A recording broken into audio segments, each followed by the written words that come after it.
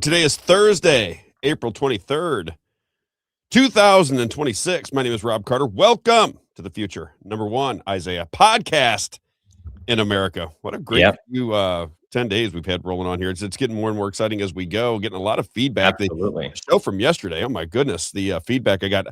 I had like, I don't know, 8 to 10 messages from people that want to tell me stories about corruption going on in their small towns. And I was on the phone till like 11 o'clock last night listening to some of these stories. It'll blow your mind, some of the things that goes on in the state of Missouri. And another one in Florida and New York that I'll be talking about. Somebody called me from Florida. They were getting sued by SDNY in New York.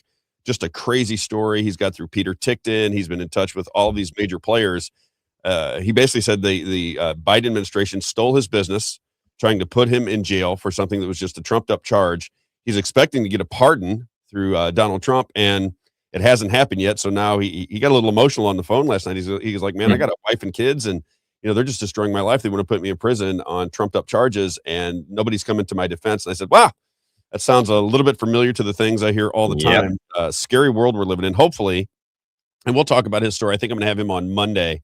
And I'll let him tell his story, but Ann Vandersteel is on that story. I think he heard me talking about MMTLP, and he said, if this guy's going to fight corruption, I want to get in touch with him because everybody else involved in the story is kind of afraid to talk about it.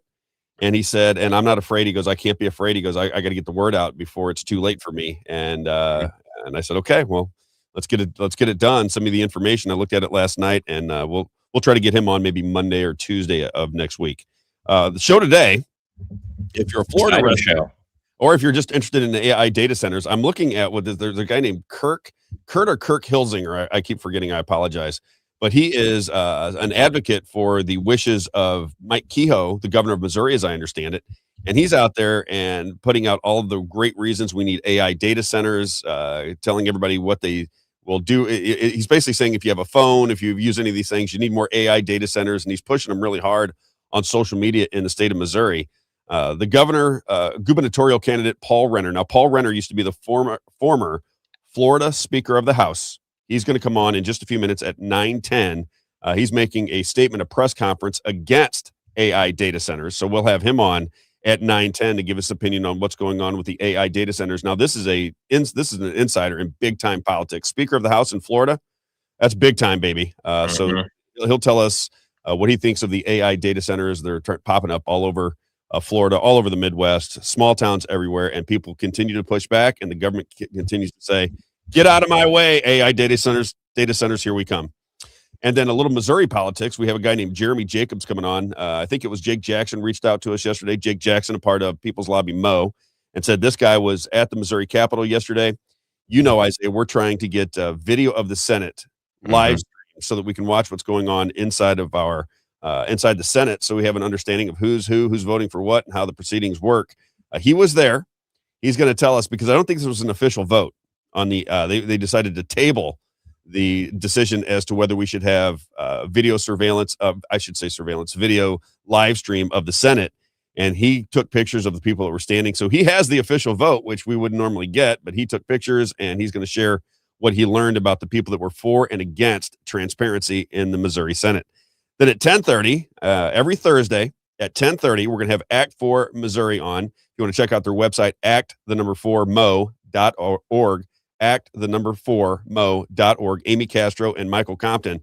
I don't think they're happy with what's going on. They're getting smeared now as being along with the Democrats. They are very conservative people, and because they're not running along with the wishes of the Republican Party, the establishment of the Republican Party, now they're getting brushed like I did as a Democrat and siding with the Democrats and siding, I'm like, well, if it's a one-party system, we're siding against you because you guys are all voting the same. And I'm sure they'll have a lot to say about what's going on legislatively in the state of Missouri. And then at 11 o'clock, I had this guy on the show a couple times before. His name's Michael Hogan. He has an organization called mocleanskies.org, mocleanskies.org. He's going to come in and tell us about legislation that is trying to get through the Missouri I think it's through the House. Now it goes to the Senate, where they want to clean up these chemtrails and all the things that are being sprayed in the skies. It'd be very interesting to hear from him what is happening. I think he wants to name names as to the people blocking it. We'll hear what he has to say, and we'll quiz him a little bit about whether he thinks he can get this through the Missouri legislature. I continue to say, if people want to listen, Clip this up for me if you don't mind. The Missouri government is run by Washington, D.C. All of the things that you think you want can't happen because the Republicans have doubled their budget, and that money is coming from the federal government. So the federal government says, this is what you're going to do if you want the money to pay for the bills, the checks that you need to cash in order to take care of Missouri citizens. You're going to have to listen to our wishes. That's why you can't get anything done. You don't have a sovereign Missouri state government. That's the whole point. And these people that are wrangling and fighting and this and that and the other. What do you think happens when the Missouri government gets half their budget from the feds? Just for a second, think about it. Mm-hmm. Somebody's paying half of your bills, and then you say, I want to do something against your wishes, and they say, well, then we're not going to pay half of your bills. What are you going to do? What do you do? The Missouri government is now entangled with the federal government. That is, where is it? Hang on. That's the fact, Jack! That's the fact, Jack! There you go. That's what's happening, and I wish the Republican Party would come out and say, listen, we made a deal with the devil. Federal government now has a lot of say in what we do with the sovereign state of Missouri. The 10th Amendment and our states' rights aren't what they once were because we took the CARES Act money and now we're beholden to the federal government. And a lot of the things that you see may not be our wishes, but we just can't get out of these entanglements with the federal government. It'd be nice to hear people say that so they understand what is going on. But, we'll wait patiently for people to recognize or for the Republican Party to advise their constituents as to what exactly is going down in the state of Missouri and why simple things like cleaning up our skies, you think that'd be easy, right? You think that'd be, what citizen of Missouri is going, no, whatever you're spraying in the skies, we love it. Dim the sun. If the aluminum gets down into our soil and destroys our farming, who cares? We love it. No, they want that changed. They just can't get it done. All right, let me I see we got someone here that said they just found you on Real Talk. They heard you on Real Talk and they just found us because they didn't know that you were leaving. Yeah, it was we're waiting for everybody to figure that out. So spread the message that you find us over here. What can they do to spread the message? Tell them, but I got to bring in Paul Renner. All right, let's do it. I got to bring in Paul Renner. All right. So Paul Renner, again, as I said, is the former Florida Speaker of the House. He's running for governor in the state of Florida. He's making an announcement here shortly about AI data centers in Florida. Paul Renner, welcome to the show. Thank you, Rob. Great to be with you. Great to hear your voice, my friend. What is going on down there?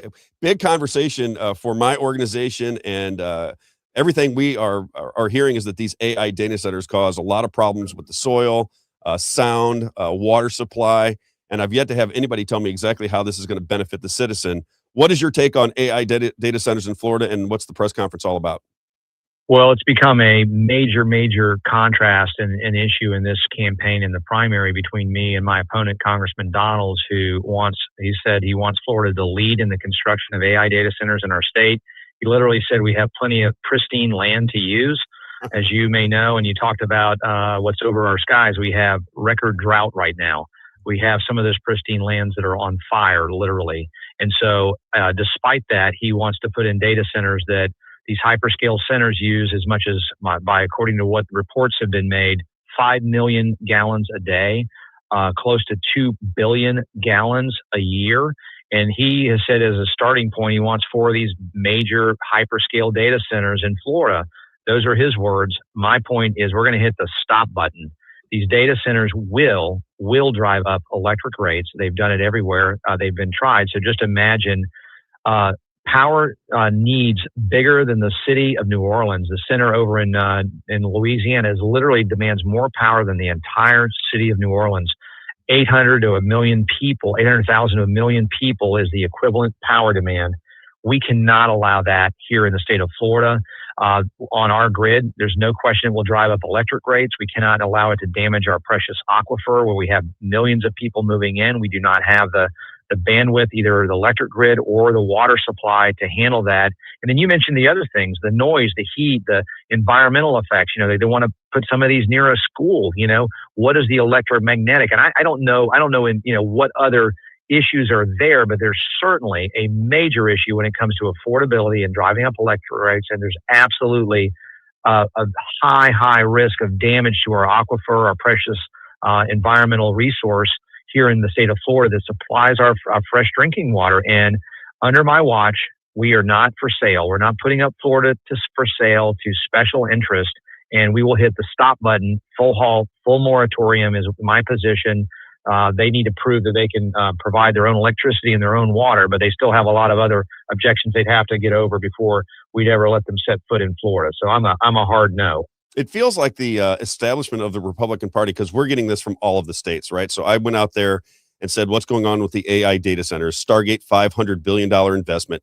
And, when I see Ellison and I see Altman standing next to Donald Trump with this $500 billion investment, caught my attention. I spoke out against it and said, hey, what is the benefit to the citizens? And then people from all over the country started talking about developments that are in their backyard, and they're pushing back against it. And the governments everywhere, all these little small towns signed NDAs and everything, and they just moved forward regardless. Right here in Festus, Missouri, they had a situation where the entire city council, they had a meeting that went till 4 a.m, a gymnasium full of people saying they don't want this in their backyard. The city council said, we hear you, and then they voted for it, and all of them got voted out recently. It seems to me like the Republican Party establishment wants this. Is it simply because they think it can bring economic development to the states? Is it because of the CARES Act and all the money that went into the states, and now they're kind of beholden to federal government dollars? What is your take? And Byron McDonald's, I assume, is going to be right along with this because he feels like an establishment character to me. Well, he's gotten $5 million from a super PAC, AI data center super PAC, and he is a talking points politician. He's talking those talking points, giving some lip service. Yeah, we're going to protect you, your rates and all that good stuff.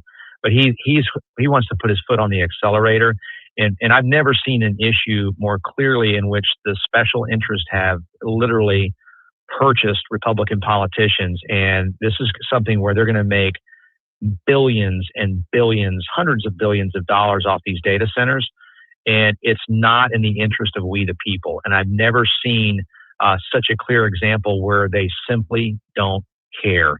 They're going to do the bidding of their special interest donors and disregard the needs of we the people. Well, that's exactly. Have you found out what they want to do with it? I listen to all different stories, and the world right now is nobody knows really what to believe. All these different stories that come out, people are just confused. But my question continues to be, with the AI data centers, what is the benefit? It feels like to me it's going to further surveil the citizens of our state and of our country. And I don't think that citizens want that anymore. The 702 FISA is being debated again in Washington, D.C. But it feels like we're moving into a scenario where technology has advanced so far that we can be surveilled pretty much everywhere we go, everything we do, talking about CBDCs and the money. And I don't want to be, a hysterical person saying, oh, look at the future, we're going to be surveilled and we're going to be basically enslaved. But you have to at least think about it, don't you? Don't you have to think about why all of this money is flooding into the United States for these AI data centers, and what ultimately the establishment and our government might get out of it, which is constant surveillance of their citizens? Is that a possibility, or am I just a conspiracy theorist? Oh, it's absolutely. I mean, every technology has positive promise and negative threats. Everyone, the internet, we got quantum technology that's on the horizon, and everyone has the potential. But you're right. But every advancement, we're talking about, like going from Pop Warner to the NFL, they move faster and they hit harder. And so for people, I think the fundamental question is this: does technology serve humanity, or does humanity serve technology? Because you had this study where they put these chat agents together, and then they threatened to kind of shut them down, kind of like, Space Odyssey 2001 or whatever the movie was. And so, the question is, what happens? Well, what happened was, they literally threatened one of the experimenters and said, how about I tell your wife about your affair?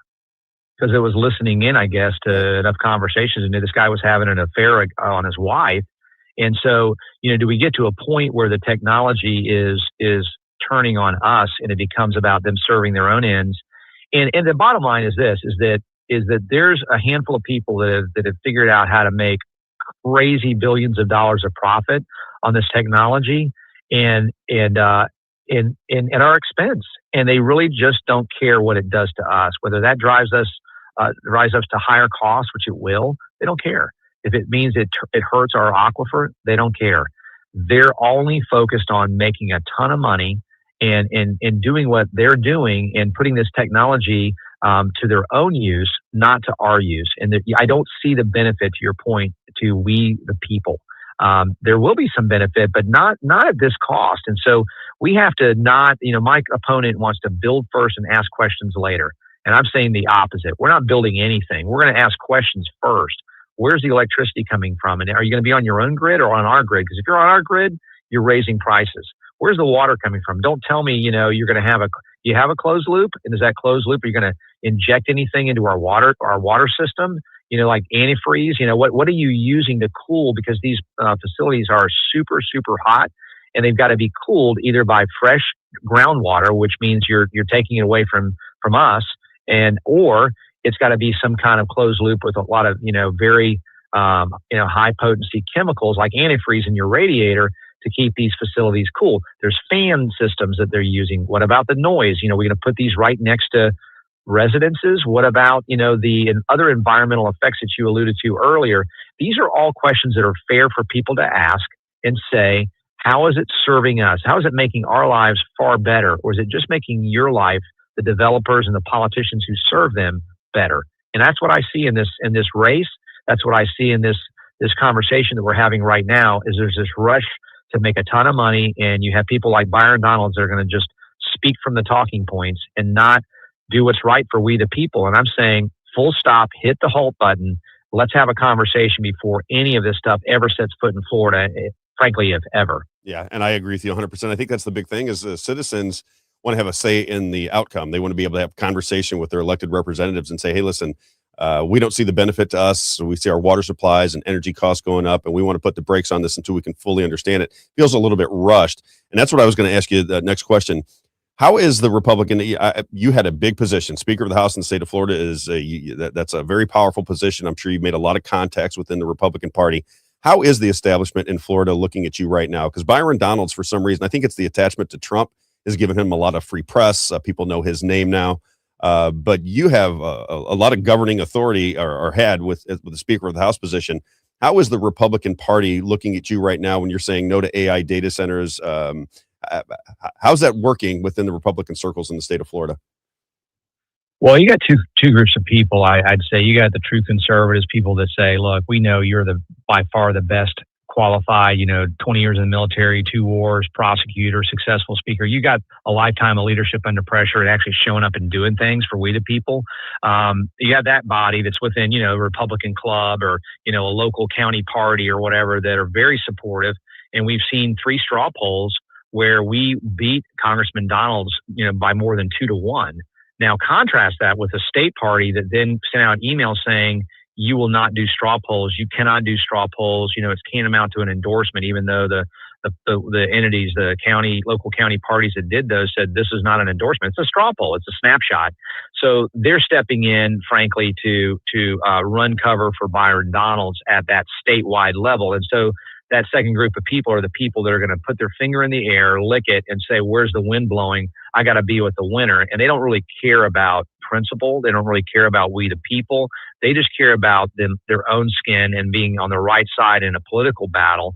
And so you have that group that I think you're describing, which is willing to just go in any direction whatsoever. As a Christian, as a principled conservative, I'm not budging off a principle, and I don't care who's on what side. I'm not going to do anything that I think is adverse to the people of Florida. That's why we're running a Florida First campaign. And I see these data centers as a clear and present danger the way they're currently constructed, and it will raise your rates. It will damage our environment. It will damage our water supply and all the other things that come with it. It is a rush.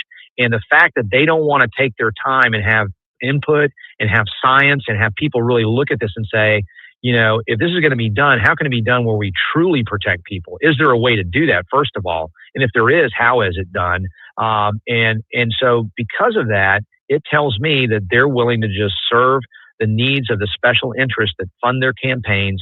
And it's a clear distinction and contrast between me and Congressman Donalds. Yeah, I was going to say, I'm new to Florida. I've been here about 7 years, and I'm in Florida now. And I go back and forth between Missouri, where I was raised, and I have family. So I go back every month to Missouri. So I started talking to people that when first time I interviewed you, I said, I was asking people in my circles if they knew who Paul Renner was. Some people don't know anything about politics. They don't even know who DeSantis is the governor. They just don't know anything. But the people that did spoke very highly of you. I don't really see that very often. In Missouri, when you bring up a politician's name, usually it's negative. No matter who it is, people aren't. They're skeptical of government right now, so they're upset at almost every politician. But when I brought your name up, people seem to be in favor of you. They like you. They like what you did as Speaker of the House. They like the way you articulate the issues. And I got to think with the people, what you're talking about, that is going to resonate with the people more so than what I would call, and it's a blanket term, but the establishment Republican Party. I think what you're talking about, AI data centers, is going to resonate with a lot of people. I don't know any of my friends that think AI data centers are a good thing. And I talk to everybody about it, and they're like, I don't even understand it, but if it's going to mess with our water supply and it's going to raise energy costs, if just that alone makes me a no on the AI data centers. And yet they keep coming and coming and coming. I saw that you got an endorsement from Ann Vandersteel recently. She sings your praises, and her and I talk a little bit. Any other big endorsements coming your way that you think might change the game for you, or do you care about endorsements? I mean, look, I'm happy to have them, but I'm not out pursuing them aggressively. And what we are pursuing is every single Republican Party voter that's going to vote in this primary. And again, people want somebody who's going to put Florida first, who's had a lifetime of leadership under pressure, who's shown up and actually done things and not just self-promoted, gotten rich, had fun, and forgotten about we the people. And there's a clear contrast on those fronts between me and Congressman Donalds. And the longer this campaign goes on, people are coming to realize that he's really an empty suit of talking points for whoever's giving him money to make him governor. And that's all he cares about. And so we are focused on, as leading that Florida House, on getting things done. As a veteran, it's about mission. Do your job, get things done. The other piece of AI that I'm going to be talking about in today's press conference is protections for children, protection for adults to know what they're dealing with when they're looking at an AI image. These kinds of things are really important, and I will stay focused on that. And as a result of that, one by one, people are coming our way. I got to ask you the last thing. How do people find you if they want to donate to your campaign, if they want to follow you? How do they follow Paul Renner? VoteRenner.com, VOTE, and my last name spelled the same way forwards and backwards, RENNER.com. So if you get on the ballot and you can't remember, what's this guy's last name? And it's the only one that's spelled the same way forwards and backwards. VoteRenner.com.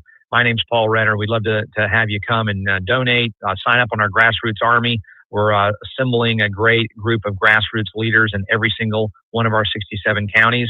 That's how we'll win this race. And we're seeing great progress and great enthusiasm on the ground. Good luck to you, sir. I appreciate you taking the time to explain it to our audience.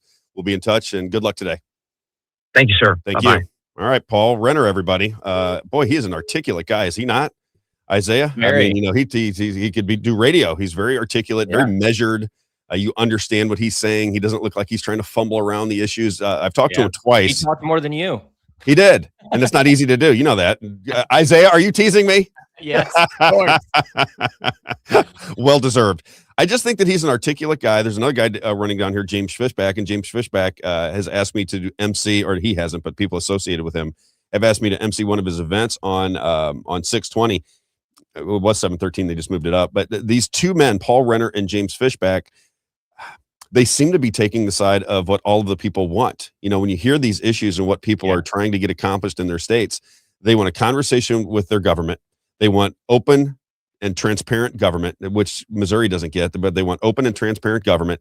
I don't see anybody that likes AI data centers. They want a reduction in their tax burden because everything is going up in price. So they're looking at it going, hey, food and energy costs are skyrocketing, and it's not easy to feed my family anymore. Now I was just talking to somebody the other day. It was, well, I won't even say his name because I don't want to give his finances, but talking to somebody the other day, and he said, me and my wife, you know, between us, we make $125,000 a year. And he goes, and we're living check to check. This is not an easy life. We have two kids, and we're barely making it because of the mortgage prices and everything else.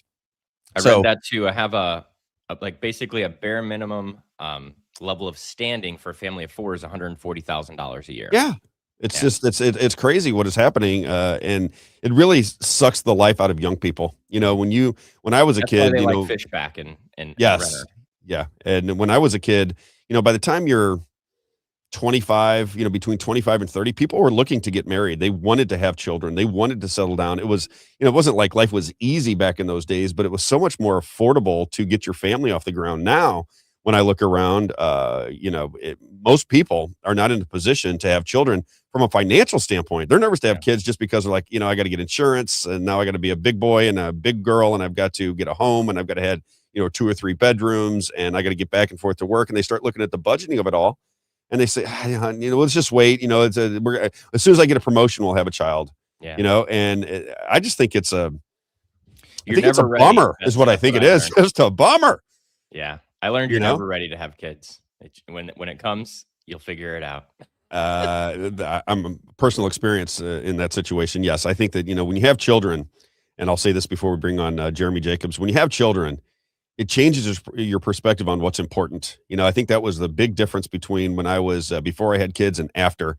As soon as I had children, all I wanted to do was make sure that my children had good lives, that I was able to take care of them physically, financially, emotionally, everything else. Your whole perspective on what the world is all about begins to change when you begin to produce and multiply. Would you agree with that? I mean, you got two young ones at home. I think baby making. Yeah, I used to chase the dollar. Same thing, Yeah. Making $120,000, $150,000 a year in sales. We've talked about it. Up at 7, going to bed at 9, still on the phone. And it never leaves your mind. That's the thing. Yeah, I it think never leaves your mind. And Yeah. I can tell you that after getting out of the rat race, and once we started our own business, and our business is only open for, maybe 30 hours a week. You know what I mean? And we can spend so much time with our children. Building that life is much more rewarding than having any amount of money. I wish somebody would have told me that. I wish somebody would have told me that, Isaiah. I started making a pretty good living at about 24, 25 years old, right? So back in those days, $110,000, $130,000 was a lot of money. I don't know that it is anymore, but it was in 1994, 1995. So I started making a good living, and then all of a sudden it became a part of my personality. It became something that was very important to me, that financial success began to be who I wanted to show to the world, right? Bought a house at 29 years old over at Winghaven Country Club, and I just thought that was, I had made it, was the way that I looked at it. And at the time, I worked for a company called Clark's Shoe Company, and it was absolutely fantastic. I felt like I was at home. The people were wonderful. Every time I went to work, the company was rolling. The people were friendly. Money was everywhere. You could spend money on restaurants and food and travel, and everything was wonderful.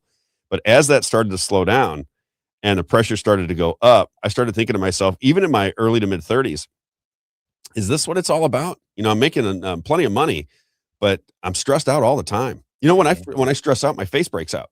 That's how I'm stressed out. If you see me and I got and my face is, I'm 56 years old, for the love of God, and my face will break out when I get stressed out, even to this day. Oh yeah. And that used to happen to me so much. I remember being at sales conferences in the shoe business, primarily when I was working for Skechers, which was really a high pressure operation at the time. And I would get, my face would break out. I was almost like, this is just crazy. I'm old enough. I shouldn't have to worry about this. And, it took me into my early 50s, really, for my new wife, and, the love of my life, somebody I've known since I was 12 years old. She was the one that said, you're an ambitious guy, but I think you should do it on your own terms. I think you should, we have enough money to float for a couple of years. Why don't you just go try to figure out what you want to do with your life? And she said, what about this? I was doing podcasting at the time.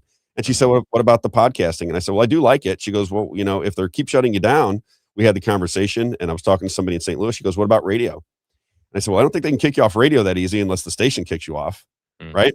So I end up in radio. And, as we've talked about many, many times, now that I can control my own destiny, now that my hard work will pay me directly, it's not really paying anybody else. Same with you. Right. So we're in this kind of together. And now I look at it and go, at least I can control my own fate. Now I'm not looking over my shoulder because there might be a cut because business isn't good, or gas prices go up. So all of a sudden productivity and money becomes tight within the company. Therefore, if you're making a lot of money, you're next on the chopping block. All of those things have really rearranged my thinking in my early to mid 50s. Can you believe that it took me that long to figure out what was important in life? And I don't know, a little personal there for you, but that's well, it's people like you, that are a little bit older than me, that's how I learned, is that doesn't matter how much money you make. I've talked to a lot of people that are older or on their deathbed, just working in the church world, and they always regret not spending more time with their kids. And so that is the biggest regret in my life. No doubt about it. But I thought I was doing the right thing at the time. Exactly. That's why I give myself a little bit of grace. Got plenty of time. That's nice. I do. I just, you can't go back and, toss your kids around on the floor, and you can't go back and you, all the things that you miss because you're traveling, you can't go back and get them. It's not that people don't have to work and provide for their families, but at some point you have to think. That's why I always talk about rocketcareers.com, right? Yep. You have to have a job that doesn't detract from your family and your life, and most businesses will say, it's family first here. If you need to take a day off of work, this, that, and the other, but then you get in there and the pressures begin to mount up, and you start to recognize, especially if you're making a nice living, that although they tell you that's really not company culture. They want you there. They want your butt in the seat. And they want you. Henry Ford's fault. Yeah. The 40-hour work and the conveyor belt working. All right. Let's get this guy in. This guy's name is Jeremy Jacobs. A friend of ours reached out to us yesterday, and said you should have Jeremy on. Jeremy, welcome to the show. How are you, my friend? Good morning. How are you? Okay, so we talked a little bit yesterday. I want to get into this because one of the big issues with me and with my organization is transparency in the government of Missouri. We desperately want cameras in the Senate. We want that to be live streamed. We want to watch who's talking to who, where the alliances are. We want to see it. We want to know the procedures. You were explaining them to me yesterday. I didn't know some of the procedures that go on in the Missouri Senate. You were walking me through them. Yesterday on the floor, I guess a vote came up. I want you to explain the process as to whether they were going to live stream in the Senate. Again, I say to everybody in the state of Missouri, isn't that a no-brainer? Is there anybody in the if the Republican Party is working on behalf of the voters, is there any voter that goes, no, we don't want to see what you're doing? I mean, you got that $50+ billion budget. You guys figure out what to do with it. If you govern us in the dark, no big deal. Or are Missouri voters going, hey, we'd like to see what you're doing. We'd like the ability to be able to watch you, especially when you're discussing big legislation. And again, it got, as I understand, it got tabled. Can you explain the process and the people involved? If you want to name names, we like naming names on here. Sure. So I guess I'll start a little bit by saying that, as you said, transparency is important for every Missourian, or if you're in a different state, for you to see what's going on in your own government. And, I help lead a national pro-life ministry, Bound for Life. And I'm up at the Capitol one day a week. So probably more than most Missourians. But still, if I'm not there and there's stuff going on, there's no way for me to go to tell what's going on the floor other than just audio. And there's no archive of what happened, yesterday when I wasn't there, or the day before or last week, if I want to go back and review something. So the video, the live streaming of the Senate and the ability to archive that would be invaluable for the grassroots and for people who want to get involved in government but can't make that several hour, it's 4 hours Right. in one corner of our state, and they can't make that every day just to be there live in person to see what's going on. So we have that over in the House. We've had it over in the House for a long time, but the Senate refuses to do that. I think, Rob, you're probably well aware, I think we are one of 2 states that doesn't live stream our Right. Senate. So the bill. When you're there, do you talk to senators and do they give you any reasoning? I hear that they grandstand. I'm like, well, you grandstand already. So that's ridiculous. And they already have videos, right? So for people who don't know, they have video in the Senate. It's just that it's not live streamed. So they can cut it up and clip it and do their grandstanding if they want to. I don't think live streaming would change anything. They can clip and put those things out onto social media where they're fighting for or against a bill and use it to promote themselves. What is the argument for not live streaming? I just don't understand some of the things that go on in the state of Missouri. It makes no sense to me. You want the real answer? Or I want the real answer. What is your take on it? I mean, when I'm there, I would say the majority of the time there are 5 senators in the room on the Senate floor. And it is supposed to be a deliberative body. They're supposed to be debating the issues and trying to determine what is the best path forward for our state. And yet the vast majority of the time, there's no one there. There's 2 senators talking to each other, and a couple of other senators standing in a corner, chit-chatting about who knows what. You can't hear it from the gallery. And then when there's a vote, then they ring the bell in the hallways and all the senators' offices, and then they all kind of filter in and take their vote and then leave right after the vote. And I don't think they want Missourians to see that sort of behavior. They want to see their elected officials actually doing the thing they sent them to government to do, which is debate the issues and figure out the best path forward. Yeah, there's a lot of stories where, you'll see people didn't vote. They went to the bathroom during that vote, and somebody called a vote and I couldn't get to it and these types of things, which to me just seems like baloney, but what do I know? It seems like there's always an excuse to move legislation that the leadership of the Republican Party wants. That everybody seems to show up on time. They don't miss those votes. But if it's something that originates from the people, this video of the Senate was originated by the people. The people said, you know what? Missouri and North Carolina are the only states that don't allow for live streaming in the Senate. We want that to change. We want to bring Missouri up to speed. We have the technology to do it. You got $50+ billion to spend. I think you can. People talk about money. You can afford to do it. It makes perfect sense for people of Missouri to watch their governing body in action. And yet here we are. I think it was voted down 12-11. They always have just enough numbers of people not being there or the votes just to not get the job done. And that, again, what happened yesterday? Kind of explain what happened in this vote so people understand it. So I got into the Senate gallery. It's almost a 2-hour drive for me to get to the Capitol. So I got into the Senate gallery after the debate was already going. Senator Moon had presented his resolution to enable video live streaming, and then he had offered an amendment to that resolution to archive the video. So the base resolution is just live streaming only, no record of what happened in the past. And he offered an amendment to his own resolution to add video archiving to that resolution. So he and Senator Luetkemeyer were mid-debate on that issue. Luetkemeyer was arguing against the amendment and bringing up complaints about, well, what if we get sued because they miss a day of archiving or something. Keep in mind, this has happened for years in the House, and as far as I know, the state of Missouri has not been sued over our video archive. Yeah, these are flimsy arguments, but right. So they're mid-argument with that, and Senator Coleman enters the chamber. She had not been in the chamber previously, and as soon as she gets to her desk, she immediately makes a motion to table the amendment. So is that Mary Elizabeth Coleman? Mary Elizabeth Coleman, yes. The one that sabotaged her IP a couple years ago. Her IP, so that we have on-demand abortion in Missouri. You must really be a fan of hers.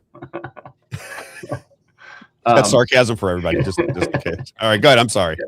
So she offers a motion to table the amendment. So when you're in the debate on amendment, you have to end debate on the amendment first to get back to the base bill.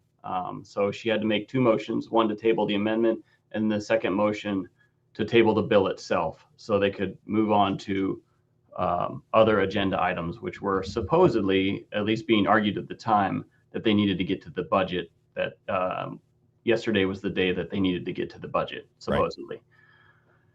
So she offers the motion, then makes a motion that it be by standing division vote. So standing division vote, for those that don't know, is a vote where the votes are taken at the senators' desks by standing. So they'll ask for the ayes first. Everyone that wants to vote aye stands at their desk.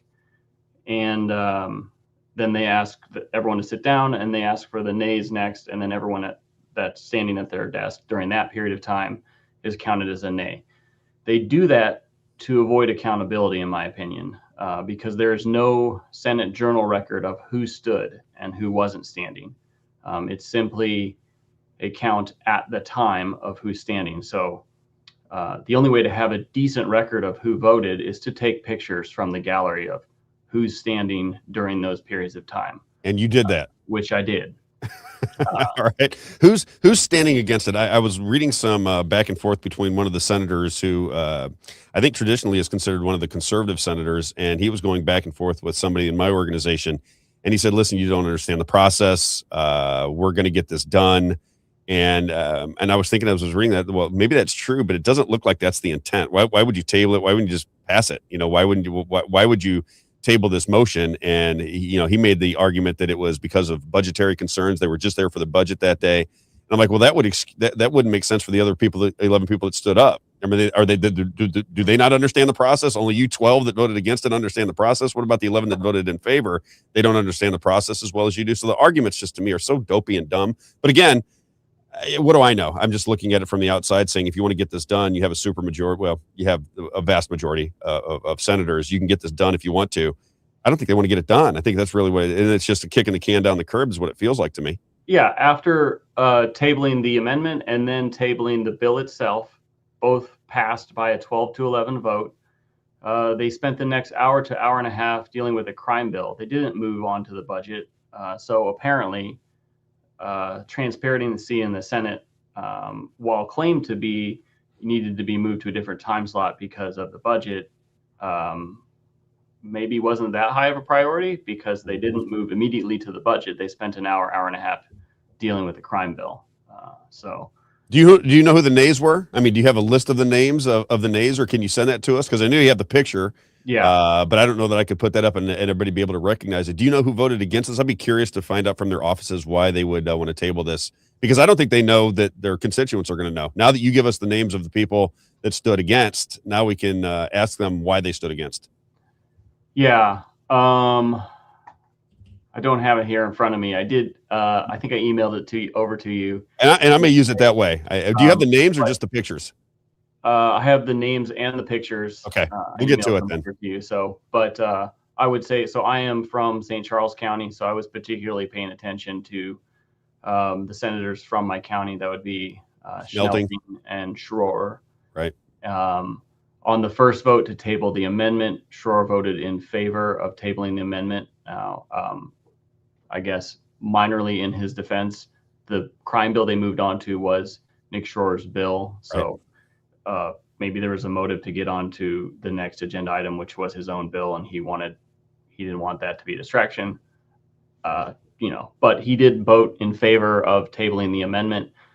And then on the second vote to table the resolution altogether, he was not present for that.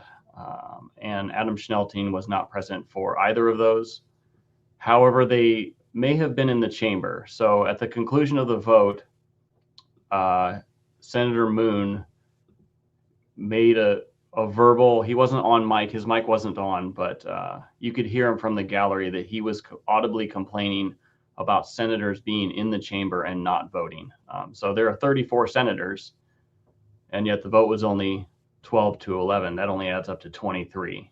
So it's not important. In this particular instance, it's not important, right? Because you got, a slight more than half of the people that show up to stand in favor or against. And the people that you would think are coming from, I keep saying to the people of St. Charles County, I thought it was a red county. I thought it was a conservative county. When I lived out there, it was definitely conservative. And, you don't always get things that you want from your conservative government. It seems very, uncomfortable to continue to say, listen, Adam Schnelting ran on being very conservative. He was a pro-life candidate, low tax, small government candidate. Same with Nick Schroer. And here is an easy win for the Republican Party. This is just such an easy win. Nobody's going to give you any grief for this. This is a no-brainer, if you will, to have live stream video from the Senate. And again, just something simple is either getting kicked down the road or they don't want to get it done just in general, and they're trying to give us excuses. Yeah, and you're right. There's going to be no grief from their home districts about an affirmative vote. So I don't. Nobody will know. Well, right? Yeah. If they vote ultimately to allow video live streaming in the Senate, no one's going to complain about that. Who's going to complain? No one's complaining about video live streaming in the House right now. Right. So it's a zero consequence item to support it, and yet they won't. And then, so going back to the life thing, since that's my primary issue, that's your big issue, isn't it? Yeah. What is your take on that? Can I ask you a question because you're a pro-life guy?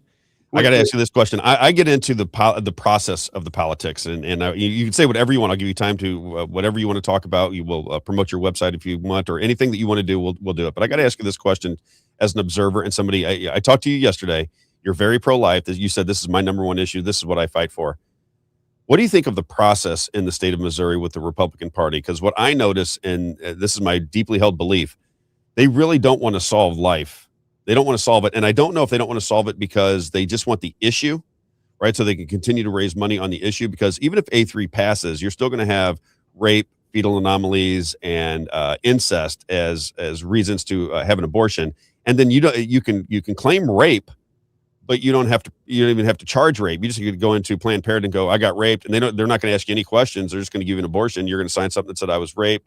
And that's the end of it, right? So if you want to get an abortion, you're still going to have the opportunity to do it in the state of Missouri. We had this resolved as the Republican Party, and I thought they were the pro-life party.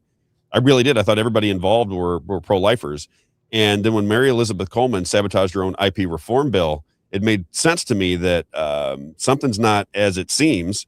So they get rid of a strict ban on abortion, and then now all the outside money comes in. IP reform is not passed. Now we have on-demand abortion in the state of Missouri, one of the most liberal states. We're one of the most liberal areas on planet Earth for abortion in Missouri right now. That was all done with a Republican supermajority, right? So now they come back with A3. Adam Schnelting is the guy that's really big into this A3 bill.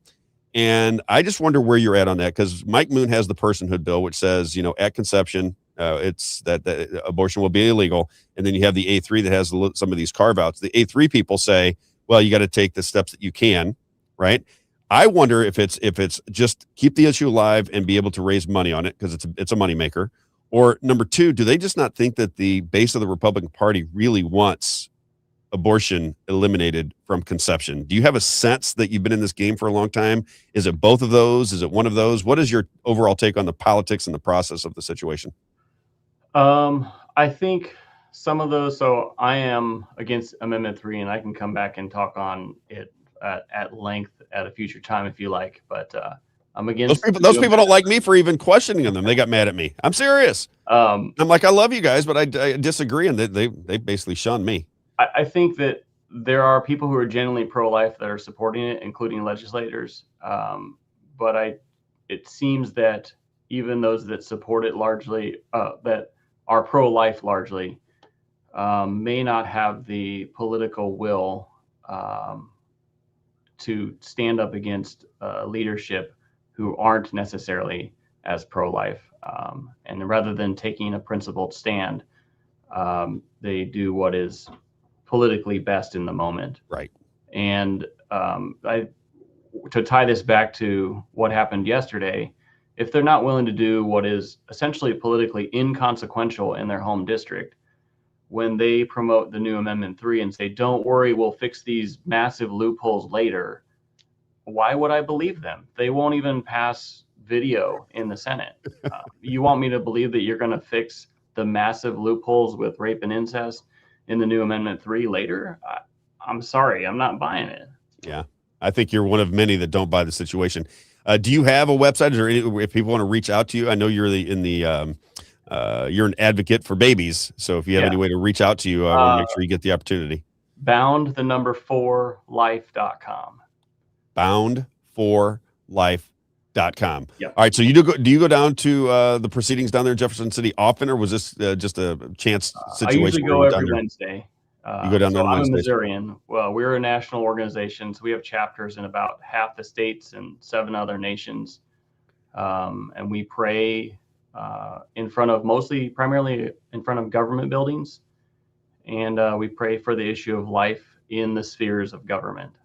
So that is our primary focus. Do you get a cold chill when you go into the Missouri Capitol, or is it? Sometimes. Jeremy Jacobs, everybody. Thanks for joining us, my friend. You can come back anytime. When you have information down there in Jefferson City, I tell everybody we have Act 4 Missouri that's going to come on at 10:30 today. We talk to the Shield maidens a lot, but I'll talk to anybody. It's just that these people, much like you, they spend a lot of time down there and they see some of the shenanigans that go on down there, and they try to explain it. And boy, do they get pushback. I get pushback for having them on. They get pushback for the things that they see. And it just makes me wonder if there's a split within the Republican Party, if there's really a split in Jefferson City, or is it just top-down leadership? The leadership wants this. Their bills move to the front. Everybody knows they better play ball with the leadership. And if there's bills that the leadership doesn't like, they have to somehow they have to manipulate the voters into thinking they just couldn't get it done because of this. We missed it by one vote or this.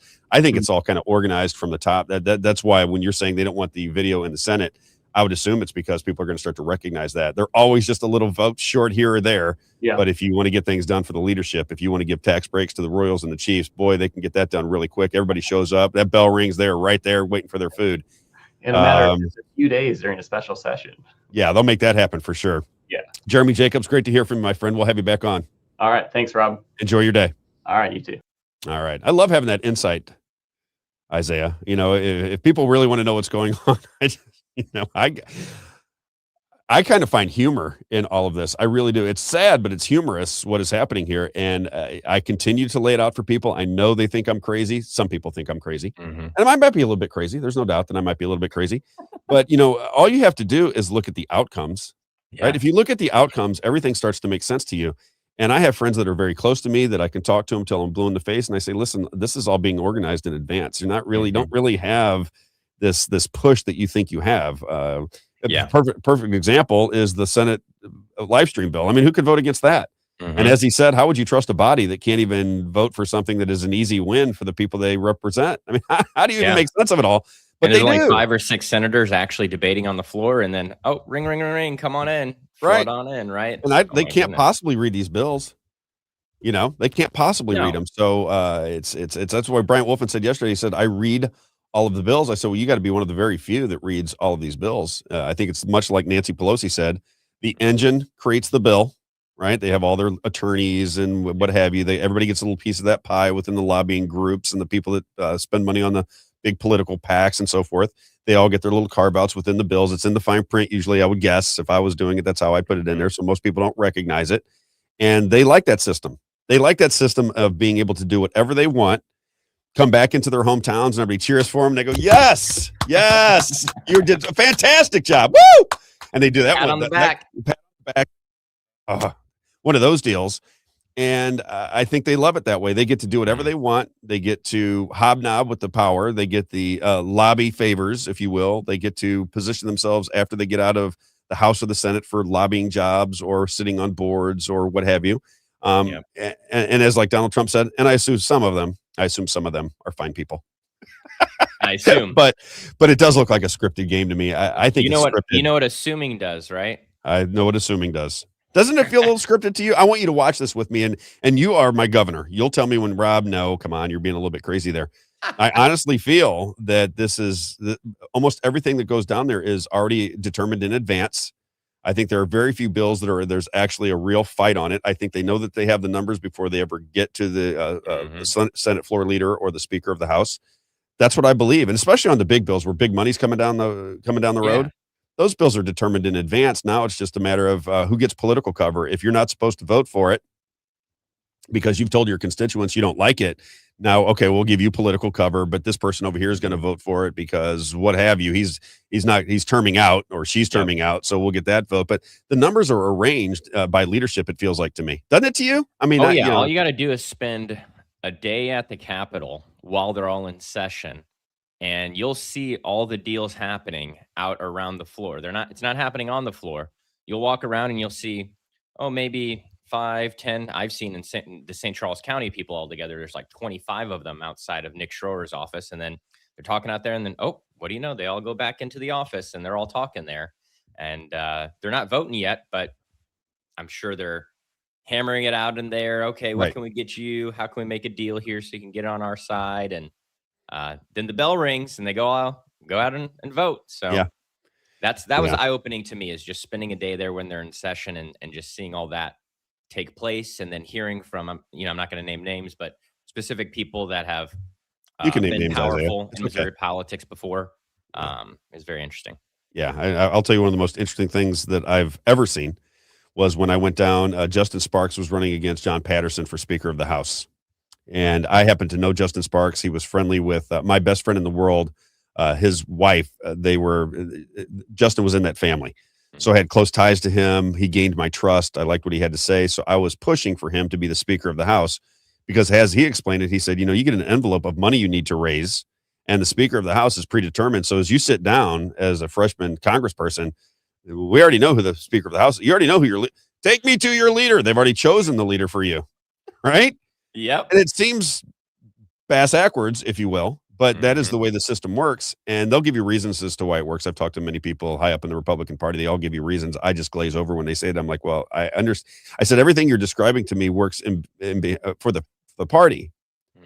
And they go, well, yeah, but you can't let the Democrats, just imagine if we had the Democrats. I'm like, I know, but we don't think there is a Democrat and Republican Party. We think that you guys, the leaderships of both of your parties, kind of work together. I think the money controls both sides. I go, what if you're somebody like me who thinks it's a uniparty system?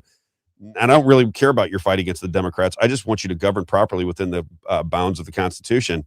Yeah, that's not a good argument to them. They don't see that as a proper argument. They don't see that picking the Speaker of the House, like even when Bryant was on yesterday, he likes Alex Riley. He thinks he's a conservative guy. Thinks he's going to be a good Speaker of the House for conservative values. And my argument, if I was going to argue with Bryant Wolfen, I would say, well, what about the next speaker? What about the speaker after that? What about the speaker after that? Do the citizens of Missouri, Why don't they just pick a king of the House, and then we'll just, as a society, why don't you let us vote for who's going to be the Speaker of the House? Because the only way to really have a vote for the Speaker of the House is all of the new Congress people that come in that just got elected, that they would have a real vote, not this ceremonial vote that they have now, because if they don't vote in favor of the person that has been preordained, well, then they're not going to get any legislation even looked at. So they're rendered ineffective. And that's the system. That's how it goes. It sucks, but that's the system. All right. Don't forget, at 10:30, we'll have Act 4 Missouri. I just got a feeling. I was watching Amy Castro for Act 4 Missouri and Michael Compton. I think they're irritated. We might get a good little segment or two out of Amy Castro. They sent me an audio clip that we'll be listening to, so I'm excited. Yeah, they're not happy about what went down at the House and in the Senate yesterday. So we'll have Amy Castro and Michael Compton, act4mo.org, if you want to check out their website. I think it's one of the best. I mean, if you want to find out what's going on in Missouri, you don't have to agree with their opinions. That's what I tell people. I said, listen, they're conservatives. They're anti-abortion, they're small government, they're small taxes. They're conservatives, but the information is still the information. You could look at that information and go, I disagree with their opinion on it, but this is what went down in the House. This is what went down in the Senate. Here's what the bills are saying. Here's the loopholes you have to look for. Here's what's going down. Here's who's aligned. Everything that they lay out the schedule every day for you. I love that. I don't get to look at it every single day, but if I want to know what's going down, I know that I can go to act4mo.org and find out. Absolutely. Let's get into a little national politics before we bring them on. And again, if you're into Missouri politics, act4missouri.org, Michael Compton and Amy Castro at 10:30. And then at 11, we have Michael Hogan coming in, mocleanskies.org, mocleanskies.org.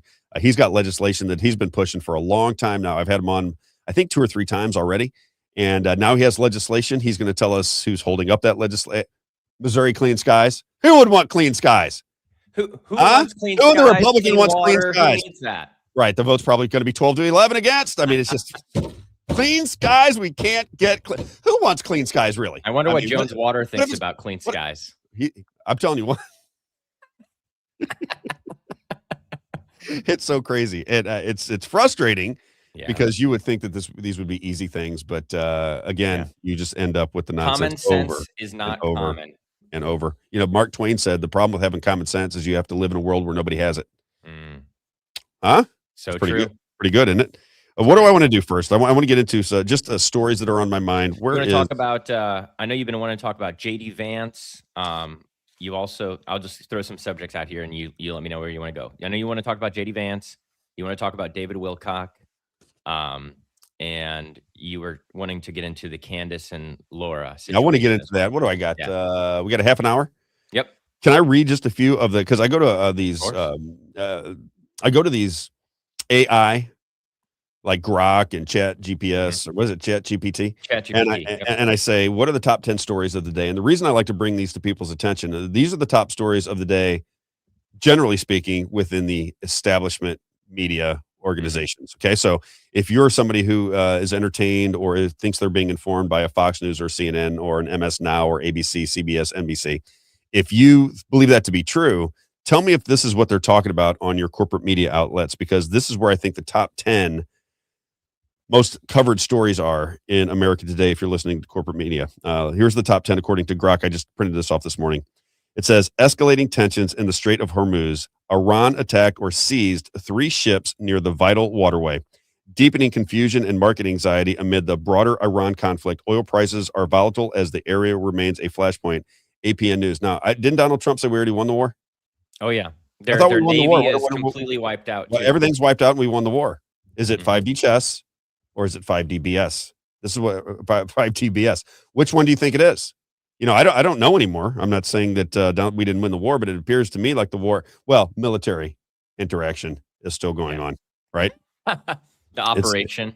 Right. The illegal, unconstitutional war that is going on in Iran, unconstitutional. I know a lot of people don't care. They're like, well, Donald Trump, he's the greatest man in the world. And Rob, if he wants to play 5D chess and you're just not smart enough to understand it, we don't care about that pesky constitution. We'll bomb anybody, anywhere, anytime, so long as it's a military operation and not a war.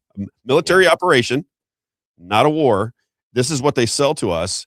They'll repeat it over and over and over and over on the media outlets. People will go, yeah, it's not a war, Rob. Sure, we're bombing them. They've got no navy. We've killed their army. We took out 50 of their leaders, but it's not a war. This is just nuclear war. This is just a military operation. And people will believe that and repeat it. It's fascinating if you watch social media, Isaiah, because this is what I like to do. I watch the conversations on social media, and you can kind of tell which ones are the bots. So they got to put their name on it. Like James is up on the screen. I know James. James will put his name behind whatever his belief system is, and we disagree on some things, we agree on others. But there are people that go out there, and you can tell. I can just watch by what their response is, where they're getting their information. They'll repeat. They think they're military generals. It's the greatest thing in the world. Here's somebody that is a middle class person, hanging out with their wife and kids on the weekend. They're watching some outlet, and they're military generals. We're doing this because we're cutting off here. We're doing this because and they start giving you, and I'm like, man, are these people nuts? How in the world do they think they get this from a Fox News and are able to recite it off the top of their head and then argue with people that are getting their information from MS Now or social media or Mark Levin or Tucker Carlson or what have you? It is just mind numbing to watch it all go down. It makes me wonder. To play the devil's advocate, if I was the president of the United States, I would never want the people to think that I was out of control or that we didn't have control. If I wanted to control the narrative, that is, Oh yeah. And so I think that's where it comes from. Cause poop rolls downhill, they say, right? It's right. Like, it starts at the top with President Trump, but then as he's kind of establishing that, then it just goes down and down and down and to the media outlets and then to the people. And then to the people. Yep. That's why I'm going to have that guy on a couple times because I really like the way he explained it. He said, it's Bernays, and he didn't even know Bernays. Wasn't that funny? He didn't really know didn't know much about Bernays, but basically, I think he knew he knew about it, but he didn't necessarily know the labeling. And it was my recognition of my own shortcomings, right? I recognized what happened to me during the first Iraq War and the second Iraq War. I'm watching corporate media all day long. When CNN was the only thing you had, you watched CNN. But when Fox News came along, if you're a conservative thinker or a libertarian thinker, you're like, holy cow, these people are talking a little bit more like me. I like this. And I watched what happened to me. I'm an anti-war guy. I'm a non-violent. I mean, I'll get violent, even at 56, I'll get violent. I don't want to, but if somebody's coming after me or my family or something, let's dance kind of thing. Right. Not that I'm a tough guy, but you got to do what you got to do. You can't let bullies run you over all the time. But what I started to notice was they tied, and I had my buddy Jeff on here the other day, and I said, they tie patriotism to war. If you're not seeing that, I don't know how you can't see that. If you're being honest with yourself and you watch Fox News over a long period of time, I'm not caring what they say. They tie the American military and war to patriotism. That's what they did in the 60s with the Vietnam people. Remember all the protests on the streets? People did not like the war in Vietnam. They went out and made these people hippies and losers and dummies, and all the patriotic people were over in Vietnam. They tie patriotism to war, and that's what Fox News does every time there's some kind of military conflict, if you will. That's the way they play it, and they tell you that you're not American, you're not patriotic if you disagree with the war, or you disagree with the administration, or you disagree with the policy between the United States and Israel. They come after you. They begin to smear who you are. They begin to put words in your mouth. They begin to pit everybody against each other.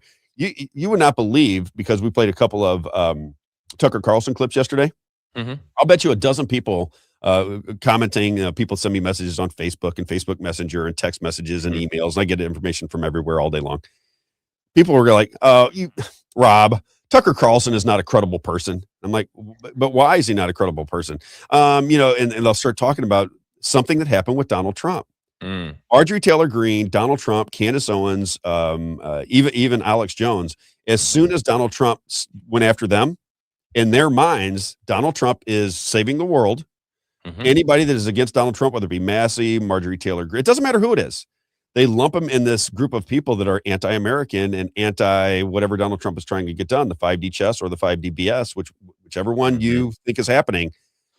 And they just repeat it all day long. It is frustrating because I did it. I'm not mad at them. I'm not saying that I'm smart or anything else. It's just I went through it for so long that I began to understand how my perceptions were being shaped. And then I started to get into a little bit more reality as life started to, come at me. I started thinking, I believe things that aren't true. I believe things because I have been conditioned for 24 hours a day to watch Fox News, and the storylines that they have shoved down my throat all this time really seep down into my subconscious and my soul. And then I would argue with people from the same mindset as the Fox News hosts. Yeah, right? and I don't think you're on here arguing that Tucker Carlson is a credible, No. super credible person. I No, think it's the reasoning. that's the funny thing that I think is, that's funny to me, is that they're reaching out telling you that he's not a credible person. I don't think that you're on here touting that. I think that we talk about all the time how Dr. Shiva's breakdown says, Tucker Carlson, Megyn Kelly, Candace, these people are here to keep that infighting happening. So, I just saw Mitch comment that I bet number 99 is the Epstein files on the top headlines today, right? It's like, that's why they want. I could go through when I go through the top 10, it's all about the war with Iran, oil prices, energy prices, Democrat versus Republican. That's what it's all about. All 10 of them.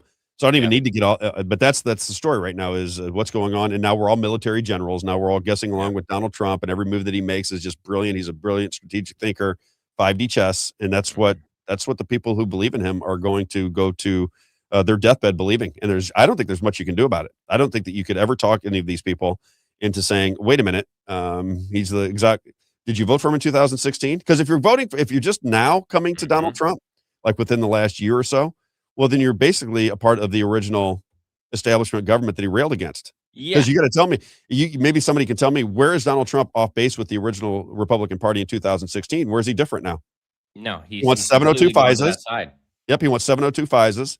You had Hillary Clinton that said she wanted to go to war with Iran. She said, if you elect me, we're going to attack Iran. Well, now he's attacking Iran, right? He said that he was going to get everybody that was in this country illegally out. That was going to be something he was going to do right away, right? And then he said, no. As soon as he got elected, he said, except for agriculture and hospitality, which is where 80% of these people work because they can't speak English. So they have to work in the fields or they have to work cleaning hotel rooms, right?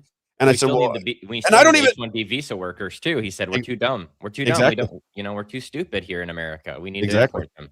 Everything that he stood for, draining the swamp, accountability for the Clintons, and accountability for the Russian hoax, accountability for January 6th, accountability for Epstein, all of those things that got people attracted to him at one time, he's on the opposite side of them right now, and people are still cheering. That's what is even more fascinating is the people that have stuck with him too. Can you imagine being with somebody here and you're going, yes, you're going to his rallies and you're sending him money and you're screaming, and then he goes like this and you're cheering along the whole way, and then all of a sudden he's got he's exact opposite opinions of everything that he had in 2016, and you're still cheering him on and telling people why they're stupid. Yep. You have to explain it to me. It is it's a trick that I got to learn how to do that. You cheered him on because he was going against the establishment and because he was going against these things, and now you're cheering him on because he's supporting these things. I don't. Yeah. That's where the common sense thing comes into play. It's I don't know. Can I give you an example? Yeah, of course. Because I sent these to you late. I don't know why. I was looking at them last night. I'm like, oh, this is perfect. So when Dr. Shiva was on with me, and I still think that Dr. Shiva, Catherine Austin Fitts, Whitney Webb, as far as being able to predict the future, I've been watching them for years now. As far as being able to predict the future, they, to me, have been the most accurate. They have said, okay, here's what they're trying to do. Forget all of the noise that you're going to hear. Forget all of the headlines that they're going to shove down your throat. Forget all of the UFO conversation and the Chinese spy balloons conversation. This is what the establishment, and when we talk about establishment, she's not talking about the Democrats and Republicans. All of these people believe that something is bigger than the Democrats and Republicans, and that the Democrats and Republicans are simply puppets that you're moving with their strings. You're going to get the votes that you need. They're going to figure out how to get it because the money that put them into office, the intelligence agencies and the big banks, right? The New York Fed and the Federal Reserve, those are the people that ultimately make the decisions. And then the politicians just get in line. You would think that you would have that kind of power, but because they have one person has more than 10 million people, well, they can just go to the one person and say, okay, well, we need a big donation from you or what have you. And then all of a sudden their votes are being bought in the U.S. House and the U.S. Senate. I think that's, I think it's kind of clear at this particular point. Oh, very clear. Right. But Dr. Shiva said to me. So the whole thing with Ilhan Omar, right? Yeah. Oh, yeah. Well, Ilhan Omar, they wanted to get to the bottom of whether she married her brother or she came into the country illegally. And who voted it down? The Republicans. Yep. I mean, come on. I mean, please, for the love of God, come along with me. Let's get back into reality at some point. Well, Dr. Shiva told me, he calls him Booby Kennedy. He said, and at the time, The first time I had a conversation with Dr. Shiva, and Dr. Shiva, you got to come back on with me. Don't get mad at me. Don't. I think he's upset with me because we had one technical issue the last time he was going to be on, and I kind of gave him trouble for it. He said, no, that was on your side, and I think it irritated him a little bit. And he's one of those guys. I think I might have pissed him off to the point where he's not coming back. But I'm going to keep trying. He said to me, he goes, Rob, he goes, they're all full of it, all of them. He goes, he thought Donald Trump was full of it. He thought Tucker Carlson was full of it. He called him not Tucker Carlson, but starts with an F. Carlson. Rhymes with Tucker, but starts with an F. Carlson. And then he called him Booby Kennedy. And he goes, Rob, Booby Kennedy's not going to do any of these things that he's telling you he's going to do. He's a con artist. He's just like the rest of them. He goes, they work within an establishment that you don't understand. They are puppets for the establishment. They'll say anything to gain your support. And then when they get into a position to do it, everything rallies to the same center. It rallies to what the establishment wants, which is what we see with Donald Trump right now. Okay. So I have a lot of people that were like, Kennedy, because I was praising Kennedy when he was running for president. When Donald Trump brought him into the administration, I'm like, oh, okay, maybe we're going to talk about these vaccines, these genetic therapies. We're not going to continue to stab our kids in the arm with things that they don't need. This is going to be a great thing for the future of our country. If nothing else gets done, at least we're going to. Some of them are good things that he's done so far. Yeah, at least we're going to be healthier. Yeah. Right. So vaccines come up with me. Vaccines. I started studying vaccines very closely during the COVID con job. And I talk about her all the time. I had this Russian lady come on the show, and she told me that almost all vaccines are bad for you. She said they're just it doesn't mean they don't get rid of smallpox, but at the expense of getting rid of smallpox, now your cancer rates are going to go through the roof and all these other ailments, right? So she kind of explained that to me. And I believed her. She was an epidemiologist and a virologist. She had degrees in public health. She could speak very fluently about everything. She goes, Rob, I'm not a doctor. I'm the one that determines the medicine that the doctor puts before you, whether it's healthy or not. I understand what these things are doing to the body. That's what I'm giving you. I'm giving the doctors prescribe the medicine. I'm the one that determines what the effect of the medicine is. That's my gig. That's how I roll. I said, okay, I'm down. And she was not in favor of vaccines. Didn't like them. Okay. Convinced me that the whole idea of vaccines is flawed from the very beginning, all the way down to the polio vaccine. Okay. And I listened to her, and then I watched how the vaccines, right? They're going to get rid of the vaccine schedule. Then they're not getting rid of the vaccine schedule. They're going to speak out against the COVID vaccines, but now they're still on the schedule. We just had somebody recently say 1 million kids had to take the COVID vaccines. Now, these kids don't need these vaccines. They don't need them. Doesn't everybody know that now? Yeah. They went down from, I think it was like 28 shots, but they still have 8 shots that they're still recommending. Yeah, exactly. And so it's can it just be 0 and up to the parent if they want to? I don't think you should have to stick a needle in your arm for your babies, no matter what's going on. That should be your decision as a parent, and that's the end of it as far as I'm concerned. And if society starts to get out of hand, we'll recognize it and we'll say, okay, well, I guess we got to get back to vaccines. But I don't think that would happen. I have a friend in Connecticut who told me right away. She goes, I used to get all my kids vaccinated. I thought I had to get them vaccinated. I stayed on the schedule. And she goes, but one of my closest friends in the world told me I was crazy. She goes, this was like 25 or 30 years ago. She had her 2 boys, and she goes, they never took vaccines. And she goes, Rob, they're like the healthiest, smartest kids. She goes, it's unbelievable that her kids, I thought she was crazy for not getting her kids vaccinated, 20, 30 years ago. And she told me very openly that the kids are incredibly healthy. They're bright. They're great athletes. She goes, everything that I was worried about, I got to see, what actually happened with somebody who didn't get their kids vaccinated and grew up in Connecticut. And she said, they're all fine. Let's get to Robert F. Kennedy. James did say this, just to give some credit. He did say the FDA officially is investigating pediatric deaths from the COVID vaccines finally. Historic and only because of President Trump and Kennedy. So okay, let's get to Kennedy. Well, investigating doesn't mean anything to me. Yeah. I mean, hey, that's my point. It's something though, right? We got to at least give a little investigating isn't. Here's what I say to that, and I get where he's coming from, and I'm not dismissing it. I would say, am I in a free country or not? Because if I'm in a free country and you're telling me that I have to stick a needle in my arm with something that is controversial, we're behind the 8 ball already. All right. The United States government is, in my way of thinking, should not have the authority to demand that you stick a needle in your arm. They just shouldn't have that authority, period. I don't care what the precedent is. I don't care about polio. I don't care about any of it. You do not, as a sovereign person who doesn't want to take your medicines because I don't trust you, should not be coerced. I should not have my job in jeopardy. I should not have to stick a needle in my arm by mandate or coercion to go to school or to go to work or to travel or anything else. That's just my opinion. They can investigate it all they want. But in the meantime, they should not have these things on. They could recommend them. If the government thinks that the vaccines are good, recommend them. But don't make me take them. That kid, the family that I was talking about in Connecticut, He wanted to move out of Connecticut because he couldn't get his kids to school unless they got vaccinated. He just couldn't go. He couldn't find a school that would take his kids unless they got vaccinated, Yeah. and he didn't want to get them Remember my buddy vaccinated. That was the Joseph? son. Yeah. My buddy Joseph with the college World Series and everything. And Yep. it's crazy. That's so many stories that. Tell that story real fast. And then I'll so bring he in was, Kennedy. if I'm remembering right, and I'll ask Joseph to make sure he corrects me if I'm wrong, but if I'm remembering it right, he didn't get the vaccine. He didn't want to get the vaccine, but his coach was pressuring him because they were going to the World Series for college baseball. That's right. At WashU in Missouri. WashU here in Missouri. And he said, he kind of cornered him and said, hey, you're the only one who doesn't have the vaccine. And if we go there, you're going to have to do a test every day for 10 days straight. Every day you're going to have to take a test. And if you come up positive one of those days, the entire team has to leave and we have to forfeit the tournament. And so, he's 21 years old.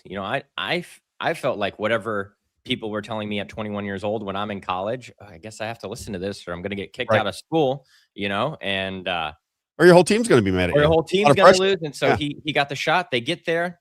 Everyone has to take the test every single day, no matter what, even if you're vaccinated. He regretted that decision every single day since then. Yep. And I met him. You guys came to the studio. It's the first time I met you. Mm-hmm. Let's do Robert F. Kennedy. You tell me if this is 5D chess, because again, I'm always wondering. I respect the people that think it's 5D chess. I do. I'm a crazy person that thinks I could absolutely be wrong. I've been wrong many times before. My gut feeling is that we're getting into deep BS. That's what I believe. I think we're getting into BS territory.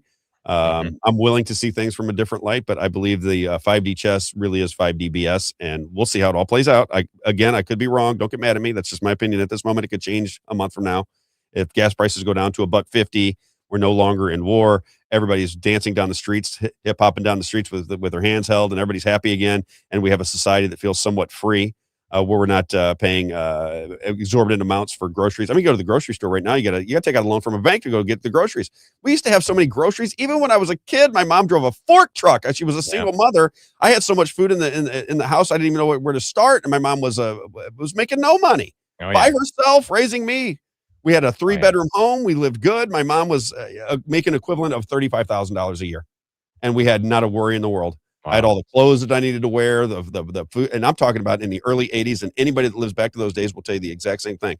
My mom made a lower middle class salary. I had all the clothes that I needed, and all my. One of the things that was interesting about my home is we always had so much food you didn't know where to even start. That was in the early 80s. In 2026, I got to go to the bank, get out a loan to go get the food that I want. It's crazy. I mean, you go up to the store right now and you're like, let's get something for a couple days. You come out of there at $75, $80.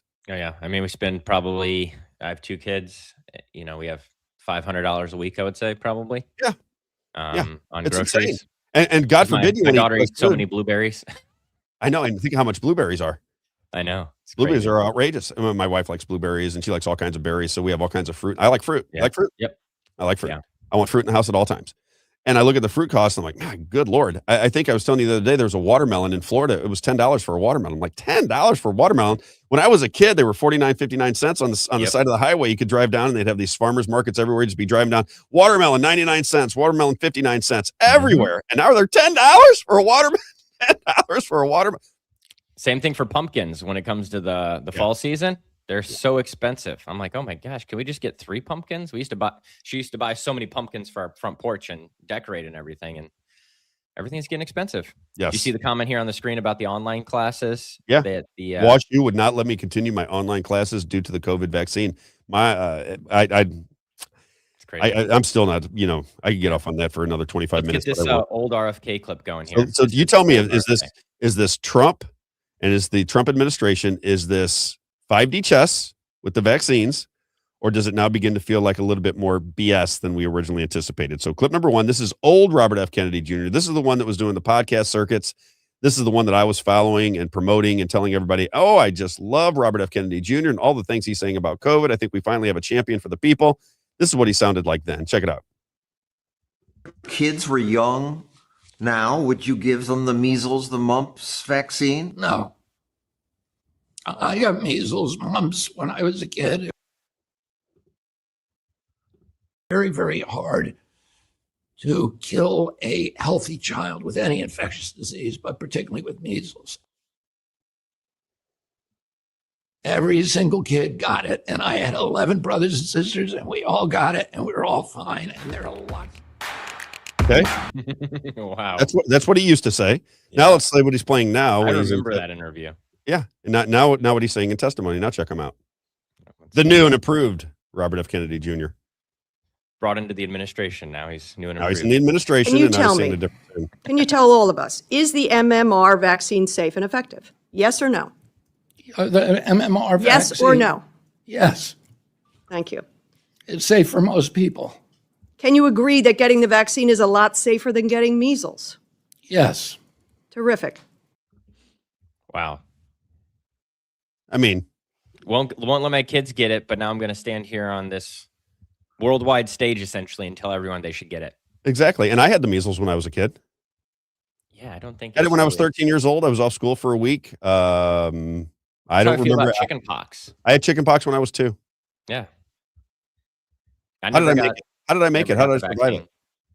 When I was a kid, everybody had measles. We had measles parties. You know that? Have you ever seen the Brady Bunch version where Brady Bunch, all the kids get measles and they're staying home from school and they're having a good time? Because back in those days, you just want to get measles out of your system. You just get it, you spread it, you move on. You just want to get rid of the measles. You wouldn't have it as a kid, I guess most people would say. And here you have this guy doing podcasts, and he was all over Robert F. Kennedy Jr., talking about the ills of the vaccine schedule. We're taking 72 vaccines, and here's what we learned about the vaccines. And this was his entire lead up. Then he gets into the Trump administration. He goes, yeah, the vaccines are safer than not getting your kids vaccinated, for sure. Like, what in the world is going on around here? Again, I ask you, Isaiah, 5D chess or 5D BS?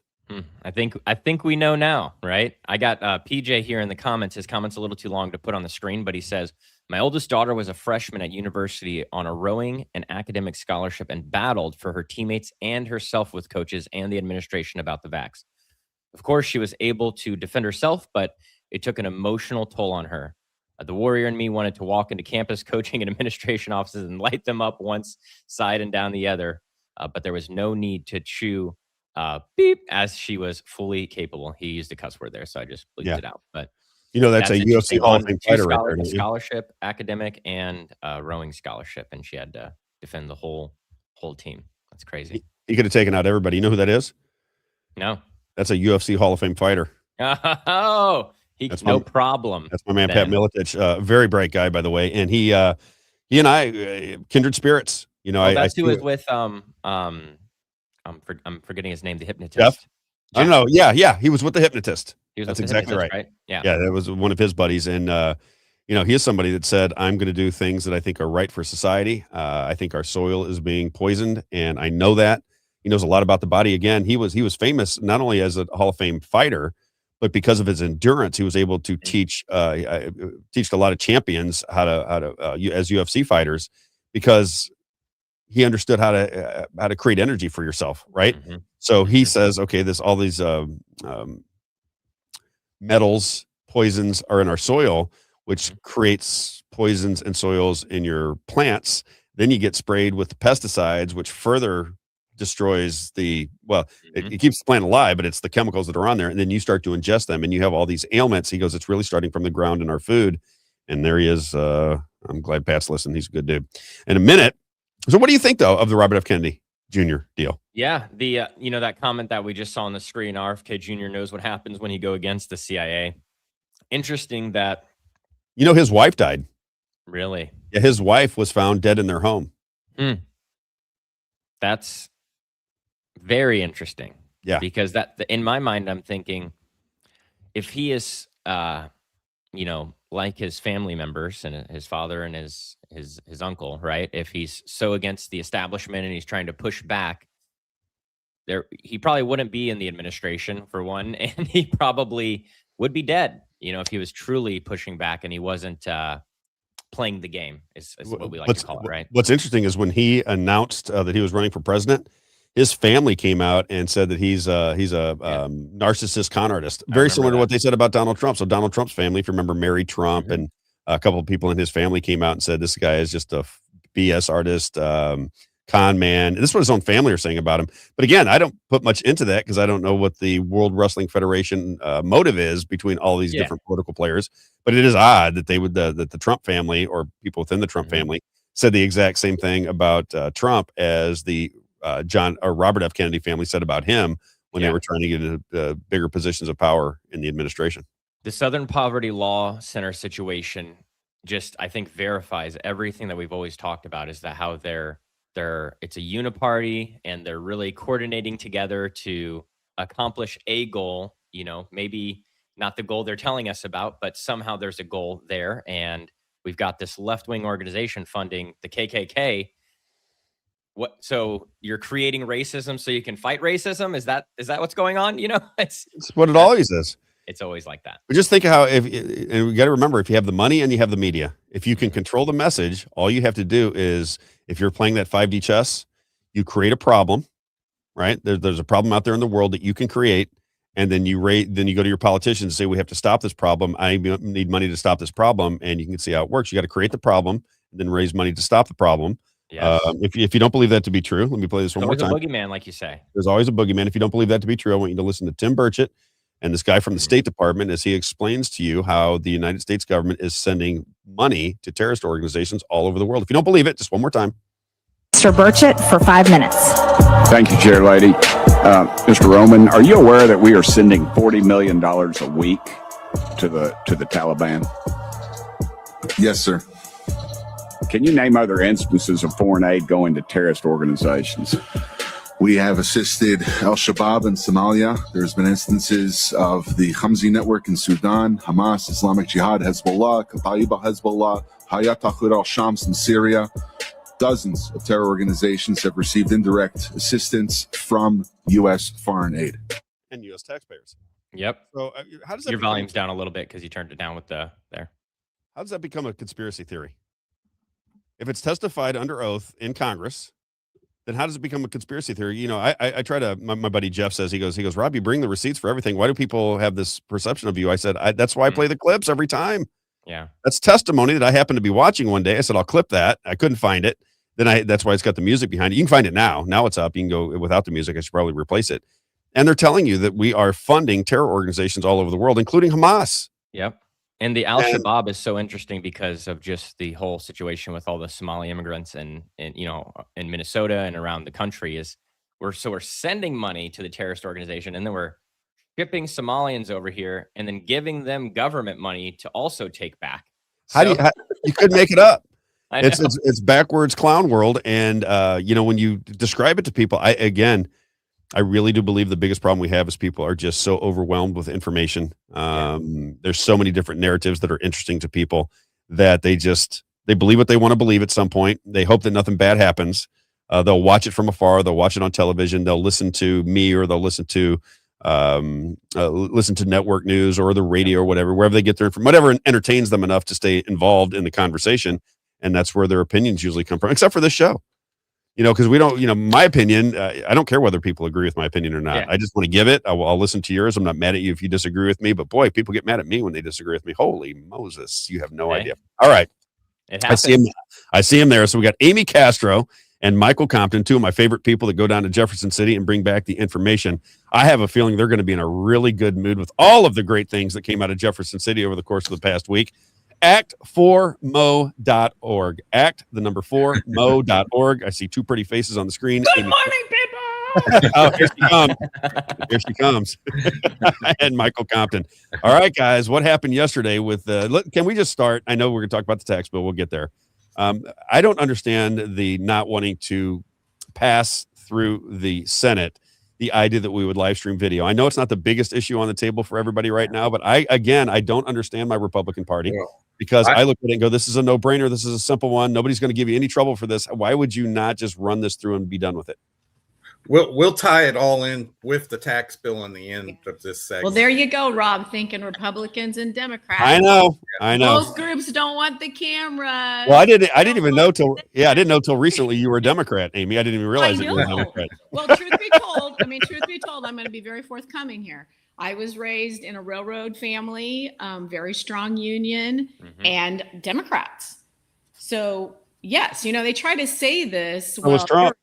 Right. And so I'm like, if anything, I feel like it gives me a much broader perspective on the issues, and I can actually hear points on both sides. And then I feel like I have a better view of what's actually the best thing to do for the people. Well, what do you think? What happened? You guys can start wherever you want. I like to give you guys the floor. What are the big issues you want to talk about today? So, well, let's start with the video in the Senate, and then we have another example, because ultimately on this tax bill, what they're ultimately asking you to do is to trust them, that you're going to give up some of your constitutional protections in exchange. They're going to do the right thing for you, and you just have to trust them. So we're going to give a couple examples today, I think, that'll show why we probably shouldn't trust them. And we'll start with what happened with Senator Moon yesterday. And I'll tell, I've kind of been able to work through the journals, and I've got listen to the audio, because we can get the audio archives from the floor debate. So I got that, and kind of can reconstruct what happened. See, we started in the House because normally the House starts at 10 o'clock. So we normally go there, hear them start.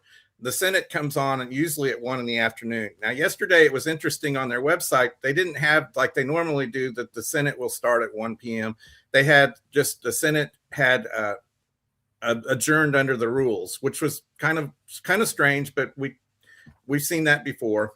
Anyway, when we got to the House, we were there just a few minutes in. We were looking at the websites and realizing, hey, the Senate just started too. So we jumped out, ran down across the building, ran into the Senate chamber, and we were there right as they were finishing up on this deal with Mike Moon. So going through the journals and the audio this morning, here's kind of the sequence of events. So yesterday, to set the tone, the Senate, we knew they were going to vote on the budget bills. And so that was where we were all prepared. It was going to be a long day.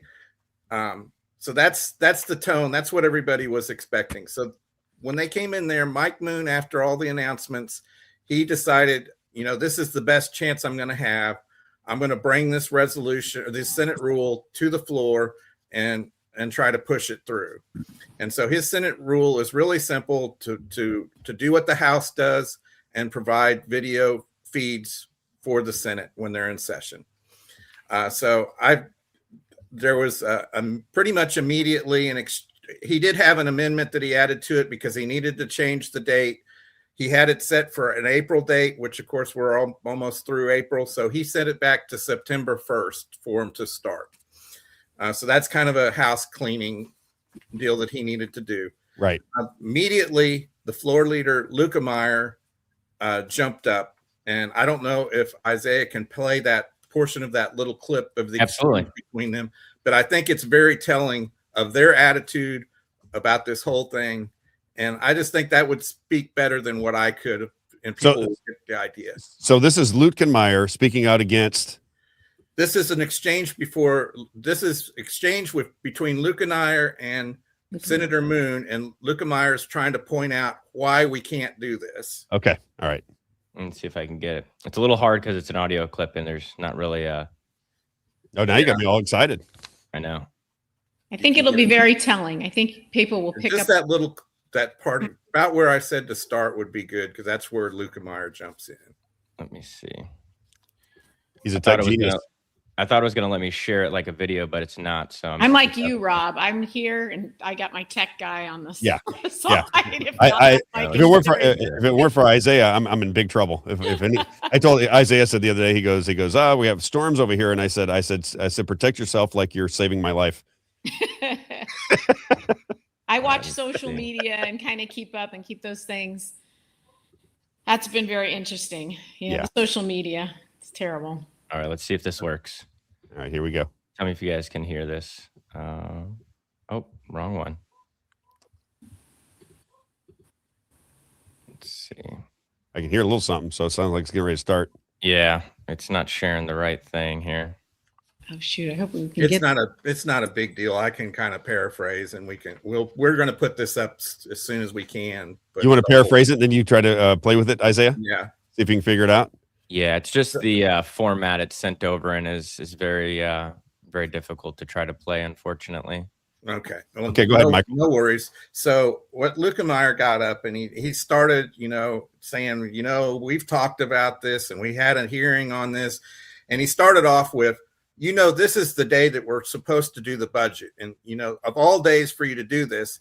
Well, the thing is, that hearing was on February 24th that they had on this, and they've done nothing on it. So they had plenty of time to act on this. It's a very simple 1-page rule. So that's point one that he made. The second thing he got into was, it's not as simple as just flipping a switch and we're going to have to work with a vendor and, we're going to have to do an RFP and all this. And I don't know if we can get that done by September, even if we wanted to. And then there's other issues. And then he got into, we talked to the House and if we do this rule, if there's a problem where the live stream goes down, then we would have to stop debate and it might cost us a day or 2 days. And I got it to play now. If we oh, yay. Here we go. Senator from Lawrence. Let's go. I have a resolution. I move for its adoption. All right. Has the resolution be? All right. Senator from Lawrence has moved. What is the resolution number, Senator? 668. All right. Senator from Lawrence has moved that resolution number 668 be taken up for adoption. All those of the opinion the motion shall prevail, please say aye. Aye. All those to the contrary, please say no. The ayes appear to have it. The ayes do have it. The resolution is now before the body. Senator, would you care to move for adoption and explain the resolution? Yes, I again move for its adoption, and the resolution is pretty simple. I don't want to take any more time away from any of the other business at hand today, especially the importance of getting the budget squared away. And it's primarily promoting live streaming in addition to audio streaming in the Senate. That's essentially it. And Mr. President, I have an amendment as well, and I'd like to have that read if possible. All right. And I want to move for its adoption as well. It has been distributed. It's real simple. It's a one-word change. All right. I'm sorry, Senator. Has the amendment been distributed? It has been, but I would request it to be read. All right. Thank you. 2 minutes and 40 seconds. That would be probably better, so we don't have to listen to it. I can't skip, unfortunately, just because No I had problem. to upload it to Let it play. It feels like I'm there. I kind of like it. All right. Thank you, Senator. Please send the amendment forward. And Madam Secretary, would you please read the amendment?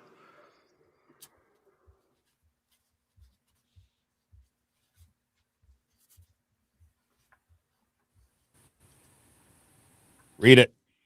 Right. I know, right? Takes forever. The Senate, they take their time. Yeah. They got to go get someone out of their office. All right. Hurry up and slow down. Senate Amendment Number 1, offered by Senator Moon, to amend Senate They Journal. can go fast when they want to. Day, February 11, 2026. Senate Resolution Number 668, page 338, line 25, by striking, quote, April, end quote, and inserting in lieu thereof the following, quote, September, end quote. Thank you, Senator. I believe you've moved for the adoption. Would you care for any explanation of the amendment? Briefly, I would, Mr. President. Thank you. This change indicates that instead of April, which has already passed, for implementation of live streaming, it allows us the amount of time until September 1 to get this up and running. There is some work that needs to be done in advance, so this should allow for that to take place. And that's essentially it. And I'd be happy to take questions if there are any. All right. Thank you, Senator. Does any other senator desire to be heard on this amendment? Senator from Platte. Thank you, Mr. President. To inquire of the Senator from Lawrence. All right. Senator from Lawrence, do you yield to the inquiry? I do. Thank you. All right. Please proceed. Well, Senator, this is a little surprising. Today, I guess, knowing that today is the day that we would be debating the budget. I know this is an issue that you're very passionate about. We had a hearing in the Rules Committee, as you're aware, on this resolution.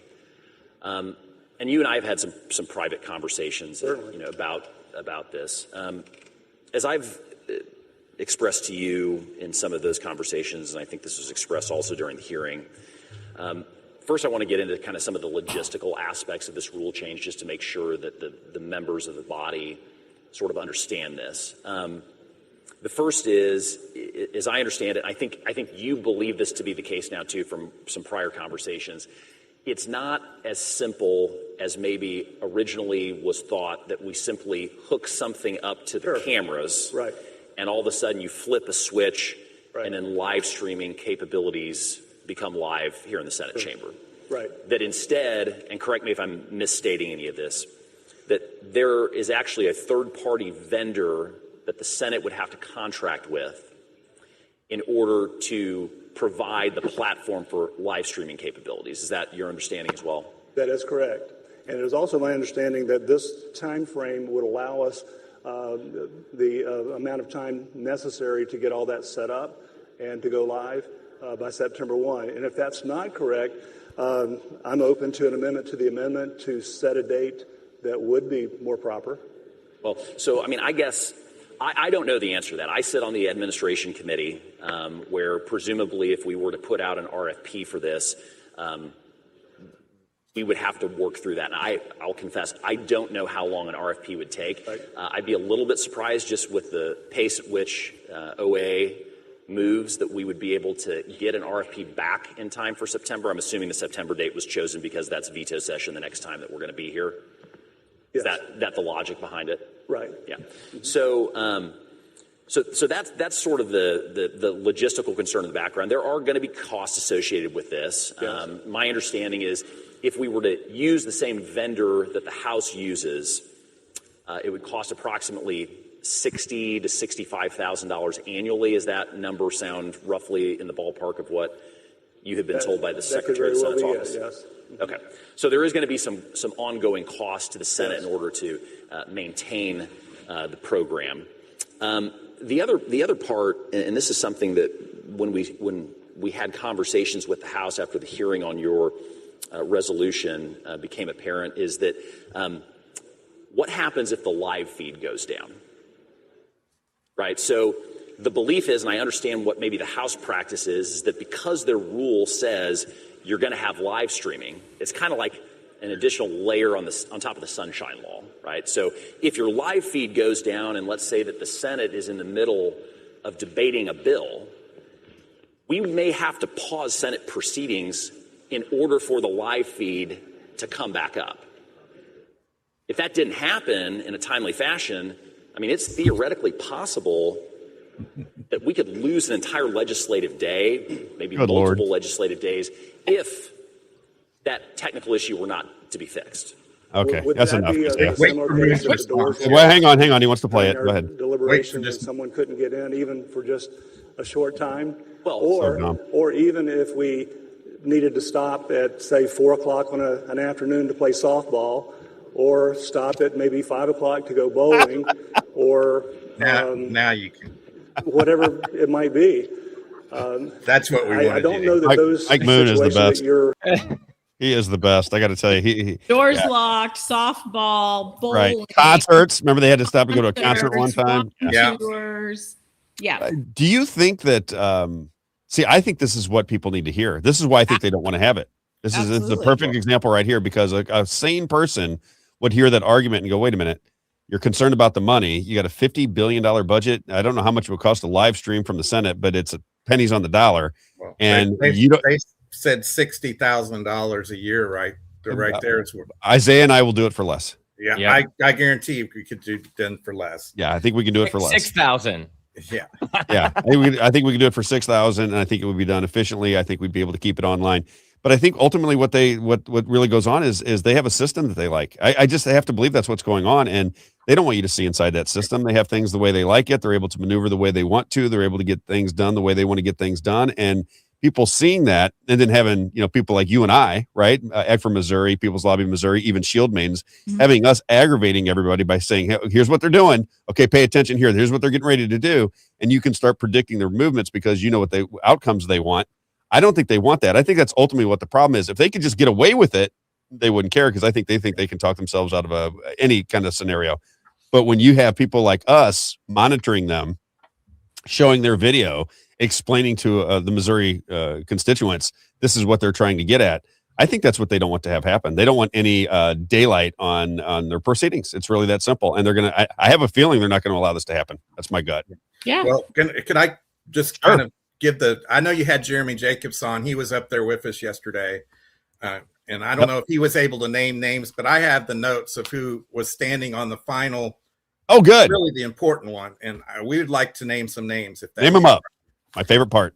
All right. So what ended up happening was Mary Elizabeth Coleman, the notorious Mary Elizabeth Coleman, who she was the one that interrupted the whole thing between Lukemeyer and Moon and said, I move that we table this whole the amendment and then table the whole resolution.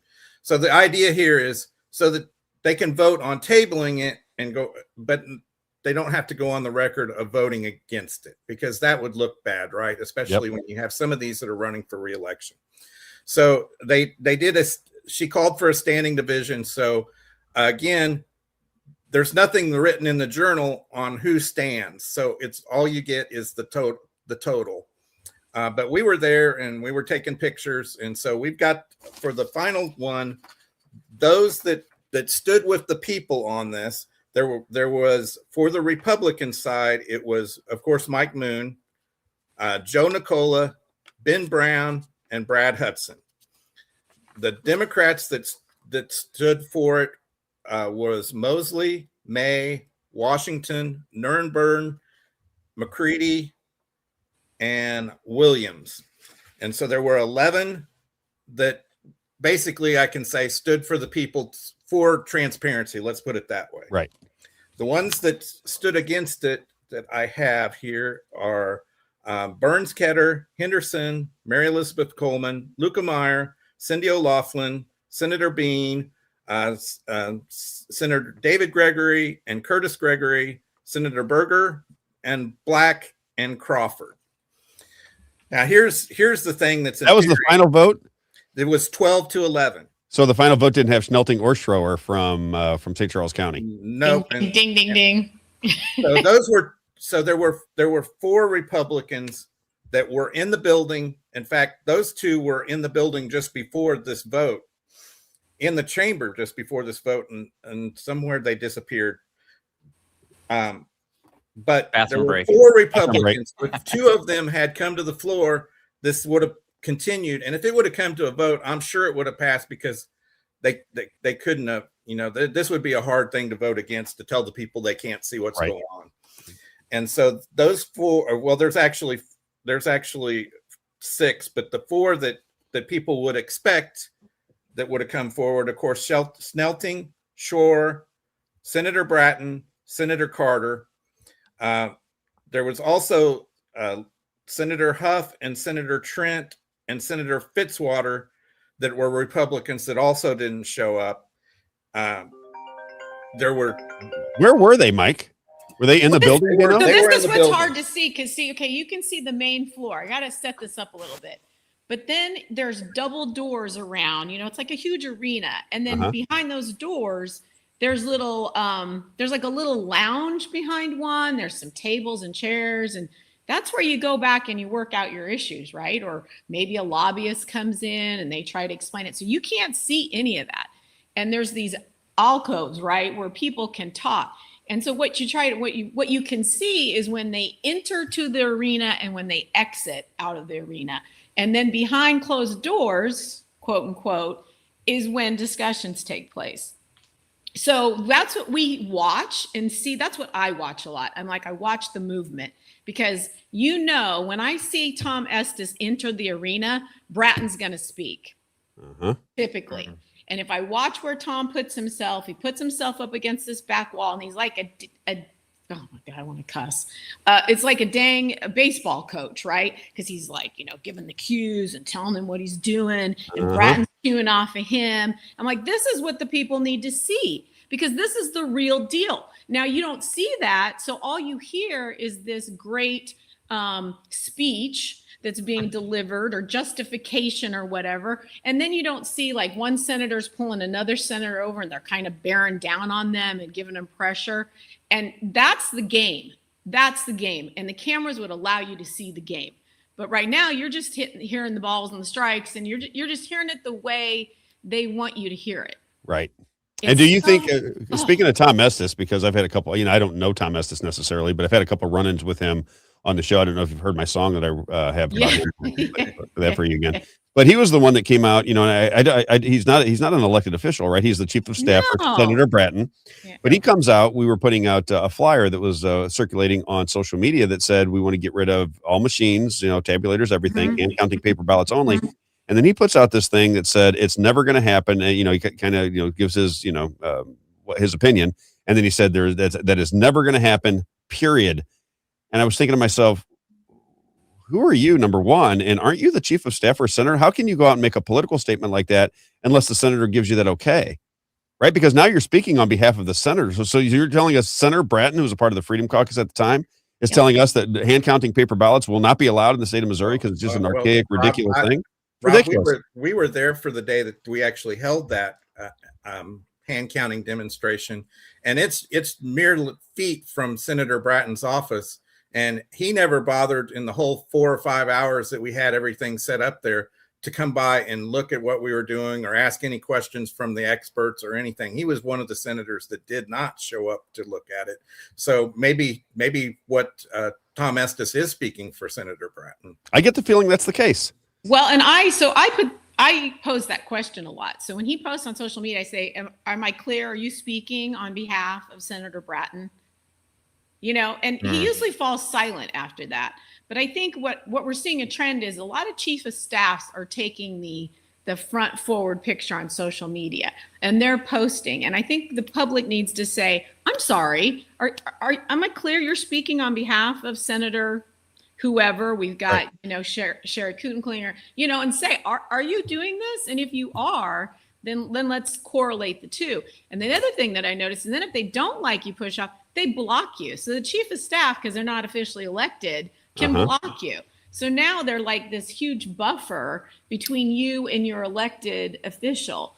Well, wouldn't it kind of make sense from a, you know, right, again, if you're kind of looking at the X's and O's and you're trying to figure out what's exactly happening? Yeah. As you're explaining this to me, it would make perfect sense if there is, you know, listen, this is just my take on things. I just think it's big business. I think Missouri Inc. is real. I would think that if I'm trying to coerce a senator into a position, right? And maybe they're on the fence. Maybe they don't really know if they like the position or this and that and the other. Wouldn't it make more sense to work through the chief of staff? Because the chief of staff, you don't see the senator with that person. They're not taking pictures of you with that person, but you see a lobbyist go in there. I would work with the staff and then have the staff redirected into the senator, because the chief of staff is chief of staff. You take a picture with the chief of staff, nobody even knows who the chief of staff is.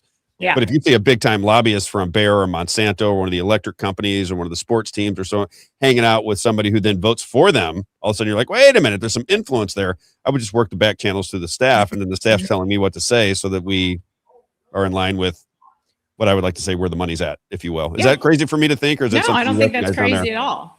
No, I mean, I think that's very, I definitely think. And you got to remember, like, chief of staff, see, they're not elected. That's a job, right? Yeah. So they have, I mean, you got to kind of play to stay, right?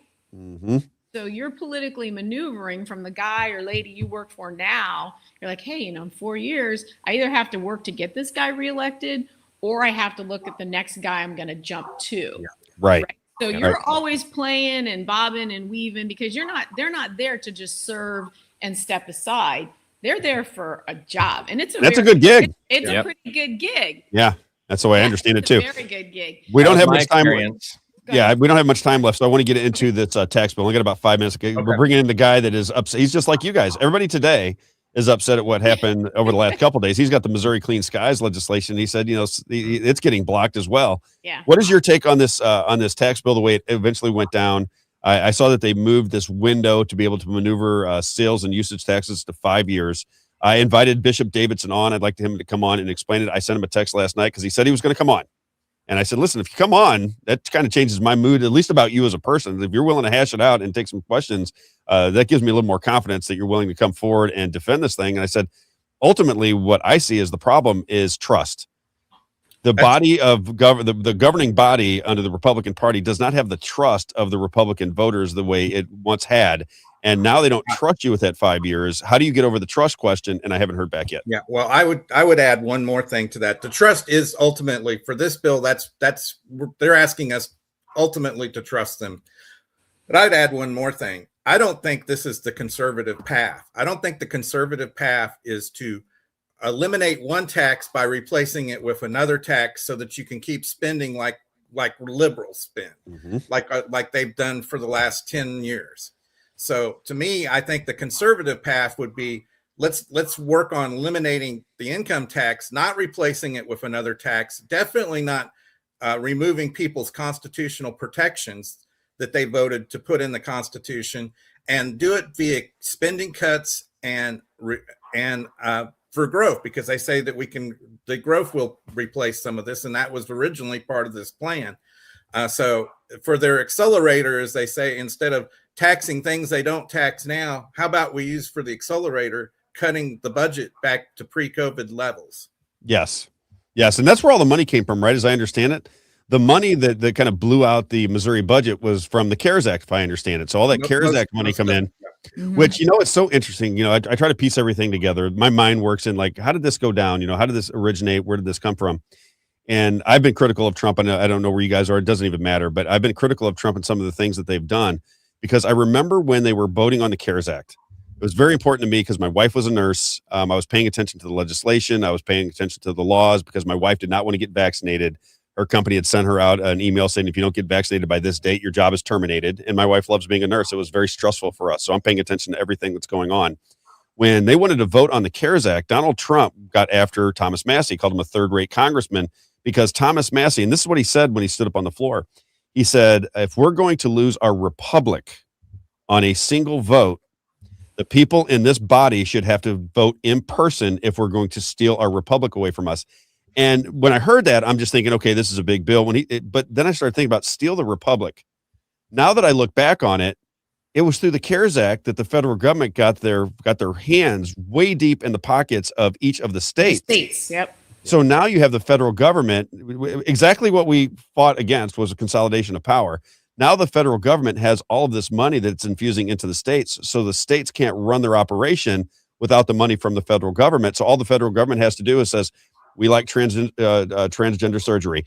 We want this land for the AI data centers. And now if you don't comply with the wishes of the federal government, they can just turn off your money. And if they turn off your money, the state can't control, they can't run themselves. So now they're in bed with the federal government, and we don't really have a sovereign state. Is that really ultimately just the what's going on? Well, we face a $1 billion deficit. Well, right now, we know next year's budget's going to start like $1.8 billion in the hole, and that's just the estimate right now. And who knows? We've overspent. Yeah. It's time to pay the piper. The government money's not coming, so guess who they're going to come to? Yeah, they're going to come to us. Ultimately, I would ask, do we think that maybe that's why they want to get their hands on other sources of revenue when they aren't offering any tax cuts, or any budget cuts? If they were really wanting to do this in a conservative way, they would be offering budget cuts and then maybe come back to us and say, well, it wasn't enough. That would be more acceptable than to say to us, well, we're not cutting any spending. And, we know what's coming down the line. And then they're asking for this. It's really a shell game in my opinion. Well, the trust me, when we can't have cameras, we drop a substitute at midnight on the bill when there's not a legal advisor awake at that time. Right. I mean, there's just, they want the trust, but the actions don't show the trust. The building got locked at midnight so that, some people that were trying to get in to see what was going on couldn't get in. I got a couple more questions for you. Okay. And it's just opinion stuff, because it's a little different with me. I look for motive, and I look for trends, and I look to you guys are very wise as to what's going on down there. Do you think that these things are pretty much baked in the cake before it ever gets to the floor? Like I was talking to Jeremy earlier, and I said it feels to me like what they do is if the leadership of the party, the Cindy O'Loughlin's, the John Pattersons, and the Mike Kehoes, if they want legislation passed, well, everybody better hop too. Yeah. And then we're going to figure out how to get the numbers to get that done. But if it originates through the people, we go petition our government, we go down to Jefferson City, as you guys like to show people how to go down to Jefferson City and work through the Capitol and everything else. But if it originates from us, the people say, listen, we are not comfortable with you not having live stream in the Senate. It originates from the people. Well, then all of a sudden there's excuses. They just can't get the vote. Somebody went to the bathroom, this, that, and the other. There's always some kind of nonsensical argument that they like to make. And they get mad at me for pointing it out. I'm like, well, wait a minute. I'm just, if I'm wrong, tell me. But they never want to tell me I'm wrong. They kind of hit me behind my back. I hear people talking about me behind my back and that I'm a Democrat shill. I'm a this. I'm like, well, fine. I mean, do whatever you want to do. But it does seem, as an outsider looking in to what the process is, that these are all baked in the cake. The leadership is going to get what they want. This has all been prearranged. And then if it comes from the people, your odds are much less that this is even going to get to a vote or get through committee. I would ask the people when they see the attacks that they bring on you or the Shield Maidens or any other group, ask yourselves, but did they answer our question? Because that's the real point. That's all distraction, diversion, and destruction. That's when they don't have the facts on their side, that's what they resort to. And let's always focus them back to the question, because this should be about answering the questions for the people and getting the people the government that they should have. Exactly. That's how I see it too. That's why I said if they just begin public debates, this will all hash itself out, because I think there's questions they can't answer. Yeah. The process of picking the Speaker of the House, that is, and they'll say it to you. I mean, they even say it on the show. That benefits the party. If you're just looking out for the party, that definitely benefits the party and the party associations and the money and all the back things that are going on. But if it's for the people, how do you not let the people that just got voted in, that just had campaign promises and brought in all this money to win their campaign, how do they not have a real say in who their leader is going to be when that leader is the gatekeeper of all legislation? It just doesn't really make a lot of sense for the people of Missouri, but it does make sense for the party. Yeah. Well, and I'll give you some proof of that, because on the floor in the House, Lisa Darnell questioned a fellow Republican about a bill, and he didn't know the answers, and you could tell. And so it got a little bit uncomfortable because it was a Republican challenging a Republican. It was the compact bill. So then later on that Monday, when they had the Republican caucus, it was brought to everyone's attention that something occurred on Thursday that should never happen. It should never be done that you question a senator like that. It was improper, and that's not how we do this, and you're just going to fall in line. So that is the process. So again, when I say we're thinking Democrats and Republicans, you really need to think the political elite against the people, right? Or the establishment against the people. And as far as this tax bills goes, if you think there aren't elite Democrat donors that want this tax bill, you're mistaken. Oh, yeah. They do want it. That's why the Dems, Democrat senators didn't do a huge fight at all. I mean, they filibustered everything up to this point. An amendment this, an amendment that. They threw forward no amendments on the tax bill. They sat down. Even their own side called them out and said, "Boy, Ashley Lonnie called them out. Yeah. Ashley Lonnie said, "What? No filibuster on this? What's going on?" So guess what? Their donor elites they're on the same page. 100%. I think that's obvious. But again, I say that sometimes. I say that and people get mad at me. I said, it just seems obvious. I don't know why we're fighting over it anymore. It seems relatively self-evident. Anything else, guys? Because I got Missouri Clean Skies on the horn. I love seeing you guys. Keep doing what you're doing. I was going to ask you too. I would like to testify in front of these people every once and again. Yeah. I would call myself a dual citizen, right? I spend almost as much time in Missouri as I do Florida, but my wife is in Florida, so I like my wife, and I'm gonna stay where she wants me to be. But she allows me to go back to Missouri as much as I can. I would like to get in front of these committees every once in a while and begin my line of questioning so that I can kind of find out what I need to find out. Can a citizen or can somebody who's paying taxes in another state address these people in the state of Missouri? Is that legal to do? You can come down and testify, but they won't. You can't ask them questions during the committee. You can only offer your testimony. Oh, that might even be better. They can ask you questions, and that can be better. So when the next time you want to. If you can get down here, and there's only 3 weeks left of this session, so if you I'll be back the first part of May. I may come down there with you guys if you guys are down there. Let us know. We'll take you, because we start in the mornings in the Senate 8 o'clock. Senate committee. So I'm going to take you up on that. I will. I'll take you. I'll be in touch with you guys soon. Have a great day. Thanks for all you guys do. Again, very quickly, actformo.org. Actformo.org if you want to check out their website. All right. Boy, I like talking to those people. I don't know why they're just they're refreshing to me because they're honest. Got to bring in my guy, Michael Hogan from mocleanskies.org. So we're just kind of going through Missouri politics. I did want to say one thing before we bring him in. Go ahead. Do you know Stone's rules, Roger Stone's rules of politics? Have you ever heard of his book? No, but it's probably just like Trump's. Yeah, so that's where Trump got all of his ideologies, was from Roger Stone, and he has a book called Stone's Rules. And the number one rule is attack, attack, attack, never defend. That was Roger. That was Cohn too. Roy Cohn. Mm-hmm. Yep. Roy Cohn said, never apologize. Keep marching forward. And never give them 1 inch, no matter if you're wrong or not. Just keep moving forward like it never happened. That was Roy Cohn as well. Yeah. All right. That's it. That's all I wanted to say. Let's bring in my Mo Clean Skies guy. What's going on, Mr. Hogan? Can you hear me?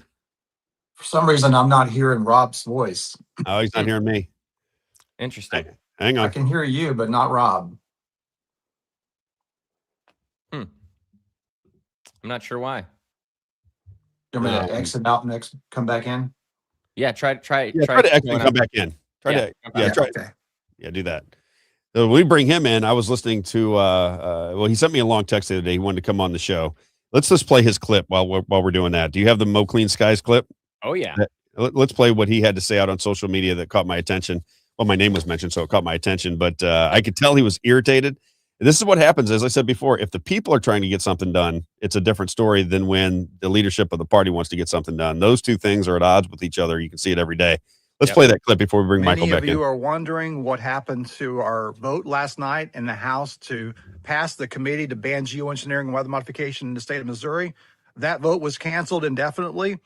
I'll tell you right now, I'm very angry, upset, embarrassed, and frustrated. I'll be on the Robb Carter Show this Thursday at 11 a.m. Central Standard Time, and I will be giving you the details about what happened to this year's legislation that has left Missourians unprotected, and I will name names. And so just letting you know that.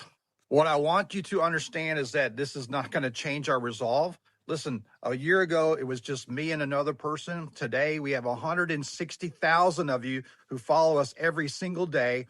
We have 26 million views. Just last night's post has already got 50,000 views. So you guys want this. You're going to get behind us. We're going to start next year on fire. I will say that the Senate is supposed to be voting on our bill in the Senate on Thursday. However, it's been slow walked since February, and now we have about 3 weeks left in the session. So not too happy about that either.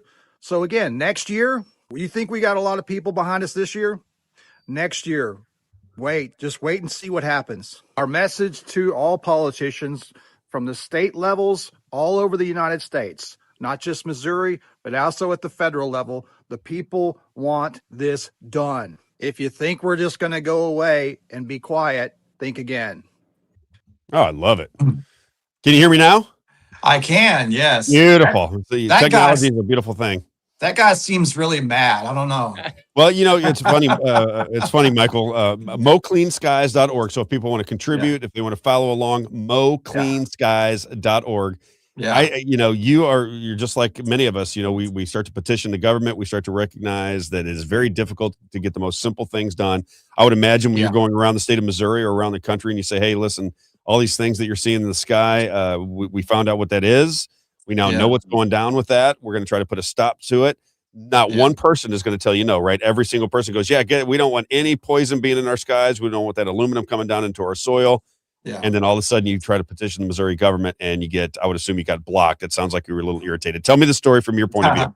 Well, actually, I'm happy right now, believe it or not. Good. And that is because the Senate bill passed unanimously this morning, just about an hour ago. You know what's interesting? I was going to ask you about that because Senator Nick Schroer, I worked with him at News Talk. Yeah. All right. So I worked this was something that he was very interested in. And he's a powerful guy up there.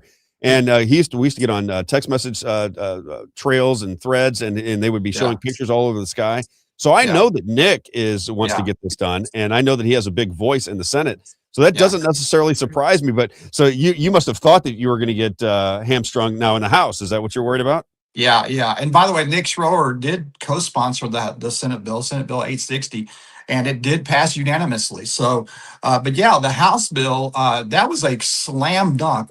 I had all but one representative voting for it. Okay, 100. I mean, I go up there and I do things that you're probably not even supposed to do, but I get up there and I don't take no for an answer. I mean, I'll challenge anybody. This is our house. You know what I'm saying? It's like, Right. I'm determined. I'm not up here for my own. I don't get paid one dime. Okay. I'm not doing this for my own, it's fact. I had a really good life before all this. Oh yeah.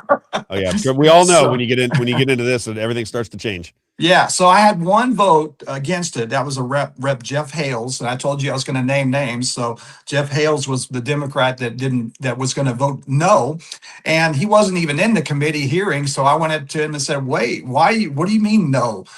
Do you not want to breathe clean air and have a clean environment? Isn't that your platform anyway?" And so he just said it was, it's partisan and we're going to vote party lines. And I said, no, no, no. All the other Democrats on the committee are voting yes. So maybe I caught him at a bad time or whatever, but he didn't seem to be very kind that I was challenging him. Very happy about that. So we got to the committee hearing and to just the vote. I mean, we had a great hearing, and then a week later we had the vote. And Rep. John Black decided to come out of the nowhere and just throw a monkey wrench in it and say, just completely stopped the hearing, and they had to postpone it, and then now it's completely canceled indefinitely or postponed indefinitely, whatever.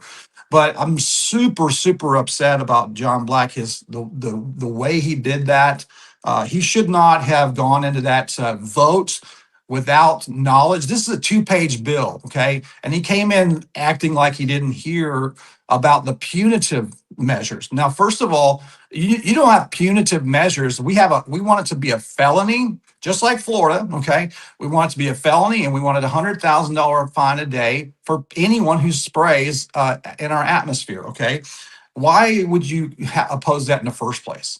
But he acted like he didn't hear that. Now, if you roll back the tape, he was sitting right there while I said that in the hearing, and he was I guess he wasn't paying attention. And so that was extremely a kick in the gut, when knowing that we had it pretty much in the bag.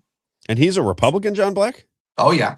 In fact, I found out he's not running it again because he's a senior. I guess I don't know if there's term limits or whatever, but I said I made a comment that I was gonna campaign against him because I'm pissed. I'm sorry. So those are the two guys, Jeff Black and Jeff Hales. Those are the two that got in your way. John Black and Jeff Hales. Yeah, that was the two. But then once John Black spoke up in the vote, he started to bring doubt. You could see reading the room. You saw, oh my gosh, everybody's starting to question this now, even though this is a part of the thing. It was part of the testimony. It's not a surprise. It's in the bill, things like that. And so, but it's not all bad, okay? Because let me just say, Trisha Burns is the chair lady on that committee. We know Trish. Yeah, so she came in and she said she was an eye roller coming into that committee hearing. And she walked out of that hearing saying she's in full 100% support. And so I think she read the room too, and she didn't want it to go to a no vote because of what John Black did. And so she tried to help us out, I think. I'm still not happy about it, but she's going to be a big proponent for us going into the next session. I know she's running for Senate, so whichever direction she goes, I think she's going to be a real big help for us. What is in the sky? So let's get back to that because that's the legislative part. What did you find out as you went through this process of saying, what are they spraying in the skies? What did you find out? Who is doing it? One of the things I'm just going to ask you, because I don't know the answer. I keep thinking that what happens in the Missouri government is always tied to the federal government. I don't know what's being sprayed in the skies, but if it's a federal government program and you get half your budget from the federal government, it would seem to me that you can't do some of the things that would be common sense because the federal government is now running the show and you can't push back against the federal government. That might be why if you say there's going to be penalties, you're like, wait a minute, this is a federal government program. That's what I started to think when I heard that this was getting pushed down, because there's just no way that either Democrats or Republicans would say they want these things to be sprayed into our skies. It just made me think this might be a federal government program. Did you find out where these things originate and what's in the air? Definitely. Well, at the state level, here's what we're banning. Okay, I'm going to make a clarification here. We're banning stratospheric aerosol injections and any type of geoengineering, which is basically these climate change cabal. Basically, this is their idea of mitigating climate change by spraying sulfuric acid and aluminum and other types of things into our stratosphere to block out sun rays. Okay. It sounds crazy, but that's what Dimming they're the skies. doing. Dimming What's the that? skies, right? Dimming the Yeah. skies. Can I tell you a Dimming the story sky. very quickly? I'll just tell you a real Yeah. quick story just to show you how true that is, because I have firsthand experience. My father and I and my son went over to watch the British Open, right? So Yeah. this was the British Open over in the UK, and I have pictures of it. And I noticed as soon, because it was kind of rainy and cloudy when we first got there, but the first day of golf, we come outside and we're outside, and I'm looking up at the sky, and I kept thinking, man, these are blue skies. This looks so different than it does in the US. You can get the big rolling clouds, and the skies were just bright blue. And I didn't think much more of it until this conversation started thinking, I'm like, why would the skies be bluer and prettier and more majestic in the UK than they are in the United States? And then this whole conversation about dimming the skies came into effect. I'm like, Yeah. that might have something to do with it, because you can see a difference in the color of the skies. Even on a bright blue sunshiny day, it does not feel, it's a different color in the UK. I noticed it right away looking up at the skies. Well, I'm going to make some clarification here because what I just mentioned, stratospheric aerosol injection, that's in the stratosphere, which is miles and miles and miles ahead of above us. You can't see those planes. You're not going to see those trails. Okay. What you're seeing is trails like what we call chemtrails, right? And that's the issue that got me involved in this in the first place, because I'm sick of seeing this stuff. And yes, they are completely covering our sky.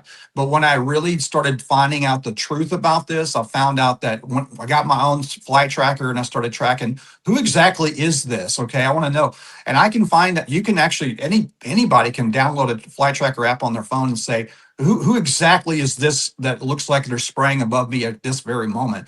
And it'll tell you the name of the airline. It'll tell you the altitude. It'll tell you where they left, where they're going, the tail number, things like that. And by and large, the majority of these things are going to be commercial airplanes. They're going to be United. It's going to be Delta, Frontier, on and on and on. And so I thought, whoa. Are they spraying with pumps and pipes to spray the stratosphere? That seems preposterous, and it is. The thing is, this is an issue that the EPA knows about, and they're using this thing to cover our skies for climate change mitigation too. So don't get me wrong, but this stuff is coming out of their emissions, out of their fuels that are laced with these things, in particular sulfur dioxide, which turns into sulfuric acid, which is what the globalists want to spray in the stratosphere. Okay.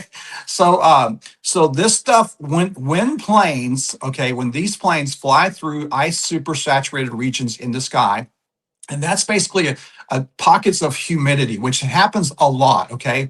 They go through these really cold and wet territories in the sky.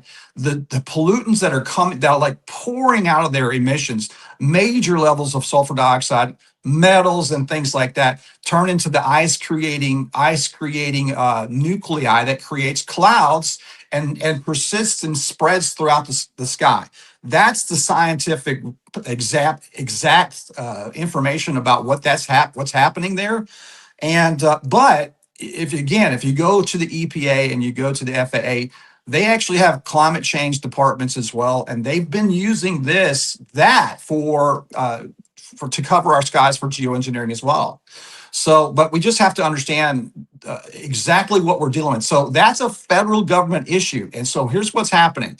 At the state level, we're stopping stratospheric aerosol injection. We're saying that we do not want you to intentionally spray this stuff in our stratosphere. And there are private companies that are doing this too, not just government.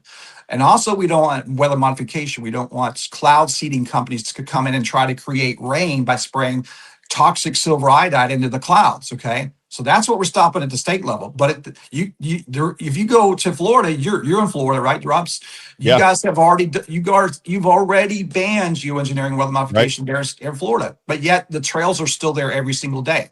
It's because the planes that they're spraying, that look like they're spraying, are commercial aircraft by and large, and it's coming out of the emissions. So the law has nothing to do with that. So what we have to do is go to the EPA and the FAA and demand that they already know this is happening. They're happy that the public thinks that what they're seeing is nefarious undercover pilots that are literally spraying them out of their nozzles like stratospheric aerosol injections, but it's not. So we're going to say, hey, EPA, Lee Zeldin, you know this is happening. you have the Clean Air Act gave permission to the aviation industry to pollute our skies with toxins because this Clean Air Act focused just on carbon and did not address anything other than carbon, right? Because that's the whole climate change thing, narrative. Right. So that's changing with Lee Zeldin. So what we're doing is we're gonna come out with a major push, me and a lot of other groups across the country, and we're going to demand that they clean this up. And there's ways for aircraft to avoid ice supersaturated regions, to not create a cloud. Okay, that's technology is happening. American Airlines has already has that in motion. They have partnered with Google AI where they avoid ice supersaturated regions, and they have reduced the number of contrails or chemtrails by a substantial amount. And so one thing I noticed is that I almost never see an American airline doing that. So because they've already implemented that procedure. But again, lastly, the most important thing is we have to make sure that these airlines are not spraying poisons onto our planet, okay? Regardless of whether they look like, whether we see them or not.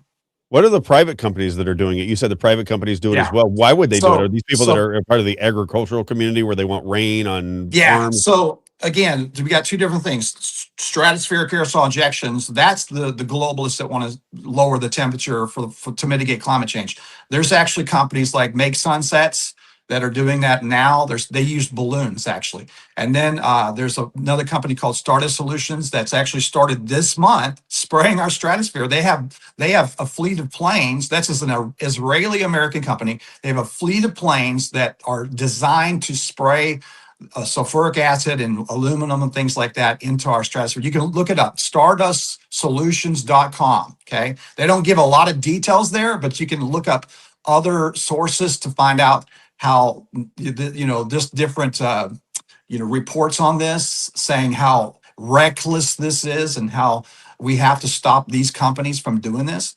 So this is a for-profit company.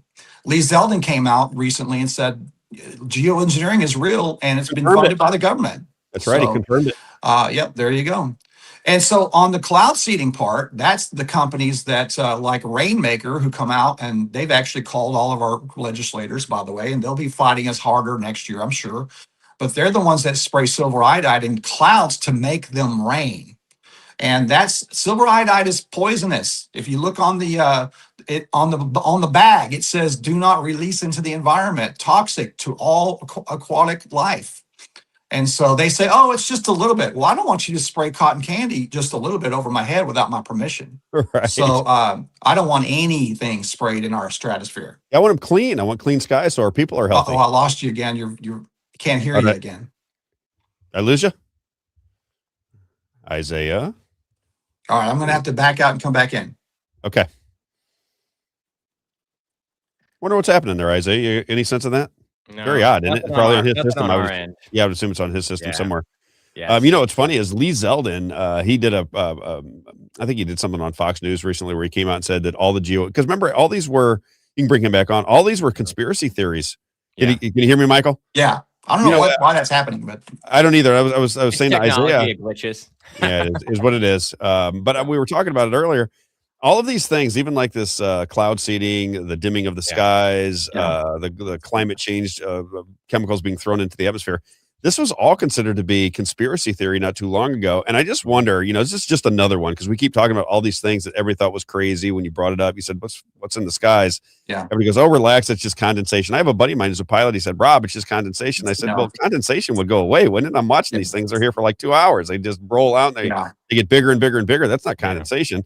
And all these things are coming to fruition, which makes me wonder, who is governing our society anymore? What is going on? I mean, this is not what people, if it's a government of, by, and for the people, this is not what we want. This is what big corporations want. These are people with political interests. This is what they want.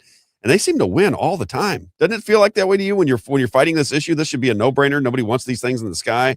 Yeah. We lived without them for centuries. So this is not something that we have to have. But yet when you fight your government, it doesn't seem like you win very often. And this is a major, major problem. If we don't get ahead of this, if we don't make a stop, you could stop all air traffic right now, and it would take 2 years for all the pollutants to clear out of our atmosphere. Imagine that. So every day there's 100,000 flights per day going across our country and all over the world. And imagine the amount of pollutants that are coming out that are creating this. And then on top of that, they want to add more pollution. You can look up Dr. David Keith, who went on the Stephen Colbert show saying, yeah, we want to add more. And he said, this will result in tens of thousands of deaths, but we hope that it'll save more than what we kill. I have a link on my, you got the argument. You think I'm joking? Go to our YouTube page or our Facebook page, and you can see a video of him saying those exact things. That he thinks it'll save more people than it'll kill with the poison. Yeah, because he thinks, well, if we don't lower the temperature, we're all dead, right? These people are psychos. That person. There's a bunch of Bill Gates is part of this whole equation. He's funding it. He has Ken Caldera, who works directly for him. He's his mad scientist, basically. So you can't look up geoengineering without seeing Ken Caldera's name pull up. But all over the world, these are guys that go to the World Economic Forum and they yup it up and they talk about all these things that they're doing, and they talk about how it's a capital venture for them. It's all about money and control. Right. You create the scenario. You have a hot summer. You start creating this narrative that the world is melting, and then all of a sudden you petition the government and you make $1 bazillion off all these different things that don't make any sense, but it's creating a problem to solve a problem with more money, right? Yeah. And if you get into the taxpayers' pockets, whether it's state or federal government, as I always say, if you want to get rich, figure out a way to do business with the government. That's really what it boils down to. If you do business with the government, you're going to make some money. I'm thinking about opening up my own quality leering program here in Missouri because I didn't know that you could make so much money by doing absolutely nothing. Right. How'd you get into this? Did you want to open a daycare together? Oh gosh, man. I was standing on the back porch right on the other side of this wall, looking up at the sky like you, right? Going, what in the heck? In the morning, it's gorgeous. I love the sun, especially in the summer. I'm a lake person. We have the lake view right here. Got a nice day going on. And I'm like, it's a beautiful day. And then at noon, it was like completely covered in, just like some people say, dreary Missouri. I think now I understand why they call it that, because this kind of crap happens. And it's just so disappointing, to see this. And so that's what got me into it. And then I started realizing, really studying the truth about it. I don't want to spread misinformation. I'm not a conspiracy theorist because I guess I kind of am. It depends on who you ask, but I really am factual. I want to bring the facts, Yeah, when I think you're kind of like me, and when you get into these things, you don't want to be the lunatic with the tinfoil hat. So you want to make sure that whatever you're talking about, there's either a disclaimer or you've done your homework and you've verified that this is happening. That's the way it was with me in COVID. Michael, I'll just tell you a quick story. When I started with COVID, and I happened to be in China when the whole thing broke out, and I started watching the propaganda over there before it got here. It was American propaganda in Hong Kong. But it was before anybody heard of COVID, and they were showing people walking down the streets in China and falling down. I'm like, well, I was just in the streets for 2 weeks. I've been all over China. Nobody even knows that COVID exists. So I get back home and I start telling my friends and family this.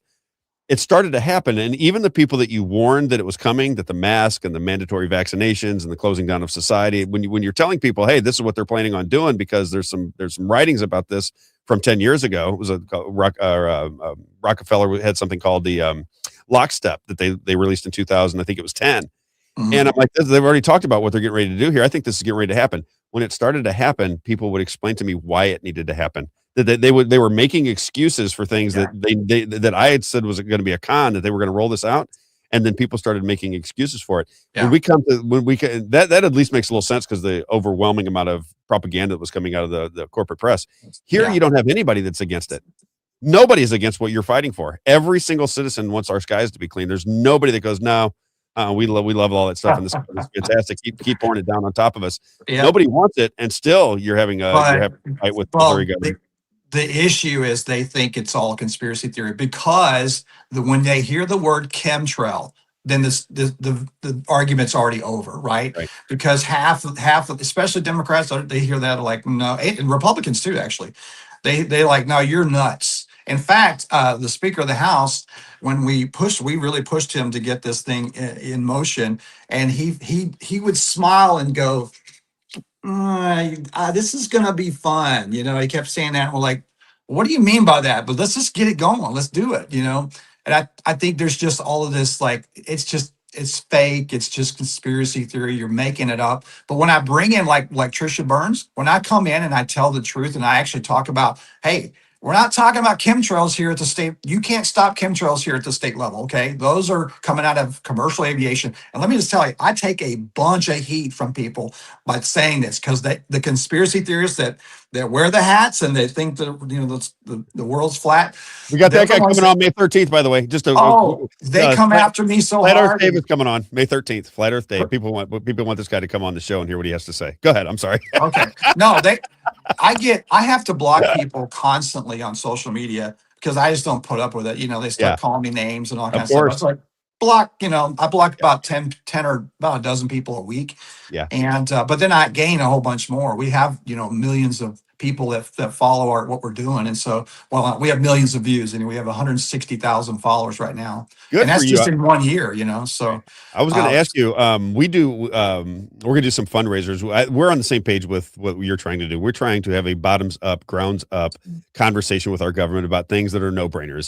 There are certain things that people argue about all the time, but there are certain things like video in the Senate, the process of picking the leader, single subject bills, or clean skies, these kinds of things.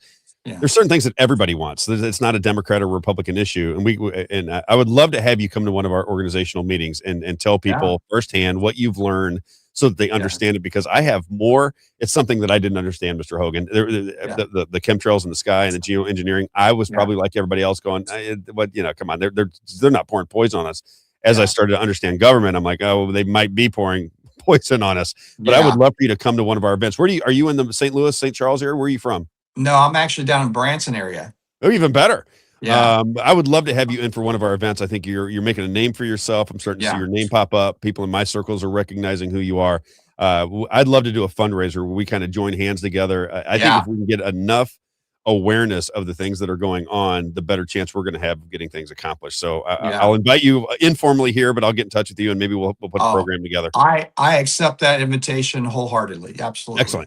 Excellent. All right. I got a question Go ahead. for you, Mike. That's it. Now, go to mocleanskies.org and find out how you can support this or you can help us. I mean, this is a group effort. I tell you what, whenever we ask the folks to make calls to these legislators, they do it. I mean, there's a lot of people that do it. A lot of them, yourself as well. We have a lot of common people that we know.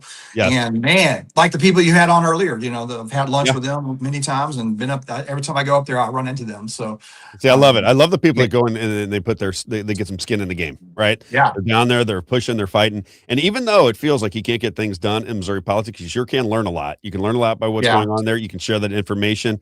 I continue to say, and I don't know if you've heard me say this before, I really believe it's just the pressure. They get pressure from the lobbyists, they get pressure from leadership. If the people outweigh the pressure they're getting from those two organizations, the big lobby money and the leadership within the parties, if the people overwhelm them with pressure, then all of a sudden you're going to see them change their opinion. But until then, I don't think it's going to change. I think that's the system, and they'll recite the system to you all day long. So you have to push that system in a direction that satisfies voters, citizens, we the people, that kind of thing.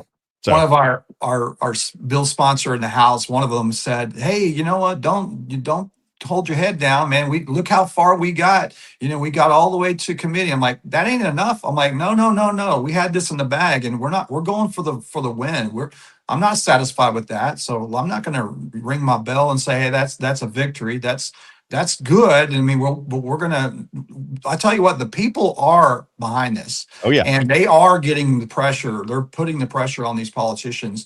And I think if we just have the conversation like we did in that committee hearing, where they hear the truth from me and they go, okay, oh wow, you mean that makes a lot of sense, they're gonna understand what we need to do in Missouri and what we can't do in Missouri and what we have to do go to the federal government to do. So, amen. All right. Well, I'll be in touch with you. I think Okay. you're doing a great job, man. I really appreciate you popped on the scene. What, maybe in my world, maybe 6 months ago, and you've Yeah. made a lot of progress very quickly. So I give you a lot Yeah. of credit for putting the hard work in. Michael Hogan, Thank you. Missouri, mocleanskies.org, mocleanskies.org. Give them a donation, follow their website, follow them on Facebook, and we'll stay in touch with you. I'll be in touch soon. Awesome. Have a Thank great- you so much. You got it, my man. Have a great day. All right. Well, there's a lot of But- Missouri politics today. Did we Yeah, learn that anything, stinks. Isaiah? He couldn't hear us. He could only hear one of us. I don't know why. Yeah, that's kind of weird. I wonder. He could only hear me, or he could only hear you. He couldn't hear us both. That's the only time that's ever happened. So I wonder what kind of technology is going on. He was on his phone, so that might be an issue too. Yeah, it might be something. Yeah. I always feel like What I was going to bring up is that, did you see the Sean Ryan episode on cloud seeding, talking with the CEO of a company yes. called Rainmaker? Yes. And You're because talking about down in Texas, right? That was down in Texas. Yeah. Yeah. He talked about the floods in I Texas. see everything, Isaiah. Yeah, of course. I figured. I see. But that's what I everything. wanted to ask. That's what I wanted to ask Michael about. I wish he could have heard me, but maybe he can watch. Maybe he's watching now and he can hear me. Do you have his info? Send him a text. He'll probably Yeah, answer right absolutely. away. Absolutely. Let's move on just to some things I want to get to. So that was a lot of Missouri politics. I know. Try to keep everybody informed as to what's going on in Missouri politics. That's where the advertising is coming from, is from our friends and network in Missouri. So we'll stay on top of Missouri politics. But I want to get to just some things that are, I think, very interesting. And it is the fight with inside the bubble. Okay. I've been talking about this a lot lately. We can talk about the Iran war. The reason I'm not really right now focusing on the Iran war, which is very interesting to me to begin with, is I don't know who to believe anymore. I don't have any idea if there's a blockade in the Straits of Hormuz. I don't have any understanding of what is happening. I try to understand it. I'm looking at all of the information, but it's all conflicting. It's conflicting from within our own government. You hear one thing one day, something the next, and the next. I'm like, why am I commenting on things that I really don't have any understanding of anymore? I'll just say this. Yeah. I support the troops. If the troops are in the battle, those are my people, and I am rooting for them. I question my government. I don't think we should be in Iran. I don't think that they are looking to nuclear annihilate the entire world as though is being described. I said, that's just my opinion. Isaiah, still free? Yeah. Still free free. My opinion is that the United States government has been an expansionist operation for quite some time, using the problem reaction solution idea, where they go into countries around the world, our CIA, other global entities, intelligence operations that print money. They can go in, they create a problem, and then all of a sudden we are fighting for these problems that were originally created from us in the first place. That's what I think is happening. The war's won, but just in the last 15 minutes, there's been a bunch of flurry of intel that's come out that dozens of American refueling aircrafts have arrived in Israel. And Israel is currently waiting. This is less than 2 minutes ago. This is a senior Israeli official that said, we are preparing for approval from the Trump administration to resume the fighting. But we won the war. The war's over. We won the war, but we're still fighting. Yeah. I have a friend of mine he played baseball for me, a really good ball player. He's been sending me stuff that these oil refineries and oil production companies are on fire all over the world. I saw that. He goes, have you been paying attention to this? I said, crazy. I didn't know much about it, but apparently these oil refineries all over the globe are blowing up. So you can only imagine if this is what is happening, and this is being reported all over the world. So you have to think. It was like the 9th one when I saw it. It was like the 9th oil refinery that had just blown up. We had one in Texas just recently. Remember, we just had one in Texas where it just happened. So these oil refineries are blowing, and the problem with the United States, as I understand, is we don't have a lot of oil refineries. We create the oil, but the refining of the oil, the EPA doesn't like it, so it's very hard to get oil refineries built in the United States. At least that was the mantra 5-10 years ago. I would assume it's the same. But if these things are all blowing up, you can only imagine what's going to happen to oil prices at some point. I mean, it's just a matter of time before it hits the United States, right? We have our reserves. We'll be working off the from within our hemisphere getting oil, but when oil production when refining oil becomes a problem, it's eventually going to get to us. Do you think that's why our gas prices haven't gone down, even though the barrel prices are going down? I need to get an economist on. Every time I try to speak about oil, I feel like I'm lying. I know I'm not that smart, but I don't know enough about it. You know, I don't trust them. I know that, but that's about all. You saw when the barrels were up to almost 120 a barrel, right? Yeah. And now they're at like 80 something. But I mean, gas hasn't gone down for me in my area. I don't know about you. What is it out there? So I think we're at 409. We're at 409. 359, maybe 369. I maybe even up to 379 too. Well, that's a big jump. I mean, it was 279, 269 through 289 in Missouri for a long time. So a dollar jump when you're already getting squeezed on food prices and electric bills and everything else. I was hopeful he could get it to $2, and then he started making all these decisions that he said he was never going to do. And you're not supposed to here notice. we are. You're not supposed to notice. Can we do one more? I'm gonna do the fight within the bubble before we leave, and then I want to do Trump 5D chess, or is this Trump 5D BS? Let's do this one because this is one I can't wrap my arms around how people are not bringing this to his attention. Because what I said is, got to have the Rolodex of the mind, right? It's just if you think in terms of sequence, if that's just how your brain works, and that's how mine works. I don't know why, but I see things. I can remember what Tuesday and Wednesday and Thursday, when it comes to politics, sports, certain things click my memory, and it's easy for me. So I was paying attention to Donald Trump when he was running, and one of the things that he said was he was going to cut energy prices by 50% within 12 months. And he said it over and over and over again. And as I've said many times, we're not rolling in dough over here. So if you're going to cut my energy prices, which are $400 or $500 a month, that's like getting another check from somebody. That's like it's like finding another advertiser. You're going to give me another 200. If you cut my energy prices in half, that saves me $250 a month. I could use it. Could you use $250 a month, Isaiah? Oh my gosh, yeah. Okay, I could use it. Diapers, blueberries. So when he's diapers and blueberries, exactly. So if he's telling me this, I'm thinking, okay, if you're president, I'm going to keep an eye on this. We're going to get our energy prices down. Check this out. It is clip number 12.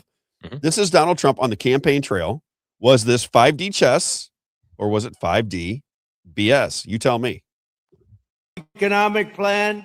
We will cut your energy prices in half within, mark it down. I did. And you can get very angry at me if we don't do it. I'm angry. Within 12 months, your energy prices will be cut in half. My plan will cut energy prices in half or more than that within 12 months of taking office.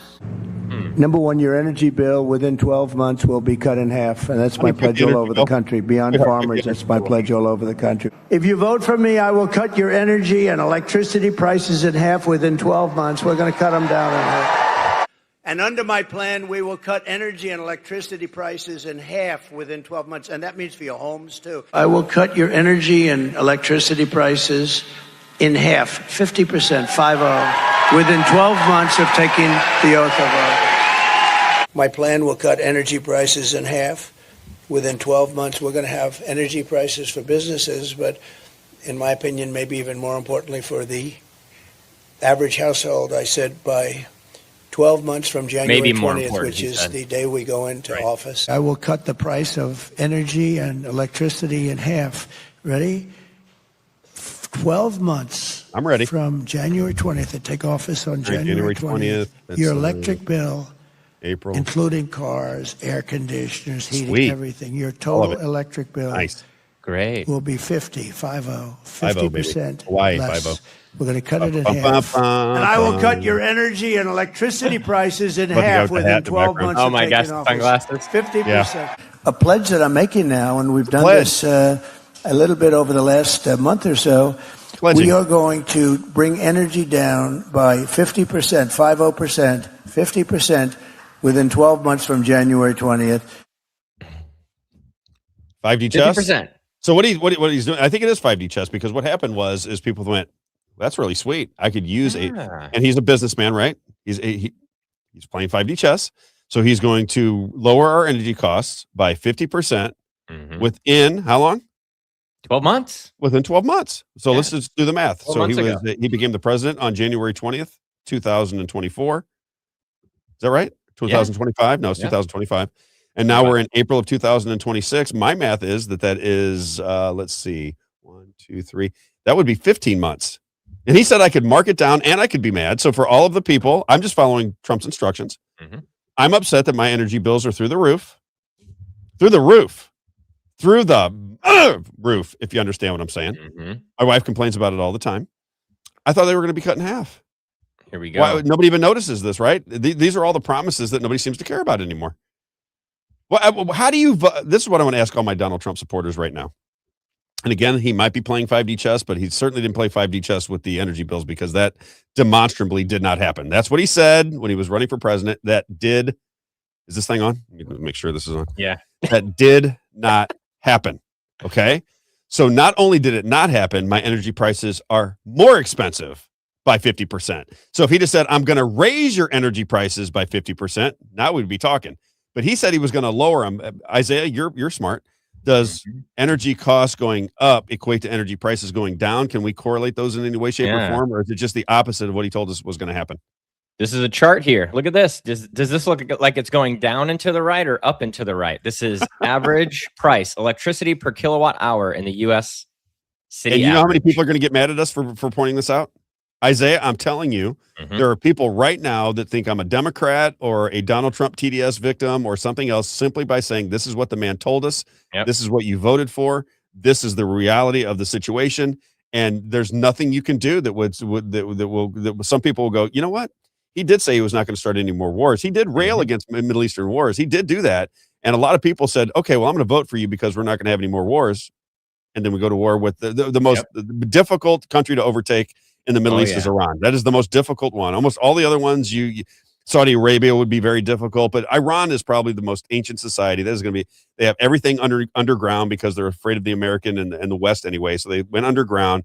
It's a religious, disciplined country, right? So this is no war. Then we go to war. We're going to get rid of all the people that came here illegally, except we're not. We're going to find out about what happened to Epstein, and then we're not going to find out what happened to Epstein. We're going to lower your energy prices by 50%. Then we're not going to lower your prices by 50%. What am I missing? Why are people? Because when on the radio station, I would get hammered, and people. I think it was kind of people were saying that I had a meltdown over Donald Trump and this and that and the other. That was kind of the theme as to why I was leaving the radio station, which I kind of love. Was that it the kind crazy of eyes? Was it? Yeah, it was the crazy eyes. I get crazy eyes at times, but people were mad at me. I mean, mad at me for pointing these things out. I mean, just calling me names, and I just found it funny. I always look at it like, wait a minute, I'm just telling you, you're mad at me for telling you exactly what's going on. Why would you be mad at that? Because if Donald Trump does something at odds with what he ran on, I'm supposed to ignore that because the Democrats are worse. That was the argument. I think was the Democrats are worse. Therefore, if Donald Trump tells you the moon is made out of Swiss cheese and you find out it's made out of cheddar, I can't point it out. I can't even any of the things that he promised that didn't happen. You got to stay away from that, Rob, because you don't want to point out that the man told you a series of. I think it's what they want. They want us to do. I can tell you that personally, I had a huge blow up. I'm not an emotional person, but during COVID and the election's about to happen, and me and a friend of mine, we got into a really heated argument. And this is someone I consider a brother, basically, and I had to call him out. I was like, man, I'm sorry. I don't know why I reacted like that, and why I got emotional, and why I felt like I needed to be like that just because you disagree with me. And that was a distinct moment where that happened, and I said, yeah, I can't let that happen just because someone disagrees with me. I'm not going to burn a bridge, I told you, my best friend. Yeah. My best friend in the world for 20 years does no longer talk to me because I supported Donald Trump in 2016. Hates me. Wow. Hates me, try to get me fired from my job, calls me names. When I do the show, and people comment, you're getting glowing comments. His would always be Rob is an a-hole. He called me a thief. I'm like, thief? What are you talking about? I've never taken a nickel from anybody. What are you talking about? But I mean, just making up stories. Yeah, making up stories on my reviews when I was doing my original podcast. And I thought, what is happening in this world? What is going on? We disagree over the president. And I was a Trump supporter, and just absolutely hated me for it. My buddy Max, he's texting me right now. So my buddy Max is the one who I should have listened to from the very get-go. So when Donald Trump was running in 2016, I always say he was a kid I went to school with. He's the smartest person I've ever met in person as far as just incredible knowledge and recite and figure out things. He's a brilliant guy. And he said that from the very beginning, he said Donald Trump might be better than whatever you're perceiving it to be. He said, but it's not, Rob, the government doesn't run like you think. Yeah. It's just not what you think it is. It's nothing that is supposed to happen is going to change by who the president's going to become. And he was sitting at his farm. That's when he talked to me about the Q whole deal. And I said, so what do you, I'll never forget it. He smokes cigarettes. He's a chain smoker. He's sitting on his porch, and he's smoking away at these cigarettes at this farm out in Georgia. And at night, we had just done a show. I'd done a podcast with him. We get it all done. He had all the equipment. He's a tech guy, so he's got all the equipment in the world. He's got cameras all over his farm. It's the craziest thing in the world. We're sitting out there, and I said, man, I never did ask you. I said, what do you think of this whole Q situation? And he lit up like a Christmas tree, Isaiah. He was screaming at the top of his lungs, and I'm talking loud when I say screaming, like I get, right? Yep. Telling me what a ridiculous notion that Q is. He said, Rob, Q comes from the Bolsheviks. It originates in China. When your country is imploding, basically, is what he said. They bring out these type of stories. He goes, they serve one purpose only, to keep you from ever organizing because you think there's going to be some hero to come save the day. Yep. And he didn't say it because he knew I was such a Trump fan, but I believe what he was trying to get at, for me, was that Donald Trump is not coming to save the day for you. That is not happening. That you can get that out of your mind. That's not going to happen. But he knew that I was such a Donald Trump fan, and he's such a good friend of mine. He's been a friend of mine since high school. He didn't want to put it that way. Now he contracts with the DOD. He's brilliant. When he writes a paper, they're like 70 pages long, and he'll knock them out in 3 days. And it's just frame of consciousness, his awareness of what's going on. And I'm going to have him. I hope to have him be a part of my website. So when we finally do the website and we have it up and running, there's two guys, and my buddy Larry and my buddy Max are just terrific authors. And I want to have them, if you're somebody who likes to read, some people like to read, some people like to listen, some people like to watch. If you're a reader, I have two guys that just put out incredible information. They're very articulate. I love them. I think they're fantastic. And I want to have room on my website for people to go in and listen to what they have to say. Max is a little different than Larry. Larry is, he has a website. I think it was called Left Turns. He's a conservative thought. He's a little bit more like Victor David Hanson. That kind of cerebral thought process, words that I have to look up. I can't, it writes me 6 paragraphs and I'm spending 10 minutes trying to figure out what the words mean. And then Max is somebody who can just break down any situation and explain it to you in a method that is so fantastic that it'll just blow your mind at the depth of thought that he puts into it. And it's very detailed, and he's just terrific at it. He is the one that told me from the very get-go, it's not what you think it is, Rob. This is not how our government works. Our government is in cruise control. Politicians are there so that you think you have a say in your government. That's really what it's about.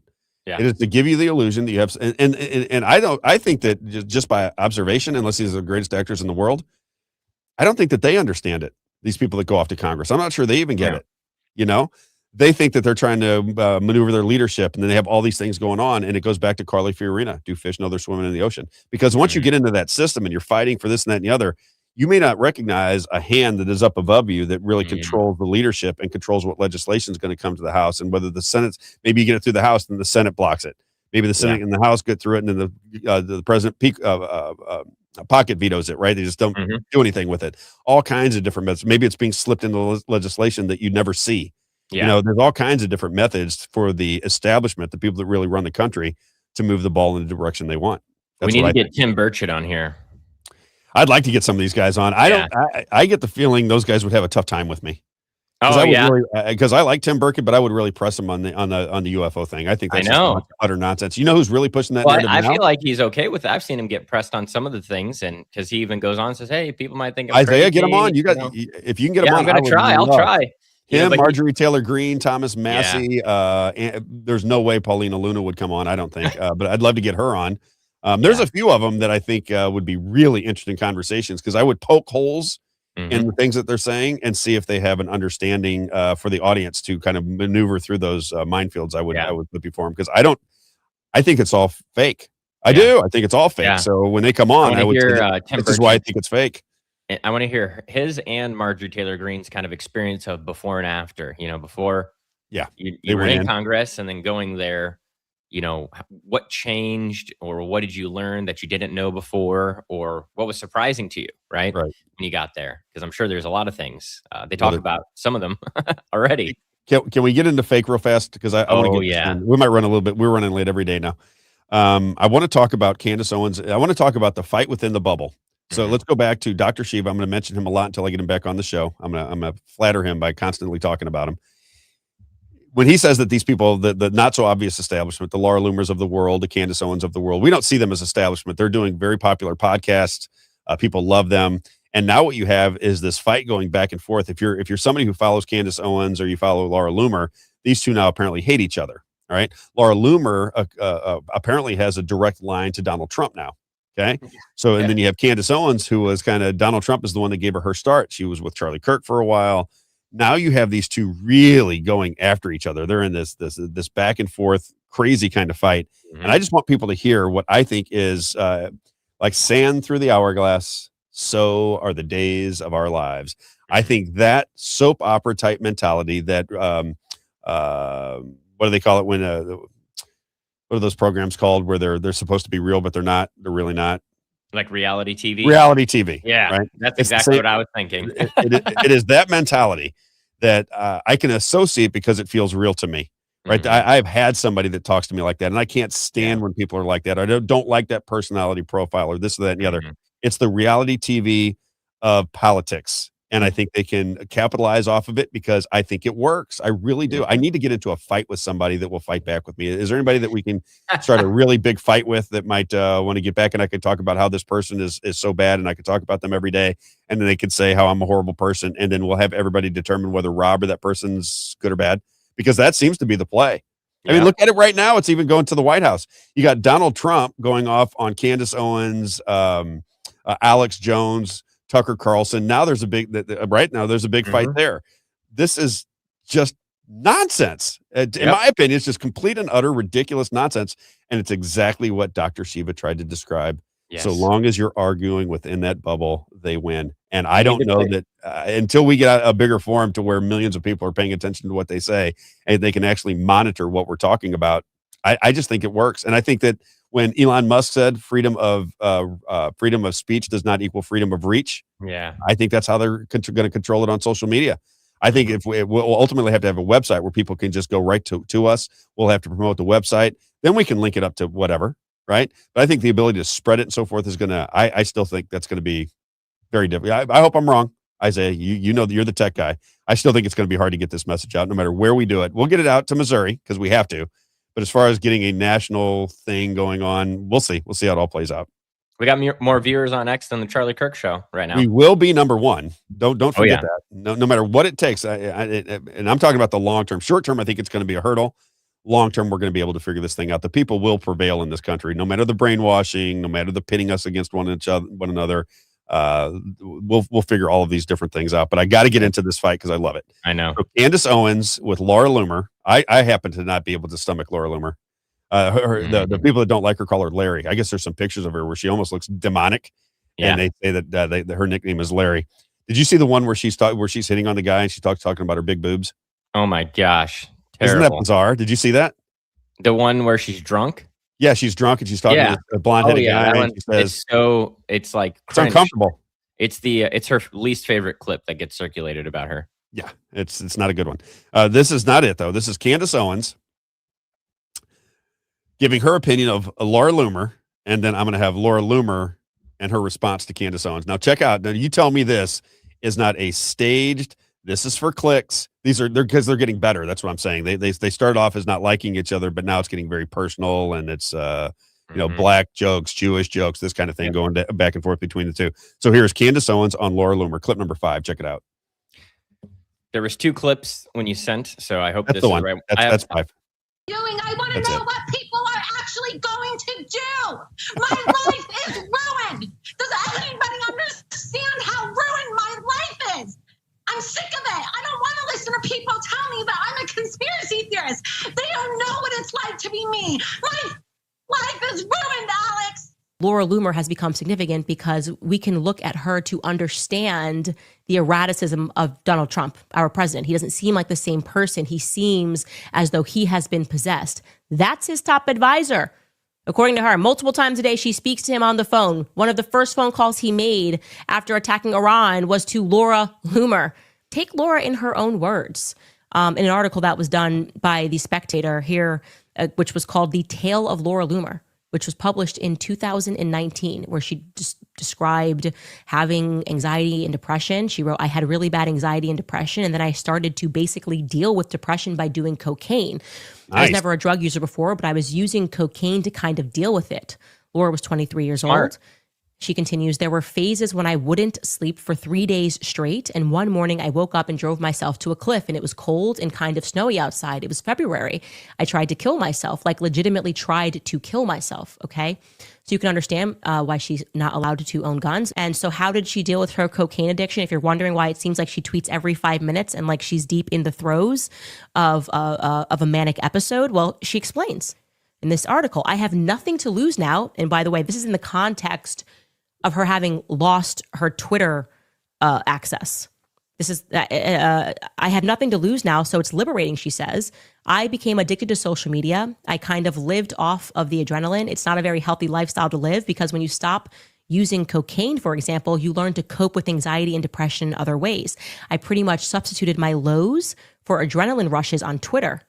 When I got banned, I was honestly having withdrawals. Twitter is a drug for her, and that's why she tweets into the wee hours of the morning saying crazy things, spiraling in these manic episodes. And so I just want to make that clear to you. These are the people, when you look at what Donald Trump is saying, what he is doing, and why he just does not seem like he is steady right now, like he does not seem like there is a sane voice. He went from having the advice of people like Charlie Kirk and radically flipped that to people like Laura Loomer and Paula White Cain. So forget Laura Loomer. The question you should be asking yourself is That's great. Donald Trump mentally fit to be president?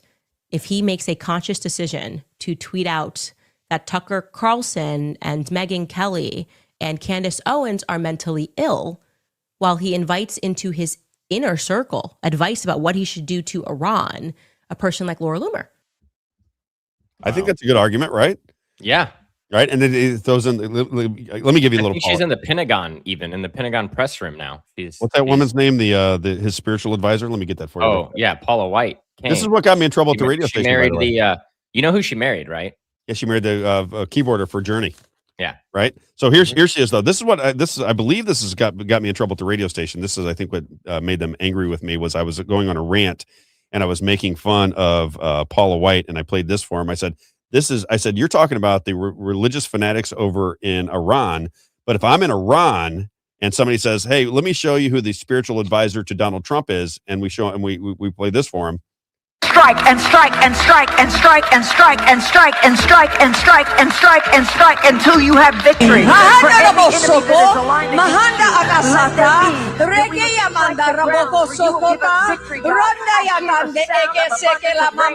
hear a sound of victory. I hear a sound of shouting and singing. I hear a sound of victory. I hear a sound of an abundance of rain. I mean, you know. Did you understand, Isaiah, at the very least, why people in other countries might think what's going on over there in America? They seem to be very judgmental. At the same time, they're giving transgender surgery to 8-year-olds in California. At the same time, they're telling everybody they're going to close their borders and they allow millions of people into them. At the same time, they're giving all kinds of money to people that are crossing their border illegally from taxpayers. At the same time, they tell you the elections are being stolen and they do nothing to fix them. That society is going to start war with us and tell us that we're religious fanatics. I could see where they would think we're a little bit off of our rocker. I mean, I don't think that's too far out of the woods to say, wait a minute, something might be going on there. So we got to hear it. So that is what Candace Owens was saying. Candace Owens saying, what is going on with Donald Trump? As I've been saying, he's at the exact opposite position he was on almost every issue from where he started in 2016. He has migrated from a Republican establishment critic to endorsing all of the Republican establishment viewpoints. Did nobody notice that? Am I the only one that noticed? Isaiah? There's Am I the only one that noticed the exact he's literally the exact opposite point of view than he took in 2016. And you can see it by the people surrounding him. What about Kash Patel? I got to see Kash Patel at an event, and Kash Patel was a completely different person now. How about Dan Bongino? He's going to get to the bottom of Epstein. He knows inside information about Epstein. He knows inside information. We're going to get to the bottom of it. He goes into the Trump administration, and when he comes back out, everybody said, what'd you find out? You told us you were going to find. You're a conspiracy theorist lunatic. Dan Bongino, said there's nothing to see here. It's incredible. Pambondi. There's no files. There is nothing in the files. There are no names. We have nothing else to reveal, and then James O'Keefe gets her undercover. Oh, there's all these men that are sleeping with children. It's I have videos by the she would throw just Yeah, video. tons of videos of men sleeping with children. There's nothing to see here. And then Nothing. Donald Trump, according to Marjorie Taylor Greene, said it was going to hurt some of his friends. Jeez. You can't shake these people. You can't shake them. And I don't even care if you leave the Trump train. Trump's not running for president. Does everybody understand that? Trump's not running for president again. You can be critical now. Yeah, maybe that's why he took Laura Loomer on, because she's kind of she's got nothing else to lose, and he's got nothing to lose now, right? I was looking at I don't get into polling, but one of this like AP poll has his approval ratings at 33%. Yeah. How's that going to work out for the Republican Party trying to save us from the Democrats in the midterms? Yeah. Right. If you have even somewhat of a legitimate election. All right. Let me get to the response now. So Laura Loomer, there's going to be some cursing in here because Laura Loomer is a very strange one, if you ask me. But Candace Owens is giving it to Laura Loomer. And then, of course, Laura Loomer has to respond and she has to one-up it. Right. So however she tries to demean Laura Loomer has to come back and one-up Candace Owens. So she gets racial. Yeah. It seems more personal from Laura than Candace. That's why I like Candace. I like that clip because, say what you want. I think Candace is playing within the bubble. I really do. And she's not trying to organize and get anything solved. She's trying to get people to pay attention to what she has to say. All fine and dandy. Whatever. But I love it where she's screaming, I am tired of people calling me a conspiracy theorist. And then when she goes down, Candace Owens very calmly goes, just starts talking this very calm voice. That transition from Laura Loomer screaming to Candace Owens is pure gold. I cracked that's up. why she can't own a gun. When I first heard it, it cracked me up. Just the tone differences where Candace Owens takes over for Laura Loomer. Hilarious. But here is the response from Laura Loomer on Candace Owens. And now the question is this just nonsense? Is this really just two people that are recognizing they're going to get clips and they're just getting you fighting over whether you like Candace or Laura Loomer? Yeah. Isn't that ultimately what this is all about? Just a bunch of phooey. But check it out. Here we go. Clip number, what is it? 7, I think. And there's a lot of people that are really afraid of this nappy-headed black bitch who just has a lot to say, but not really a lot to offer. So I'm not afraid of Candace Owens, and I know. I'm happy to match her energy. I'm happy to wrestle in the mud with that bitch and, roll around and hurl insults back and forth with her if that's what she wants to do. I'm not afraid of Candace Owens. There's really honestly nothing that this woman can do to me. There's nothing that Candace Owens can say about me that's going to harm me. Candace Owens is a liar, okay? And she's a deeply insecure woman who is very unloved at the end of the day. This is a woman who is allegedly in a relationship with a gay man who is always going to feel the rejection of her family, the rejection of her mother, the rejection of her family that she claims left her alone when she was 14 years old, right, to fend for herself. This is a girl whose parents gave up on her at a very young age, and she is not loved. And as I said, God hates you, Candace. God hates you. Your husband hates you. Humanity hates you. Everybody who loved Charlie Kirk hates you. Your children are 100% going to hate you. And if what Milo is saying about your husband allegedly getting plunged in the ass by other men is true, your husband, the person that you're supposed to grow old and died with, hates you, Candace. So there's one thing that you need to do, Candace. You need to just internalize how hated you are, okay? Just understand how much oxygen you're stealing and what a shame it is, how much oxygen you are robbing from this planet. I think there needs to be like a quota on the oxygen that Candace is allowed to consume. Just understand how hated you are. I just want you to internalize every single time you do your show and you think that you are, spreading your truth. Just internalize how hated you are, Candace, and just know that you are truly irredeemable. Nothing you say or do is ever going to be able to redeem your dark soul and your dark heart. You're never going to. She seems lovely. Very lovely. Lovely. Her parents must be so proud. Sounds so intelligent, so grounded. Can you imagine though? Seriously. Now, now the story is that that woman that just made racial overtones, cursing, and telling another person that they are hated by God and everybody else. This is somebody who has a direct line to Donald Trump. Yep. I read something this morning that really ticked him off, but like I said, you never know what to believe anymore. Mm-hmm. But the fact that you would have the fact that you would think that with Laura Loomer's behavior over the course of the past 6 months, the idea that you would have her anywhere near the White House, even in a picture, if she drew a picture of the White House, I'd be upset. much less having a direct line to Donald Trump. It won't phase anybody because it's 5D chess. You just don't know the how she fits into the puzzle piece for Donald Trump to be listening to Laura Loomer or this person right here. You just don't know. Strike and strike and strike and strike and strike and strike and strike and strike and strike and strike until you have victory for every enemy that is aligned against you. Strike it. You will give us The music, Rob. The music.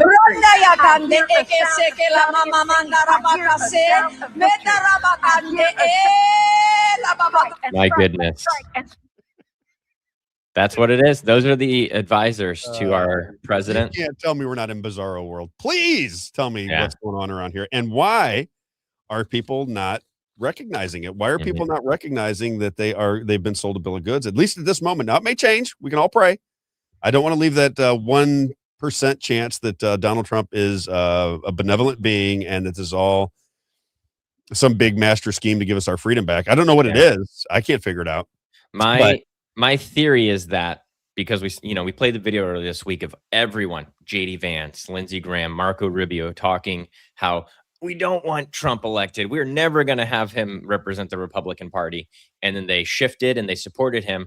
And I'm just wondering if now, because Trump doesn't have an opportunity to run again, if their goal is they came to him and said, okay, hey, you shook things up a little bit while you were here, but you're not going to be here anymore. And we're all these establishment guys. And so we need to start slowly shifting the messaging back to the establishment message because, there's so many liberalizations of the Republican Party that Trump was, against, and now he is for. I just think a group like Gays for Trump is ironic because that's for someone to be a conservative Republican. Typically, you support marriage between a man and a woman, and so many things like that. Just aligning with different people, like we talked about, that are part of the establishment. I wonder if that's the whole play. I'm with you 100%. I think what you're saying is right on the button.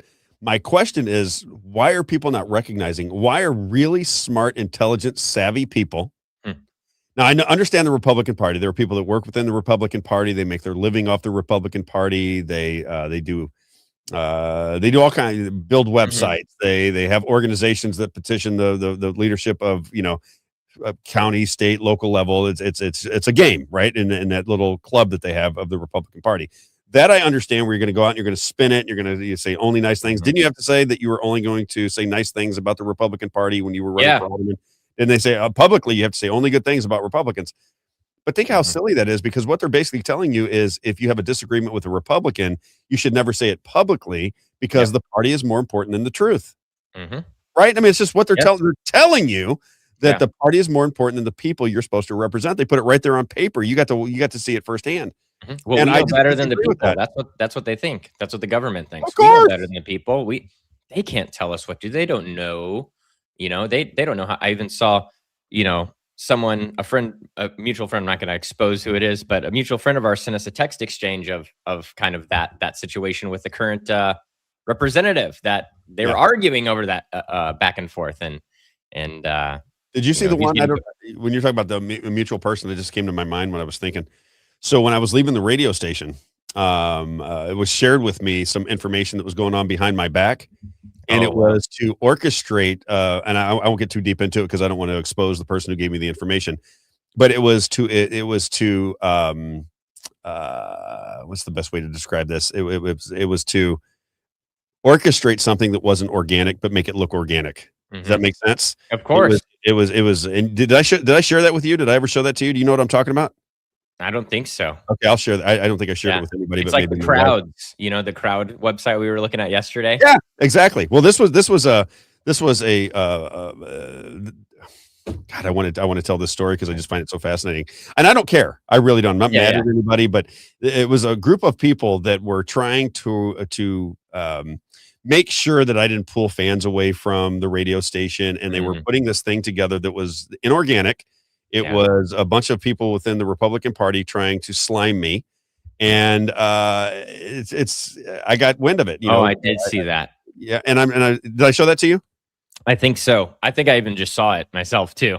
Okay. Okay. Well, that's what I keep trying to explain to these people that not everybody loves you like you think. That's the thing is a lot of these people that are in these groups, they think that everybody loves them. And I have eyes and ears everywhere, as I'm sure you do. Yes. They said, someone said in the chat today that they're still talking about you in the app. Really? Yeah. I haven't seen that as much because I do go on the app. I mean, I must confess, I did that for years. So I still listen to Dan and Drew in the morning at times. I don't listen to them nearly as much as I did because 3 hours in what we're doing is really 3 hours. 3 hours there was not as labor intensive as what we're doing, right? We're producing a show. We're booking our show. We're doing 3 real hours of what is happening. It's not broken up by commercials and this, and that, and the other. So it's a different world. There's a lot more prep going on here. But the phoniness bothers me. All right. The wanting to portray me in a certain light, the wanting to get everybody on the same page and to do this and that and the other to make something look organic that is just a typical of what these people do. And I got to see it firsthand, and some of those people were politicians. Yep. Right. So you can kind of see how they work things because once you get to behind the scenes, you see it firsthand. Yep. And I think those Republican groups, some of those, and again, I won't mention names. You can all figure that out on your own. But there's Republican groups that do the same thing. You know, I talked about it on the air one time, and I got really upset about it because there are things that they don't offend me. It just is such in my opinion, just such a terrible headspace to be in. They were calling me. It was a communication. I won't even say where it was coming from. Communication going back and forth. Were people that I liked, people that I thought liked me, people that I tried to do nice things for, people that I advocated for, people that I thought were in the same game with me. Were in a chat behind my back calling me a fake Christian, making up things that I had said and done that never happened. Wow. They'd said that we'd had an event out at Moe's Pizza, and they said that I started with a Bible verse. And you know me, I'm consider myself a Christian and I read the Bible, but I do not memorize Bible verses. Maybe I should, but I don't. So I couldn't do that even if I wanted to. But that is what was being told to people, that I was hiding behind the Bible. I was a fake Christian. I'm like, who? I thought these people were trying to get conservative things done just like me. Yeah. But what they were trying to do was start a whisper campaign about me to destroy my reputation. And it's like it's like I always say, I could lose a few friends. I can't keep up with the ones that I got. I tell you all the time, Isaiah, I got so many people trying to get in contact with me that if I lose a few, it'd be fine. So when people start rumors about me, it's not like I want to defend myself necessarily. It's just the fact that they're doing it that irritates me. It just irritates me that people are trying to, cause trouble with me and my family. That's the whole it goes back to the Stones rules, right? Attack, attack, attack, never defend.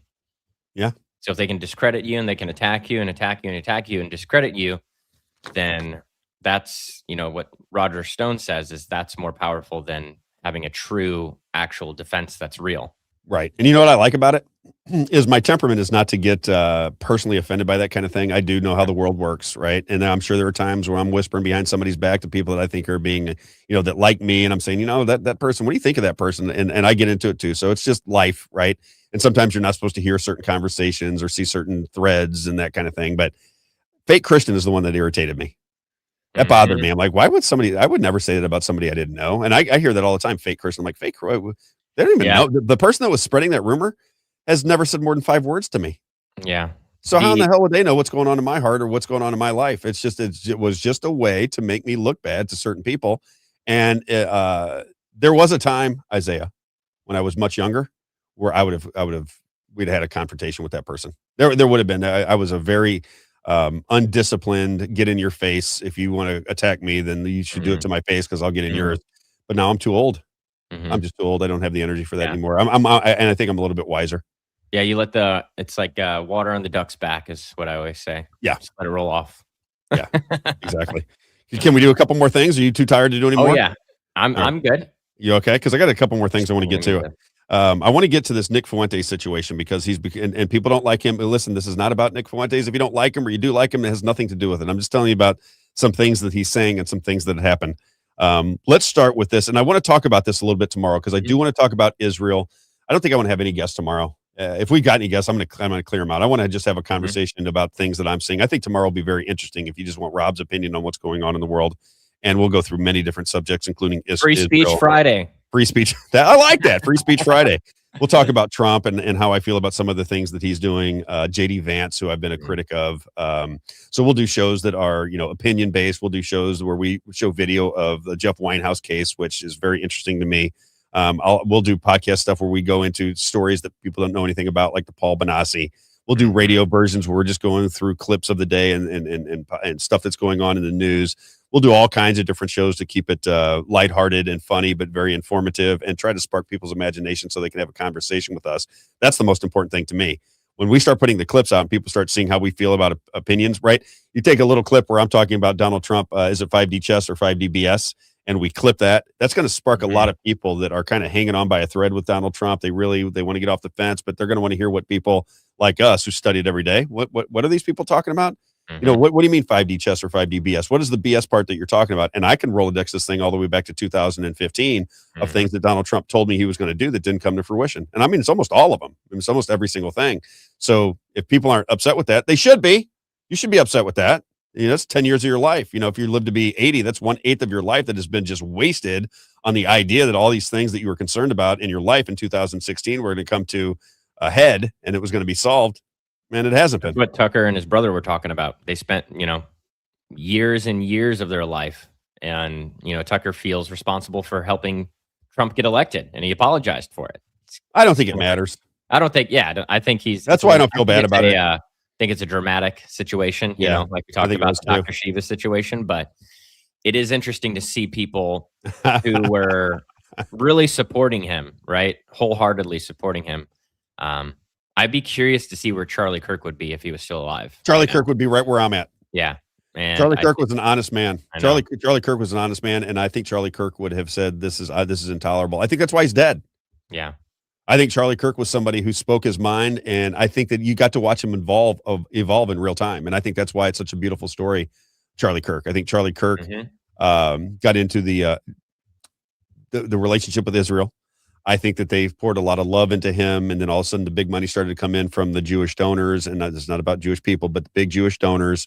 And I think that he agreed with their interpretations of the Bible at some point, and then he started to see the politics come into the game. He watched October 7th and said, I've been to that fence. I just do not believe that could have happened without somebody on the inside of Israel allowing it to happen. He said that on the Patrick Bet-David show. Yeah. He put out an apology like a week later because I was covering that story. And that's why I never really. That's what they talk about in the BB files on the now on Tucker Carlson Network. They talk about how October 7th was allowed by Netanyahu. I'm going to watch that today, by the way. So one of the listeners of the show, somebody associated with me, said, "Rob, I have that. I'm going to send that to you." And and she's asked me a couple times if I've seen it. I'm going to watch that today. But the bottom line is, I think Charlie Kirk was going to be a huge fly in the ointment. Charlie Kirk was beloved. My son, even my daughter, who I didn't even really paid attention to Charlie Kirk. She was very upset about what happened to him. And she said, I just loved his demeanor. And my son was very influenced by Charlie Kirk. He came to Grace Church and spoke, and my son was over the moon to see Charlie Kirk. Right. So he had, people are emotionally invested in watching this young man from where he started to what he had done with Turning Point USA, which is what we're going to get into. That's why I brought it up. Ready? Yes. Let's check this out. So let's start with this is Nick Fuentes and a guy named Jake Shields. Do you know who Jake Shields is? Yes, I'm not a big fan of him because he's he's not that smart, unfortunately, and he makes people look bad because he's not really smart. Well, he's a fighter. Yeah, and he's got an audience because he was a fighter, and he is with Nick Fuentes at the most. I think it was a recent Turning Point USA event, and security kicked them both out. Yeah, this was a couple of years ago.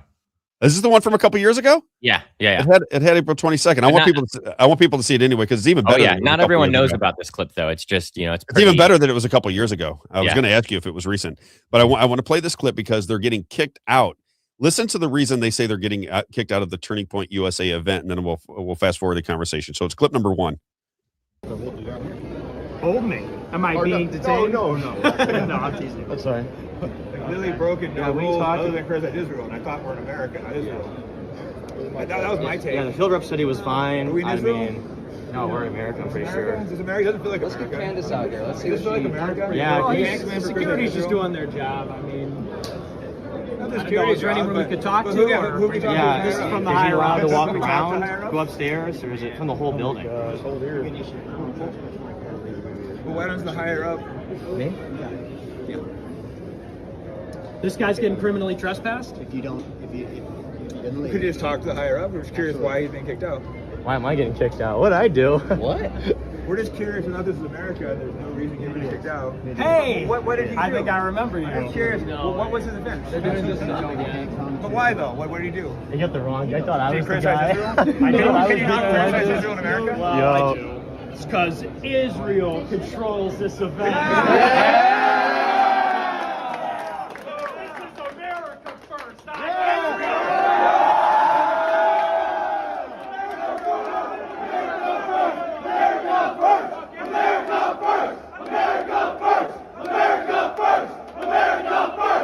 Okay, that's good.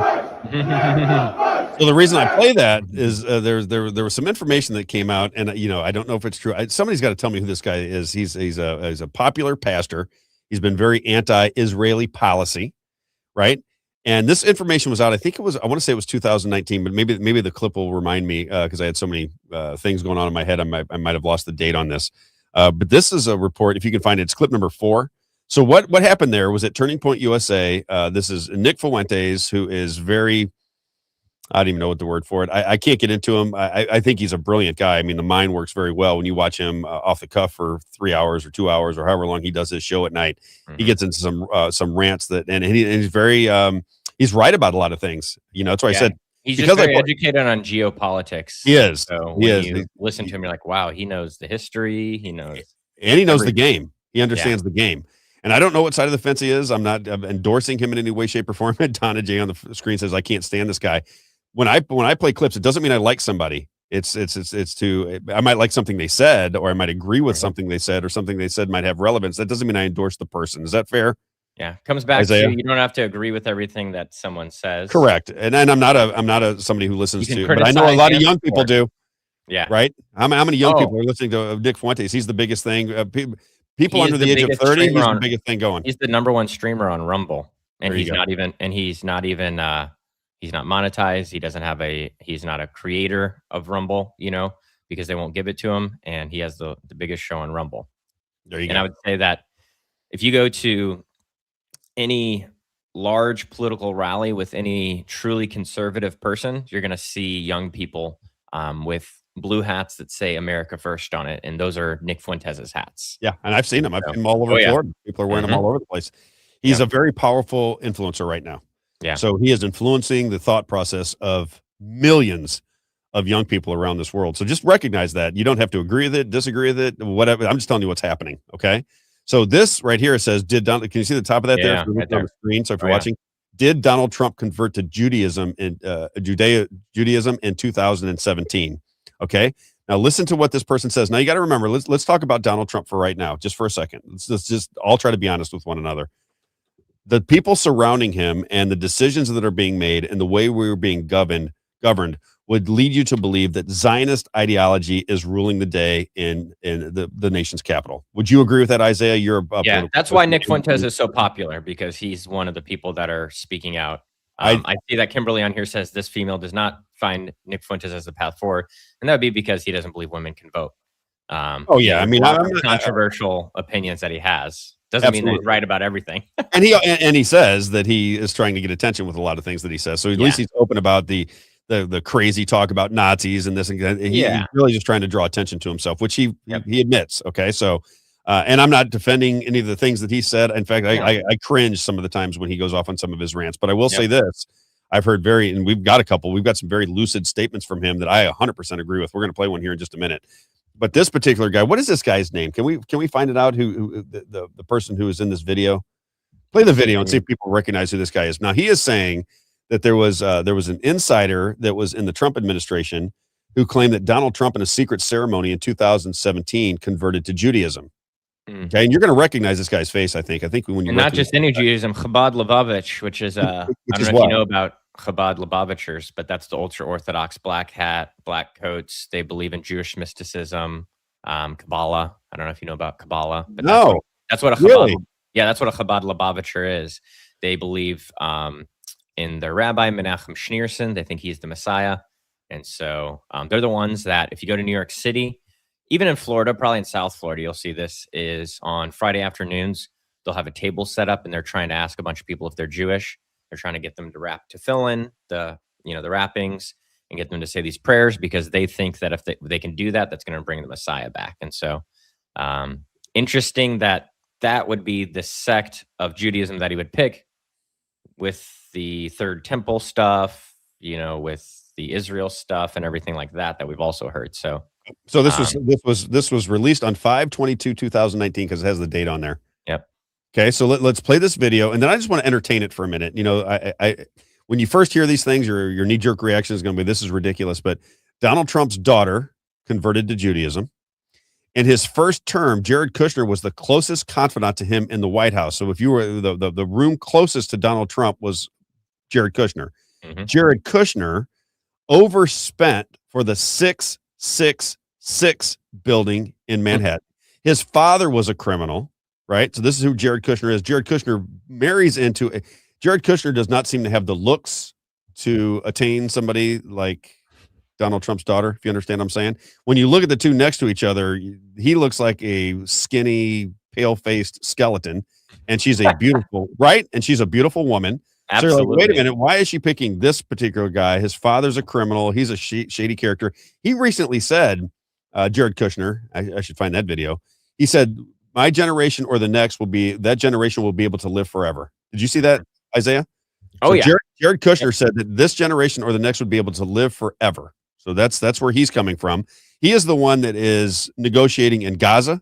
When Donald Trump said he was going to build condos in Gaza. Oh, yeah, that's Jared Kushner. He's got it under control. He's got it under control. He is the one that did the Abraham Accords, right? Which, you figure out what's going on there. And then and now he's the one, him and Steve Witkoff, whose son was just arrested for cocaine possession. Did you see those videos? So Steve Witkoff, so the person who he was arrested in 2022, the body cam's just coming out. Body cam just came out. You're right. Yeah. So Steve Witkoff and Jared Kushner, these are the liaisons to whoever's controlling Iran, supposedly. So you have two and Zionist the negotiators. They're the negotiators. They're the two Zionist. I don't even know what to call them other than Zionist businessmen, right? They're businessmen. They're not, they're just businessmen. That's what they are. So these two people are the one that are negotiating on behalf of the United States over in Iran, a country that we attacked. Okay. Yeah. There's a lot of Zionists around him. Mike Huckabee, total Zionist. My gosh, right? If we had that woman Carrie, I used to like Mike Huckabee. Me too. Used to love him when he was on Fox News. He was on Fox News. I loved everybody back in those days. And then Sarah Huckabee, I'm pretty sure I met him one time, actually. Even. What do you mean? You're pretty sure? You'd know if you met Mike Huckabee. No, I'm pretty sure. Well, I mean, my uncle was in the military, and so there was just different situations when he was deployed where you just meet so many people you just don't really. I was a kid too, so I don't really. I was friends with growing up, a lady in our church was a state rep, and so we weren't really involved, but we were connected that way, if that makes sense. Gotcha. Yeah. Bottom line is, and I won't go through all the different names, but I could name probably 25 people in Donald Trump's inner circle that you see with him all the time now. These are all Zionists. His information and his inner circle are all Zionist thinkers. All of them. Every single solitary one of them is a Zionist. So now if you say, okay, what does Zionist mean? Does it just mean Israel has the right to exist? Or does it mean more than that? No, it's so much more. It is so much more than that. So let's watch this. This is from 5/22/2019. I think this guy's, is it Rick Wiles? Is that his name? Do you recognize this guy at all? Play it for us and let's figure out who this guy is. But he's saying that he has information in the article. Donald Trump converted to Judaism 2 years ago, according to White House official. There it is. That's his blog. He said, President Donald Trump converted to Judaism 2 years ago and joined Chabad Lubavitch Synagogue in New York City, according to a high-level White House official. Mr. Goldberg says the story has allegedly been held by CNN's editors for months, but is due to be released within the next few days. David Elias Goldberg, a fellow at the Jewish Center of Anti-Semitic Study, has also interviewed the White House source. According to the source, Trump was pushed by his daughter Ivanka and son-in-law Jared Kushner to join the faith. At first, Trump resisted, stating it would threaten his base of evangelical Christian voters. However, he had a change of heart and officially converted in early 2017. The ceremony was held in private and closely guarded for nearly 2 years. It appears the White House is prepared to slowly release this information, and by summer, it is expected Trump will fully address his new faith in an evening televised news conference. He is clearly the most pro-Israel president in the history of America. He's given Israel every single thing that they've wanted, and he's about to give them war with Iran. Okay. And so has he converted? So I want to show you one more article. This is, let me see if I can. This is Times of Israel. Yeah, the Times of Israel. This was published March 22nd, 2019. This is the Times of Israel. Trump, the first Jewish president of the United States. Now, that's not us saying that. That's Times of Israel. Times of what nation? Israel. That's so good. The people in Israel. That's an English-speaking newspaper in Israel. I want to explore that tomorrow, because I've been looking at this, and I didn't want to do it on the radio station because I just thought I would get myself in. I thought it would be too controversial, disruptive. Yeah. I don't mind being controversial at all, but just too disruptive because I knew people in there were very pro-Israel. I knew that they were getting a lot of phone calls and messages. Tracy used to tell me all the time, you get more hate mail than take a stick at. I only send you a couple every now and again. And I said, okay. I said, I get it. I said, but she didn't tell me not to talk about it. But, again, you start to feel that, how much do I want to bring this up? How much do I want to talk about this subject? I just think everybody surrounding him has one thought process. He has alienated everybody from the America First movement originally. All those people are gone. Every single one gone. All of them were gone. And now we're talking about Zionist philosophy. That was in 2022, where the moderator of I think his name is Rick Wiles. I don't know why that name's, but it's not somebody I pay attention to all that often. He said he's going to give war with Iran. That was in 2022. Yeah. Right? Yep. Is there more to the story? And the religious aspect better than I do, Isaiah. If somebody, I don't know, what's it called? Lubavitch? Yeah, what is it? Yeah, Chabad Lubavitch. The Chabad, yeah. So Chabad is. Are they fond of Christians? No, not at all. No. Well, that would explain when Mark Levin says our first Jewish president, and Donald Trump goes, "I am." It would also explain where Donald Trump's talking about Christian. He goes, "I'm not a Christian." That would explain that. Mm-hmm. And yet the Christians are falling all over themselves to support this guy. Yes. Yeah. It's if you.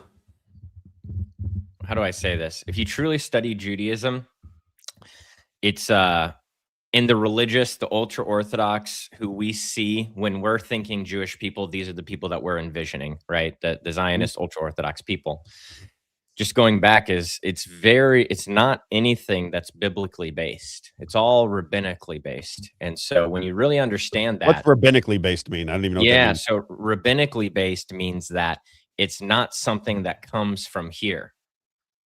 It's not laws or rules or any instruction that comes from the Bible. They take what the Bible says and they take it to an extreme level. And they say they're building fence posts around the law, is what the rabbis say, to make sure that you don't break the law. We're just being careful. Right. And so that's where we live today, is within these rabbinical laws. There's no law in the Bible that says that the men need to cover their head in any way. That's a rabbinical thing. And so, that's where we're at today, is that we understand Judaism as Christians from the Bible, but in experience in the world, we're experiencing rabbinical Judaism. And that's why it's so hard for us to rectify the two in our mind and as a Christian understanding of the Bible. Because do they have political goals that you're aware of? Is this because this realignment of what's going on in the Middle East is, I've heard so many different angles as to why this could be good for America, bad for America. Mm-hmm. As I say all the time, I'm just anti-war. Two camps. Yeah, there's two camps in Judaism. There's the, non-Orthodox liberals, and then you have the far-right religious people. And the far-right religious people are the people that Netanyahu has aligned himself with now. And so because of that, those are the people, and this is why I say Zionism has a new definition. is that Zionism in its original ideology is with Theodore Herzl. And, there's even, I got to look more into this, but even evidence that Chabad was starting to bring people in before Theodore Herzl back, hundreds of years before him and stuff. But Theodore Herzl in the 1800s, was the organization of how do we get all the Jewish people, the diaspora, as it's called, together to organize to get a Jewish homeland. Because we're being persecuted in all these different areas. And in that time, in the 1800s, 1880s, that's when this guy, Moses Mendelssohn in Germany, he said, you can be a Jew at home, but a German on the street. And he was a more liberal, Jew. And so the whole goal was to just get a state of Israel for Zionism where we can live. And back then, if you look at the negotiations, Israel was even willing to give up a bunch of land back then. They were willing to split Israel in two parts and Palestine kind of have the middle, and which really isn't that good for Israel necessarily, but they were willing just to have a state, and, you can contrast that with today where they're not happy with what they have and they want everything. They're taking everything by force. They're taking Lebanon by force. Lebanon, Jordan, all of these. Greater Israel Project. Yeah, Greater Israel. That's exactly a great way to put it. That's because if you look at the biblical Israel, it's so much more bigger than what we see as the state of Israel today. Right. Yeah, and then the Balfour Declaration, right? That was everything that came from the British government to establish the state of Israel. I think that Donald Trump is converted to Judaism. I do believe that. Yeah. I don't know that, but let's just walk through the things that we know. Mark Levin puts his arm around him and says, first Jewish president. And Donald Trump says yes. Right. He's reacts in the affirmative. He did not put his hand on the Bible. So as somebody just recently said, one of our listeners said, he did not put his hand on the Bible when he was swearing in. Right. And they come up with some excuse for that. He is surrounded by nothing but Zionists. I mean, that is everything that surrounds Donald Trump right now is of Zionist philosophy. Mm-hmm. His daughter converted to Judaism. Jared Kushner seems to be his right-hand man. Everybody thought he was going to exit stage left. If you remember when he came around for a second term, everybody was talking about, Jared Kushner's not going to be involved as much in this one because, people didn't really like what he was doing in the first term and the other than I think a lot of conservatives like the Abraham Accords. Yeah. So, but that's just not what's going down. What's going down is he's right in the middle of everything again. Donald Trump seems to be knee deep in everything that is Israel. So whatever Israel wants, they seem to get it from this president, regardless of the rhetoric. I demand that they stop. They're like, whatever, we'll bomb them when we want to. Right. And it just seems like it seems there's something very fishy going on with Donald Trump and his Christianity, because you certainly wouldn't want to say that because you have all the evangelical Christians that are supporting Donald Trump, and not as much as they were at one time, but the way they are now. But it wouldn't surprise me a bit if that is true. That they've certainly embraced Donald Trump. Miriam Edelson gave him $250 million. Right. That's another. Is it 5D chess or 5D BS? Yeah.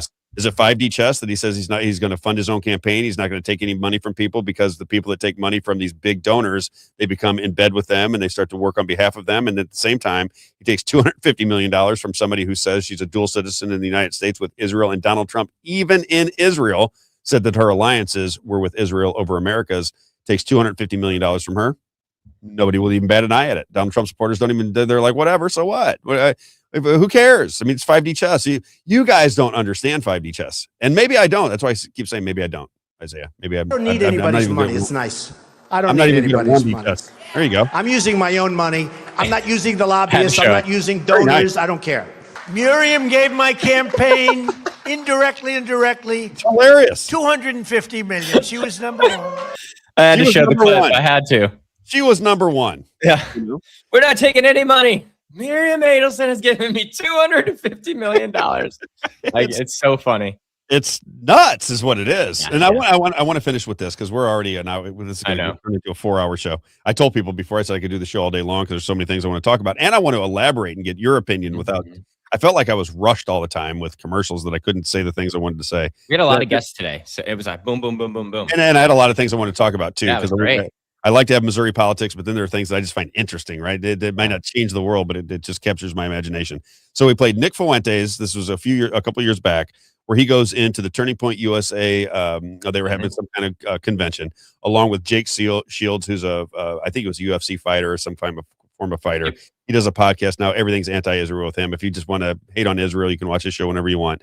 So Jake Shields and Nick Fuentes get kicked out of a Turning Point USA conference, and they are saying, is this because we're anti-Israel? And I thought this was America first. And as they're walking out the door, they're all chanting America first, America first, America first. Then we play this clip. Did Donald Trump convert to Judaism? That was they claimed it happened in 2017. But that was released in 2000 and I think it was 22, wasn't it? 22 or 19, whatever it was. And the guy right there says that he's going to take us to war with Iran. Well, they did take us to war with Iran. Here's Nick Fuentes on the other guy, J.D. Vance, because J.D. Vance, if we just remember, he was on the tarmac. He was getting ready to go into Pakistan. He was going to have some kind of negotiations with the Iranians. And then he got pulled back from the tarmac because there was not going to be any negotiations. Now, when I heard that, I thought, Iran is out publicly telling people they're not negotiating with America. That's what they're telling people. They're saying they're trying to negotiate with us. They're talking through proxies and this, and that, and the other, but we don't trust America. This is what they're saying around the world.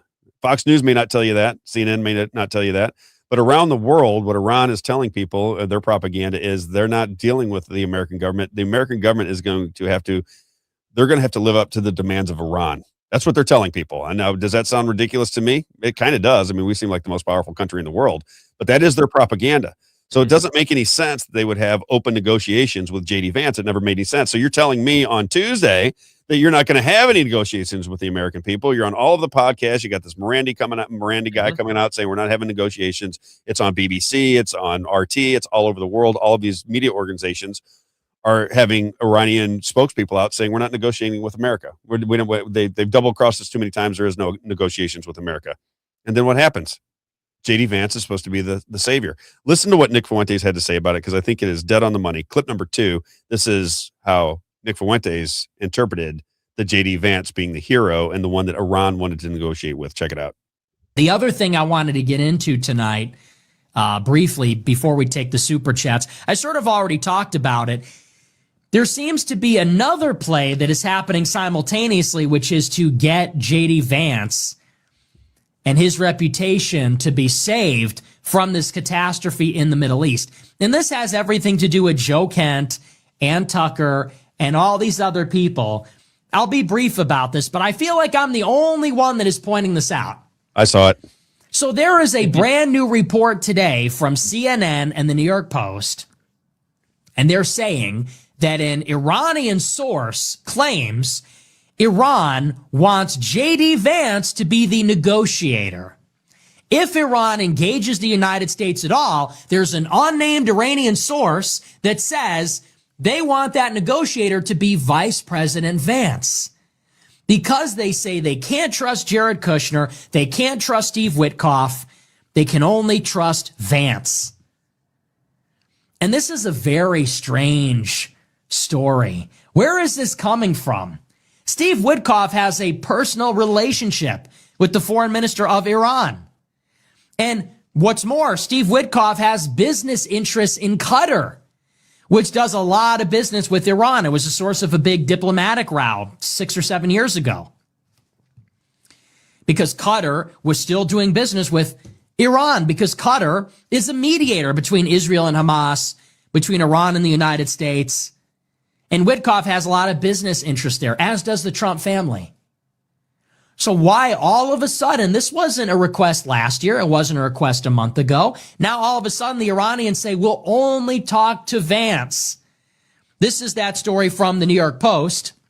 Check this out. Quote, Vice President J.D. Vance is quietly emerging as a key player in potential Iran talks as Tehran signals it wants to deal directly with him, say sources familiar with discussions. But the White House insists only President Trump gets to decide who negotiates for the United States.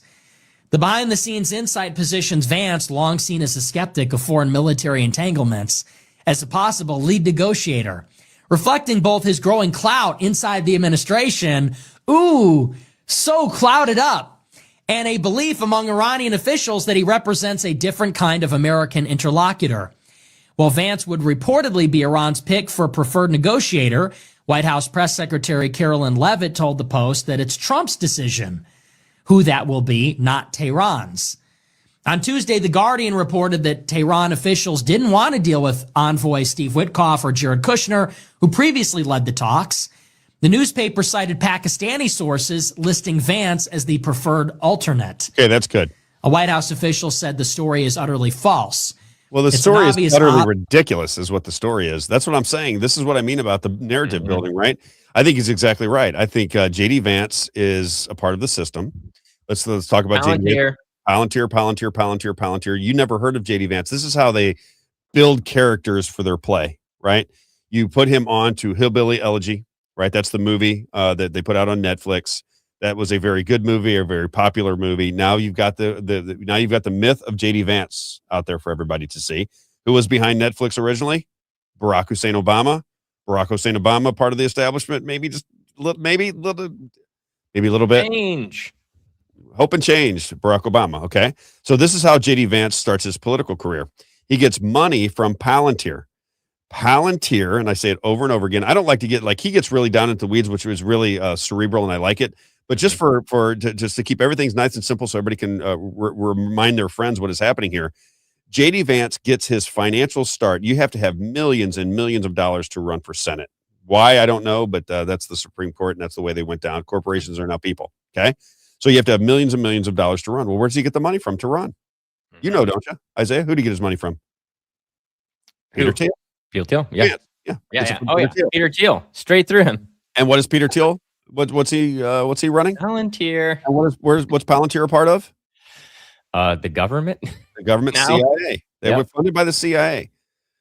So they run it. When we tell people that it's the FBI and the CIA and the intelligence agencies and the currency printers, that's who really runs the show. You get to see it right out in front of you. That's why I always talk about Ted Cruz. Ted Cruz is a loathsome, disgusting person who can, and people love him, I think, because he's got all the conservative bona fides, and he comes out and he starts, he works for his wife. He should say, I work for Heidi Cruz. That's who he works for. He could care less what you guys have to say. Ted Cruz. Ted Cruz works for his wife. He is a representative of his wife's investment banking. And who's she with? Does anybody know? Look up Heidi Cruz real fast. Can you get her up on so I can explain to people how this works? Because this is so obvious that all you have to do is see it for what it is. Heidi Cruz is the person in power. Ted Cruz is there to make sure that Heidi Cruz has her interests. Well, not Heidi Cruz, but who Heidi Cruz represents. Can you get Heidi Cruz up on? Can we show that on WikiLeaks? The WikiLeaks. Let's see. Not WikiLeaks. What is it called? Wikipedia. Yeah. I got to pull it right here. I always call him Mr. Heidi Cruz instead of Ted Cruz. I like that because it's chops your cojones off, Mr. Heidi Cruz. All right, let's look at her. Very handsome woman. Let's see here. Let's get down to. See that? What's it say? She's been a managing director at Goldman Sachs since 2012. You don't say. Yeah, policy advisor to George W. Bush. You don't say. Advisor to the Treasury Department, the National Security Council. Yeah. Let's see here. She has $2 in his 2016 president. She took a leave of absence to work as his primary fundraiser and surrogate. Really? Interesting. Here's her career right here. Ted Cruz, and then now by extension, right? So let's just figure out where the power lies, where the real power lies within this country, right? So Mr. Heidi Cruz, Ted Cruz, his wife works for Goldman Sachs. Okay, this is where the money comes from. And then who did Ted Cruz say he was coming to Congress? What did he say he wanted to do? The most important thing to him when he was with Tucker Carlson, the most important thing he was going to do when he came to the Senate was defend the interest of Israel. That's what he said. Yep. Does it make sense? Goldman Sachs, Israel, Ted Cruz. Wow. That's the power structure. And now Donald Trump is knee deep on them. Remember when Donald Trump hated Ted Cruz? Now they're buddies. Now they're hanging out together. Yeah. Now they like each other. Now they're on the same page with all. Because he was the establishment Republican that was saying that one of them that would say we're never going to let someone like President Trump be a part of the Republican Party. Exactly. Now look at him. exactly. Now they adopted all of their views, so it's much easier to, you know. Yep. I just think the more, and I don't think this is all that complicated to kind of figure out how this all plays out. It's just, it's like anything. It just reminds me of a big corporation that a big club. You got that clip? Let me get my big club. Yeah. I got that for you. You think I don't have that? Oh, I knew you did. I haven't the slightest idea. Oh, did I change it? Ah, it's gone. I must have changed it. It's a conspiracy. I can't believe that happened to me. I have to get that. I Big like that club, one. and you ain't in it. I'll have it back. Don't worry, it won't go for long. Must have taped over my clip there. That's going to aggravate me. I like that one. What's this one? Mine. Yep, they're gone. Okay, I'll come back to it. All right. Anyway, I want to talk about Trump, Israel. I love that you're on the show because you can help me work through some of the religious angles of it. But I want to tie Trump to. I want to find out whether he is really converted. Yeah, I get the sense that he converted. Yeah. I mean, when you hear that story, I had not heard that story before. By the way, that was news to me. That happened to be flipping through my feed. I clicked on it. I read the article and I looked at the video and I thought, well, that would make sense now. Because if he was saying that, if that happened in 2017, he was saying that in 2022, now all the things with Trump and in Israel and the people that he's hanging out with start to make sense. Now it makes sense why you don't put your hand on the Bible. Like if I'm swearing in, I won't even swear in until you get the Bible there. I don't care what the time frame is. You're going to get that Bible here because I'm swearing in on the Bible. I want God to look over me, right? I want Jesus to look over me. I'm putting my hand on that Bible. Donald Trump didn't put his hand on the Bible. When Mark Levin said our first Jewish president, he said it in the affirmative. He didn't go, nah, that's cute. I like the Jewish people. Trump said, that's right. That's right. Right. And then he said he wasn't a Christian. Yeah. So you have not putting your hand on the Bible, says that he's not a Christian. He does say that he is a Jew. You've got all the Zionists surrounding him, and nobody even notices that this is happening. Yeah. And maybe it's one of those deals where you don't care. Right? The Judeo-Christian churches and all this other thing, maybe they just don't care. But I think it should be known. If that's the case, I think somebody should ask him. Somebody should ask him, did he convert? A lot of information out there that would lead you to believe that he converted. And if he did, it would make a lot more sense as to what's happening. Right? Because if you're working on the state of Israel because you are converted to Judaism and you're basically working on behalf of Israel and Bibi Netanyahu, not necessarily working like you're the boss or Netanyahu's the boss, but you're in the same game together. You're working together. Yeah. It would make a lot more sense as to what's happening as far as I'm concerned. Yes, sir. All right. My family just got home. You want to do we got to go through this though first. My advertisers. Oh, that's what I was about to say. Yeah, let's do it. 4 hours. I know. Uninterrupted. Donna just said she loves the long podcast. She was able to get all our housework done. I've gotten incredible feedback. This is my favorite comment. The blue and white shirt, the Israel shirt. That was my favorite comment. I had to put that up there. Talk about Israel wearing the Israeli flag on your shirt, basically. I love it. That's funny. That's funny. All right, where do we want to start? Where we going? By the way, today we're going to start at JonesWater.com. JonesWater.com. I just spoke to him yesterday. We are confirmed. He will be an advertiser with us. JonesWater.com, 636-899-1040. I love my man, Everett Jones. You'll be the filter or you'll buy the filter. If you need a home or business filtration system, he sent me a picture. That was with Helen Gelhart, Dr. Helen Gelhart. So he was showing me the air filtration system in her office. And I think Helen's doing business with our advertisers. Helen will be an advertiser coming up soon. There he is on the screen. Just a great guy, great family. If you want to have a clean, healthy, happy home, you just don't have a choice but to drink clean water, cook with clean water, and breathe fresh air. If you have sinus problems, skin issues, and you just can't figure out why, just remember you're in stale, nasty air all day long. You got to get that air purified. Healthway Deluxe Air Purification System. Check it out. 636-899-1040. Make sure if you have kids in the house, if you have your grandparents in the house, or you're just having ailments that you can't really quite figure out why you constantly are getting these colds and stuffy noses and skin ailments and eczema and all this thing, clean your air, clean your water. You'll be a much happier person. You'll be the filter or you'll buy the filter. JonesWater.com, 636-899-1040. If you want to do business with Everett in Missouri, he does business in St. Charles County, Lincoln, Franklin, Warren, St. Louis, and Jefferson. If you go to the east side, Madison, Monroe, Jersey, and St. Clair. JonesWater.com, JonesWater.com, 636-899-1040. Mo's going to be there on May 5th. Let me get my Mo's out here. Cinco de Mo. Yeah, that's going to be all day, by the way. So if you are just joining us and may not have heard the last couple of shows, so Mo's Pizza, we're going to have a live event there from 9 to noon, Cinco de Mayo, May 5th. When you're thinking tacos, eat pizza. I think that's what everybody says. 9 to noon, Mo's Pizza. We're going to do a live show from there. Isaiah and I will be there. We're going to have our new cameras there. We're hoping to have all the new cameras, all the new equipment. You're going to see the beginning of the next iteration of what we're doing with the show. So that is on May the 5th. You'll love the place. If you have not been out to Mo's Pizza, there they are right there. My man, Mike Johnson, his lovely wife, Brenda. Great pizza and salad bar. You can get down there and scarf it all down. Family environment, no alcohol. Mike is like, I want a family environment. You can bring your kids. You can have a good time. You can always feel comfortable. And it'll feel like you're doing business with your next door neighbor. That's the way Mike likes it to be.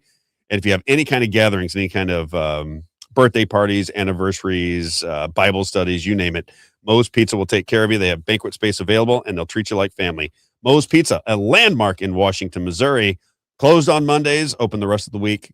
Get out there and get yourself some fresh pizza. Mo's Pizza, get there.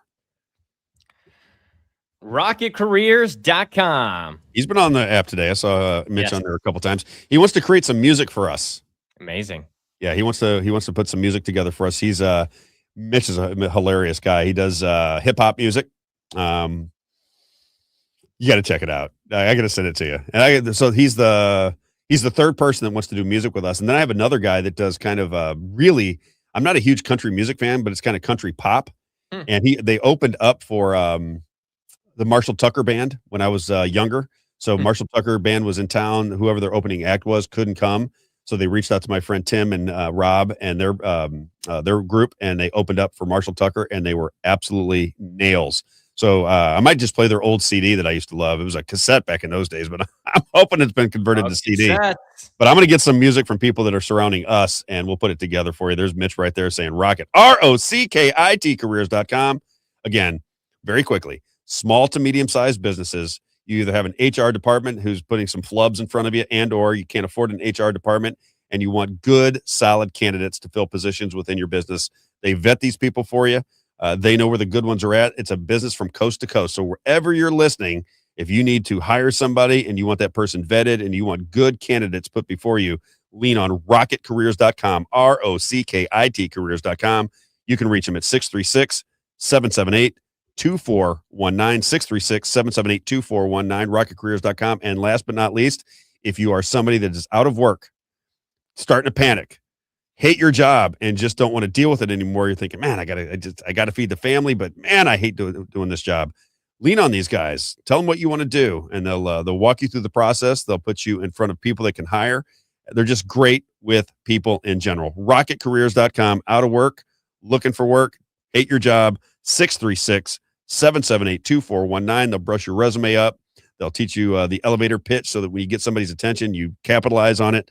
They'll do a great job for you, I promise. RocketCareers.com, ROCKIT careers.com, 636-778-2419.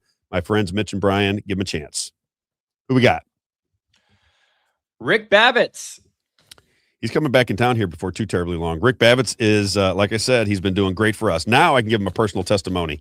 You know, at the time when we were, running through our money, Isaiah, as I told you many times, it was a little difficult to even think of things to grow your money. But since we've got involved with Rick, we turned our money over to him. We said, hey, just tell us what we're supposed to be doing with this money and we'll do it. He has done just an absolutely incredible job. And my wife is a stickler for every nickel. That's just how my wife works. And she is over the moon with what Rick Babbitts has done for our finances. Carrington Financial, yourcaringadvisor.com. 314-671-0525. Rick Babbitts, his name is spelled Bavetz. So if you go on to their website, yourcaringadvisor.com, look up Rick Babbitts, biblical principles with your money, financial planning expert. And as I say it every day, and sometimes it sticks, sometimes it might not, but I'm gonna say it every day just because repetition works. If you want a second, third, fourth, or fifth opinion, doesn't matter to me. Just get Rick Babbitt's opinion. If you are nearing retirement, if you have money to protect, money to stretch, Get his opinion. He understands the currencies that are out there. He understands the political history of the things we're going through, and he uses biblical principles with your money. My man, Rick Babbitts, check him out. YourCaringAdvisor.com. 314-671-0525. Valvoline Express Care. Tony Clark, he's another one. Great guy. Been great to me for a long, long time. I say if you don't have the sticker with the Valvoline Express Care in your window, we can no longer be friends. So the least you can do is steal a sticker, put it on your car so that when I'm walking out to you from some form of event, if you don't have the sticker, then I just assume you're not paying attention to the show. You're not working with my advertisers. Therefore, we can't be friends anymore. And I mean that sincerely, right? Isaiah, I'm just kind of kidding. But seriously, if you need an oil change. The stickers in my truck. stickers in my car. Rick Babbitts. Good Lord. 15 minutes from, I was looking at the other sheet. 15 minutes from Bay to on your way, as he likes to say.